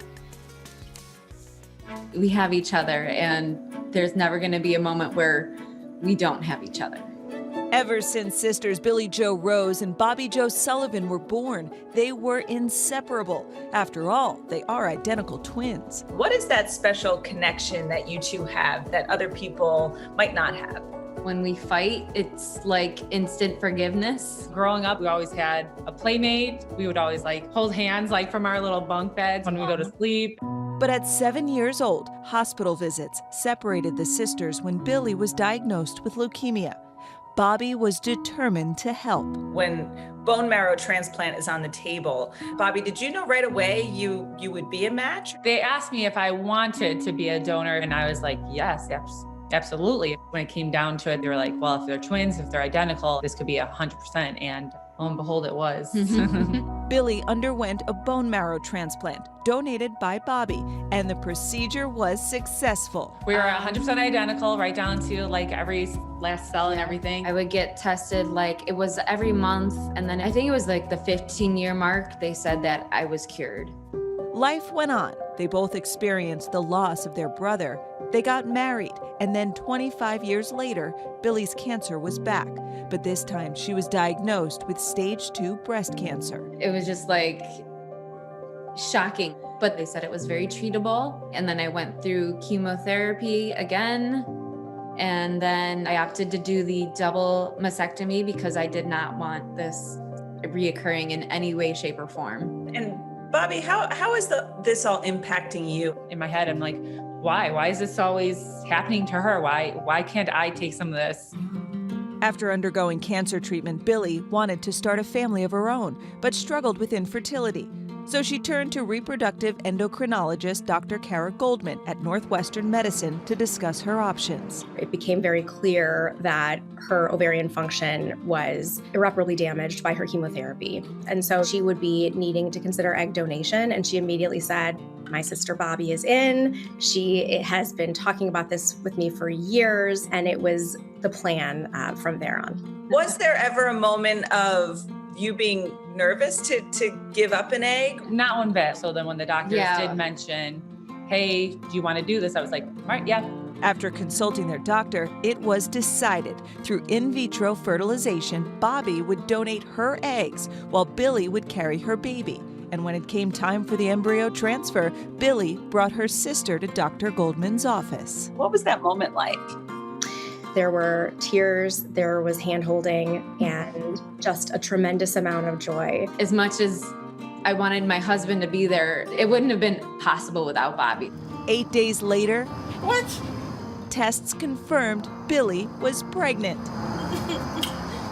This May, Billy received an early Mother's Day surprise. Her daughter, June Jo Rose, was born 4 weeks before her due date. What were the emotions going through your head? Because this is coming after a whole process to even be able to have and give birth to your own child. It was just a whole thing of thanking Bobby for being able to do this, to make this all possible. I have a family now, and it was just like the best thing ever. If anybody's doing the math, this is twice now you've given life. Yeah. We joke around like when I'm older, like if I need a kidney or something, I'm like, I know who I'm coming to. Can we meet her? Yep. Hi, June. Bobby, seeing Billy holding June, what does it mean to have been able to give this gift to your sister? To see the smile on her face and the smile on her husband's face, I would do it 100 times over again, without a doubt. Such a special bond. So to take this even further, after Bobby donated her eggs to Billy, then Bobby ended up getting pregnant with her third child. Oh. So then there was a little bit of time there, about 2 months, when they were pregnant at the same time. And you know, for Bobby, it was never a question. Whatever you need, I will do whatever you need. Sisters. And yeah, it's just an incredible. It makes you want to be a better sibling. I have a little brother, and it makes you're like, oh my gosh, I've done nothing for my brother. You know? Text him right now. Sometimes the news can be difficult and overwhelming for kids to understand. Will coronavirus come back next year? So to help make sense of it all, we've created a newscast just for them. Man, you know a lot. We hope your family will watch Nightly News Kids Edition. Make the most of your day with Today in 30. We give you a mix of everything you love about our show in a mere 30 minutes. Savannah and Hoda bring you what you must know. The biggest moments of the morning. One Republic! Exclusive interviews. Why did it work for you? You're right. I am more talented than the rest. And important headlines. Major medical news this morning. Watch Today in 30 on your schedule. Streaming every day on Today All Day. Make the most of your day with Today All Day. Get closer to all your friends at Today in a whole new way. Today in 30. We give you a mix of everything you love about our show in a mere 30 minutes. Shop today with Jill Martin. We're helping you shop like never before. The latest styles and biggest names. Today Food. Things are heating up in the Today All Day kitchen. Cooking essentials and recipe inspiration. Get ready. Are you ready? Oh, I'm so ready. Only on Today All Day. Sometimes the news can be difficult and overwhelming for kids to understand. Will coronavirus come back next year? So to help make sense of it all, we've created a newscast just for them. Man, you know a lot. We hope your family will watch Nightly News Kids Edition. Welcome back to the third hour of Today. Our next guest, a journalist who has been in front of the camera for years. And for her entire career, she's kept something about herself hidden. Until now, she's decided to share it to spread a message of acceptance for everybody. Just because I put this out there doesn't mean I'm not necessarily going to have a bad day. I'm not necessarily going to wake up and wish my leg wasn't purple. There is so much to cover this morning on the MSNBC News anchor Yasmin Vossoughian is fearless. I've been a journalist for about 20 plus years or so, and I've been telling other people's stories for a really long time. But there was one story she wasn't telling, her own. Yasmin was born with a purple birthmark covering most of her left leg. I have way more blood in my left leg than I have everywhere else. Growing up in a small town, Yasmin was teased often. My sister and brother used to defend me a lot. There was actually a bully kid that used to bully me on the bus, and he'd say, "Oh, it looks like someone spilled purple juice on your leg." When Yasmin began her career in news, she still felt the need to keep her legs covered. When I entered the working world, suddenly I felt really judged. I was wearing pants so long that you literally couldn't catch a glimpse of any skin on my leg. I was so afraid that if I put it out there that I had this thing, I wouldn't get a job. I'm kind of exhausted with hiding things from everybody, trying to cover up my birthmark so nobody sees it. And she isn't hiding it anymore. She recently wrote a story revealing her struggles and owning her body, birthmarks and all. And I'm at a point where I said, you know what, let's put it out there. And if people don't like it, well, you know, too bad for them. There are still going to be days that I wish that I had two normal legs. But the difference is I'm owning who I am now. Yasmin Vossoughian is joining us now. She is an MSNBC anchor and co-host of Morning Joe First Look. Good morning to you. Good morning. Does it feel good? Does it feel like, you know, a burden has been lifted, if you will? I mean, can I just say that was so emotional to see? I'm 40 years old. I'm admitting how old I am on television. Oh, Everybody, I know they're coming out. Yeah, exactly. I'm letting it all out. But I spent 40 years thinking about this moment, right, of where I was going to have this big reveal and put it out there. And to watch it, honestly, it made me emotional just even watching my own story. But no, I mean, it's incredible. I think you come to a certain point in your life and you're like, I'm just exhausted about hiding these insecurities. I think we all have these insecurities. Absolutely. Mine is my birthmark. Chanel, yours might be something. Al, yours is something else. And so many other people have other things out there that they're hiding. And but doesn't it feel good, though, that you don't have to? It feels so good, but it doesn't mean it's over. Right. Right? It doesn't mean that it's not a struggle every single day. It doesn't mean that I wake up and I go, oh my God, the weight has been lifted and I am secure and happy. You know, even this morning when I was, you know, deciding what to wear on air, I wore the same dress I wore earlier when I was anchoring, but nonetheless, I said, do I wear a shorter dress? Do I wear a longer dress? And I couldnn't quite go for an above the knee dress, but I chose something that was, you know, courageous for me. Sure. Because as you saw in some of those pictures, I'm used to wearing really long pants that cover it all up. So, you know, here I am, world. And you write about the anxiety for this led to other issues for you as well. Oh yeah, I mean, I struggled with an eating disorder for 12 years.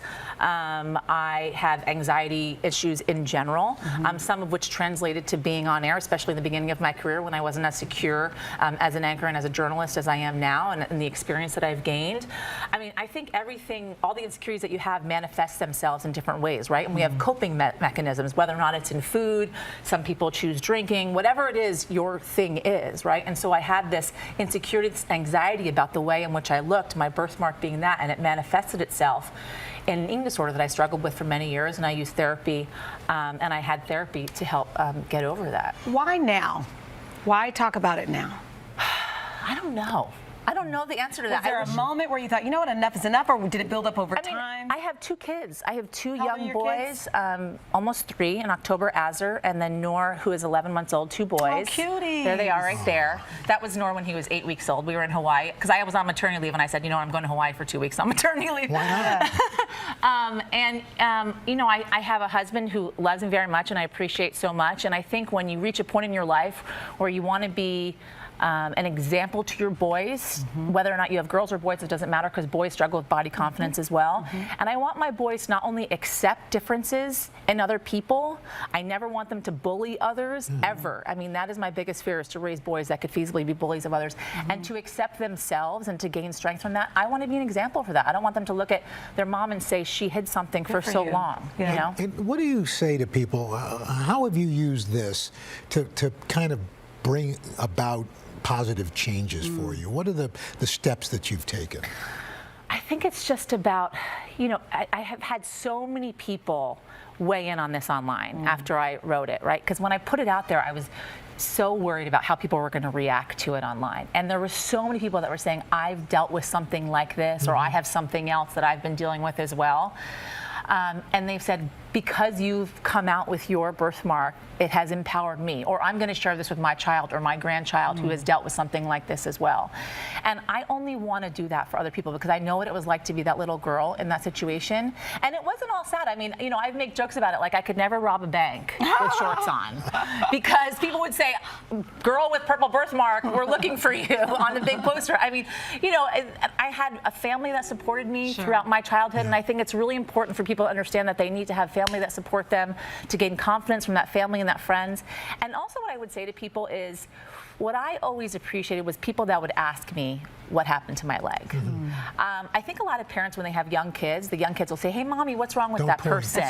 And the mom would say, shh, don't ask that. And I think it's so important to tell your kids and to encourage your kids to be curious. In a respectful way. And respectful, and say, hey, you know, what happened? And I would love to tell people, I have a birthmark, and this is what I was born with. Yasmin, thank you for coming and course. sharing your story. No, and thank you guys for helping me share my story, because it's been a long time coming, and I love being here. Thanks, Chanel. We'll be right back.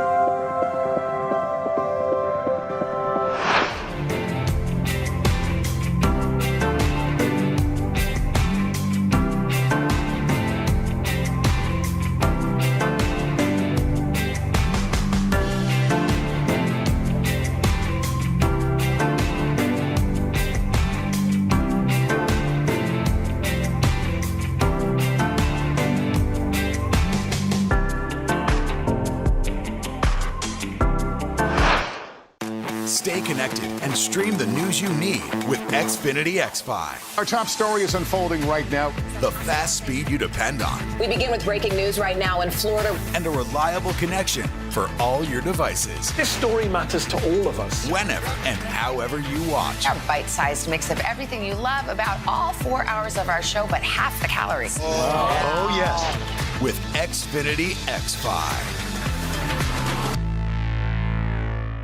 Sometimes the news can be difficult and overwhelming for kids to understand. Will coronavirus come back next year? So to help make sense of it all, we've created a newscast just for them. Man, you know a lot. We hope your family will watch Nightly News Kids Edition. The Meet the Press Chuck Toddcast. Free wherever you get your podcasts. Stay connected and stream the news you need with Xfinity X5. Our top story is unfolding right now. The fast speed you depend on and a reliable connection for all your devices. Whenever and however you watch with Xfinity X5. Good morning, everybody. Welcome to Today. Future's looking bright. Are you ready? We're going to do our part to spread the word on the importance of vaccines, so crucial for reopening America. A big day around here, a very special naturalization ceremony. Many of them doctors, nurses, other essential workers. If you are a nurse, thank you. Spring has sprung, guys, and we want to fill this season with some fun and surprises. Yes, this is the face of excitement. Celebrating Earth Day. Let's change the world. Love it!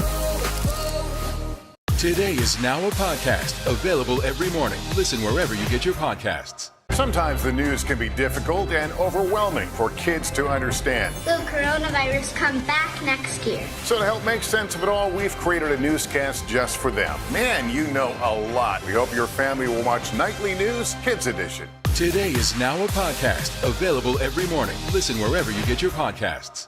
Try to find what you love and just hold on to it and see where it'll take you.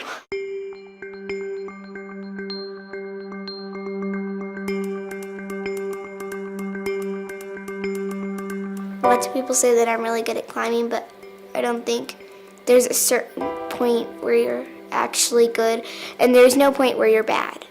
You're just doing something. Like, I might be really good for some people, but for some other people, I'm not as good. Hi, I'm Sayla. You probably know me because I'm the youngest person to climb El Capitan.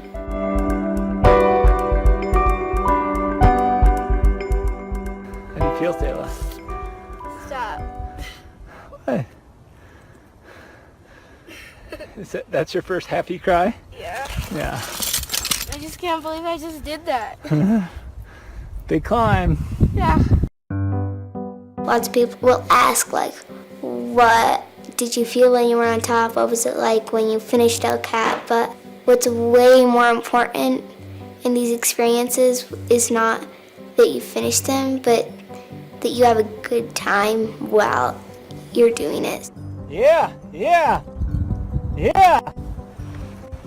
Woo! Joy and I fell in love on El Cap about 15 years ago, and so El Cap's a big part of our family story. So Selah really developed a great interest in climbing El Cap. Yeah, it was a dream that she had, and a dream that Mike had, and a dream that I had, and once those dreams came together, it became a communal goal that we got to pursue as a family. And I think with any parent, like, you have dreams for what you want to do with your kids and how you want to share your passions and your loves with your kids, and to share climbing with our kids has always been really special. I was thinking that maybe we should use a shorter rope so that you don't have as much rope that you have to handle at the point, don't you think? The Journey is a route that I established 3 years ago. I got to do the first ascent of it, the first climb of it with Selah. So that was really special to get to do that with Selah. And so that's a climb that we're gonna do today. The first time Selah climbed it was 2016, so it was 3 years ago, so she would have been 7. And at the time, she hadn't even started leading yet. The leader is the person that ascends the rock first from the anchor and places the safety gear as they go. So there is risk of falling as a leader. Now, not falling to your death or anything like that, but falling twice the distance of your last piece of gear. I think Selah's goal is to continue to improve as a climber. There's different difficulties of climbing that she wants to continue to strive for. I made up the goal that I wanted to lead my age. Now this year, my goal was to lead 5'10".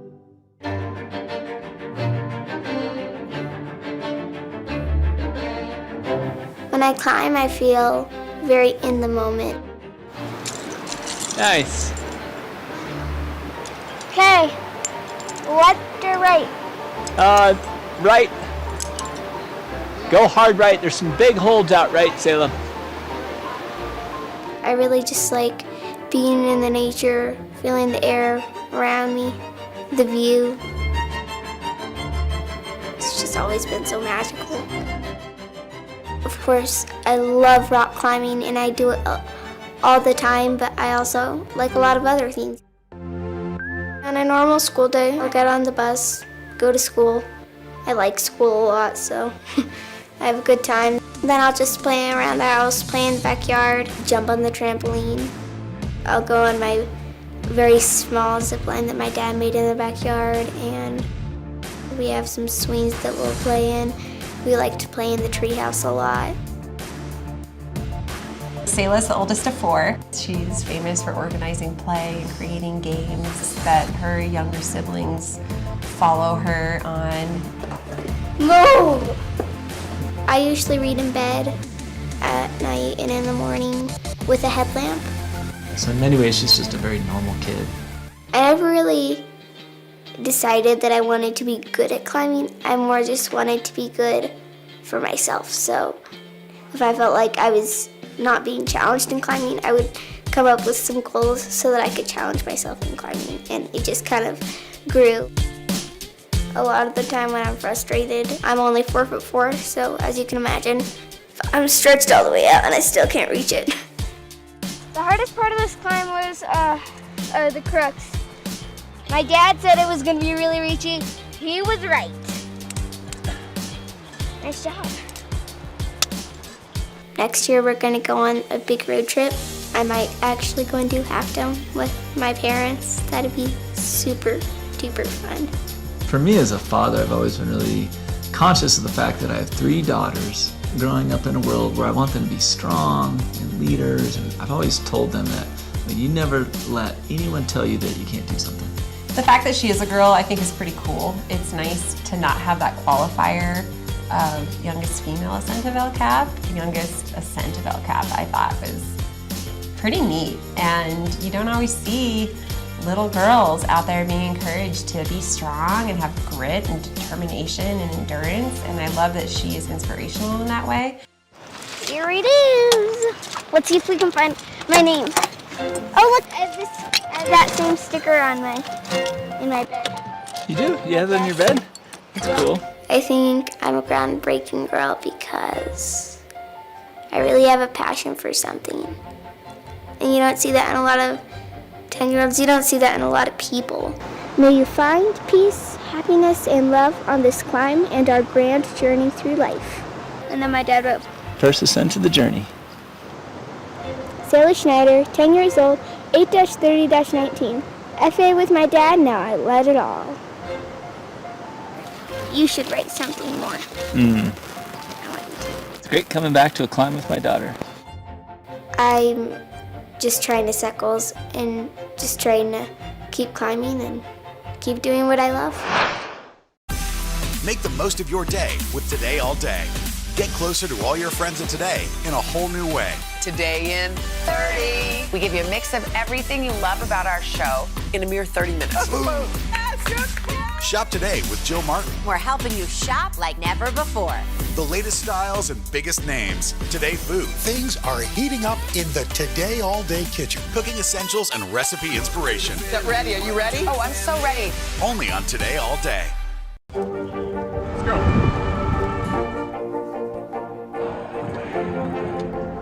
And good evening from New Orleans. There is breaking news. There you go. Some experts say that this bill still isn't enough. Do you accept that criticism? There's been a ton of confusion from the CDC. Can we try to clear some of this up? Is America safer today with the Taliban in charge of Afghanistan? If it's Sunday, it's Meet the Press.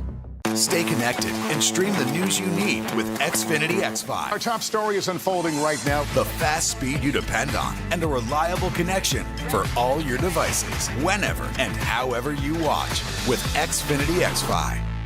Good morning. Welcome to Today. Nice to have you with us. We wanted to surprise Ellie and make her wish come true. What do you think about coming to visit us? Yes. There's only one thing that people are saying. You are having sex. Welcome back. This morning we are kicking off our series, Lessons Learned. And our next guest learned much more than she expected when she went away to college. She was a typical teen trying to find her way when one night her whole life changed. I was a freshman at University of Nevada, Reno in 2005. I was a straight A student. I had to work really, really hard to get good grades. I was in a sorority. I lived in the dorms, and I loved it. I had a lot of friends. We went to the party, and at first it was a great time. A bunch of people came into the party, and they basically started a fight right away. And the music shut off, the lights shut off, and it was just very instantly like a brawl. I tried to get to the other side of the room, and that's when I started standing on a couch. And my friend Ryan, he yelled my name, and he said, "Katie, get off the couch." And when I heard my name, I turned my head, and that's when I heard the gunshot, and I immediately grabbed my face, and I remember seeing and feeling the blood and just trembling. I kind of did one of these, and every time I looked, it was more and more blood. And I knew there was no exit wound, and I knew it was still in my face because the bullet was so hot and burning in my cheek. It was a .45 caliber bullet, which is a very large bullet. I never saw the gun, I never saw the shooter, but I was grabbing my face and I was yelling for help. And my friends had come over that were still in the house. My friends kept saying, "Katie, stay with us, keep breathing, stay with us." And I was pleading with God. Makes me a little emotional. I was pleading with God because I knew it wasn't my time. And I remember saying, "I'm not ready to go, God. I'm not ready to go." Oh, Katie, good morning to you. Good morning, guys. Thank you for having me. So this whole series that we're doing is called Lessons Learned. So we're going to get there in a moment, but let's back up for just a moment. First of all, that friend that called out your name, you were, take me back to that moment. So you were standing on a couch, or what happened? I was standing on a couch to try and get away from the fight, and I stood on the very, very top of the couch because it was very packed. And my friend Ryan, who actually is now married to my sister, small world, yeah, he saved my life, and he yelled, "Katie, get off the couch," when it started getting really bad, and I turned, and right when I heard my name, I heard the gunshot, and I felt it. And they said that had I not turned, then there would have been little hope. Is it true that doctors initially didn't realize how severe the injuries were? Yes, I was in the waiting room for 2 hours. What? Before they realized that the slug was still in my face. Wow. Because I was speaking, I was conscious at that point, and I looked a lot like that picture, and so they kind of waited until they realized I still had it in my face. So let's talk about how your life changed after that shooting. First of all, just in the days and weeks after that, how were you? The days after were very, I don't remember the days after a ton, but it was about 6 months after that I really feel like my PTSD began. Fair and enough. that journey began. I think I was in shock in the beginning, and then the grief and the pain. It was far more emotionally taxing than it was physically. And what was it? The fact that you almost died, frankly, or what was it about? I kind of went through all of it. I went through survivor's guilt. I went through the fact that I almost died. I just completely changed. I was 19, so it completely made me rethink my entire young life at that time. And those feelings, they lead you to Africa. You start to teach in this orphanage there. I did. What did you discover about yourself in Africa? I was lost, and I think when it first happened at 19, I felt really sorry for myself. I think I was stuck in victim mode, and I talk about it a lot, and I really felt like I was hurting. Africa changed my perspective completely. I was very lost. I didn't know what I wanted to do with my life. I was on an academic scholarship. I lost that when the shooting happened. So I took a turn for the worst, and I always had a heart for Africa, and I said I need to go put myself somewhere else. And Africa for me changed my whole world. Wow, you came up with a personal mantra. Tell us what that is. I can't completely claim it. Brene Brown is one of my favorite authors. Yes, love her. She's like my girl. Yes. And she talks about being a victim to a Viking all the time. A victim to a Viking. Yes, and that is where the freedom came in. As a victim, I was in complete pain and horror, and as a Viking, I finally took the choice that at some point we can't control what happens to us, and we're gonna have pain, but we don't have to suffer, and the suffering is optional. And at one point, Africa took me to where I didn't have to suffer anymore. So our new series is called Lessons Learned. Yeah. What's the lesson here? What did you learn? To be vulnerable emotionally and to lean into their pain. I think that we all have pain, whether it's divorce, grief, death, That you've been loss. through. You've done, yeah. Yes, after that came a marriage and a divorce, and it's a wonderful relationship now, and there's lessons in it all. And so my lessons are, if we find the lesson in our pain, it just doesn't hurt. It becomes purposeful, and all of our pain is purposeful, all of it. If we choose that, it's a choice. And I just looked here. The shooter was never arrested. No. And that was hard for me at first, but now I have such freedom. It has completely changed my whole world. I mean, I'm here today sharing that there's hope, and I can't even imagine my life without being shot. Wow. Katie, thank you for sharing your story. And you're 31. Almost 32. Almost 32. Wow. Wait to see where life takes you. And you can read more about Katie's journey in her own words. We posted her blog on our website at today.com. Thank you. We'll be right back.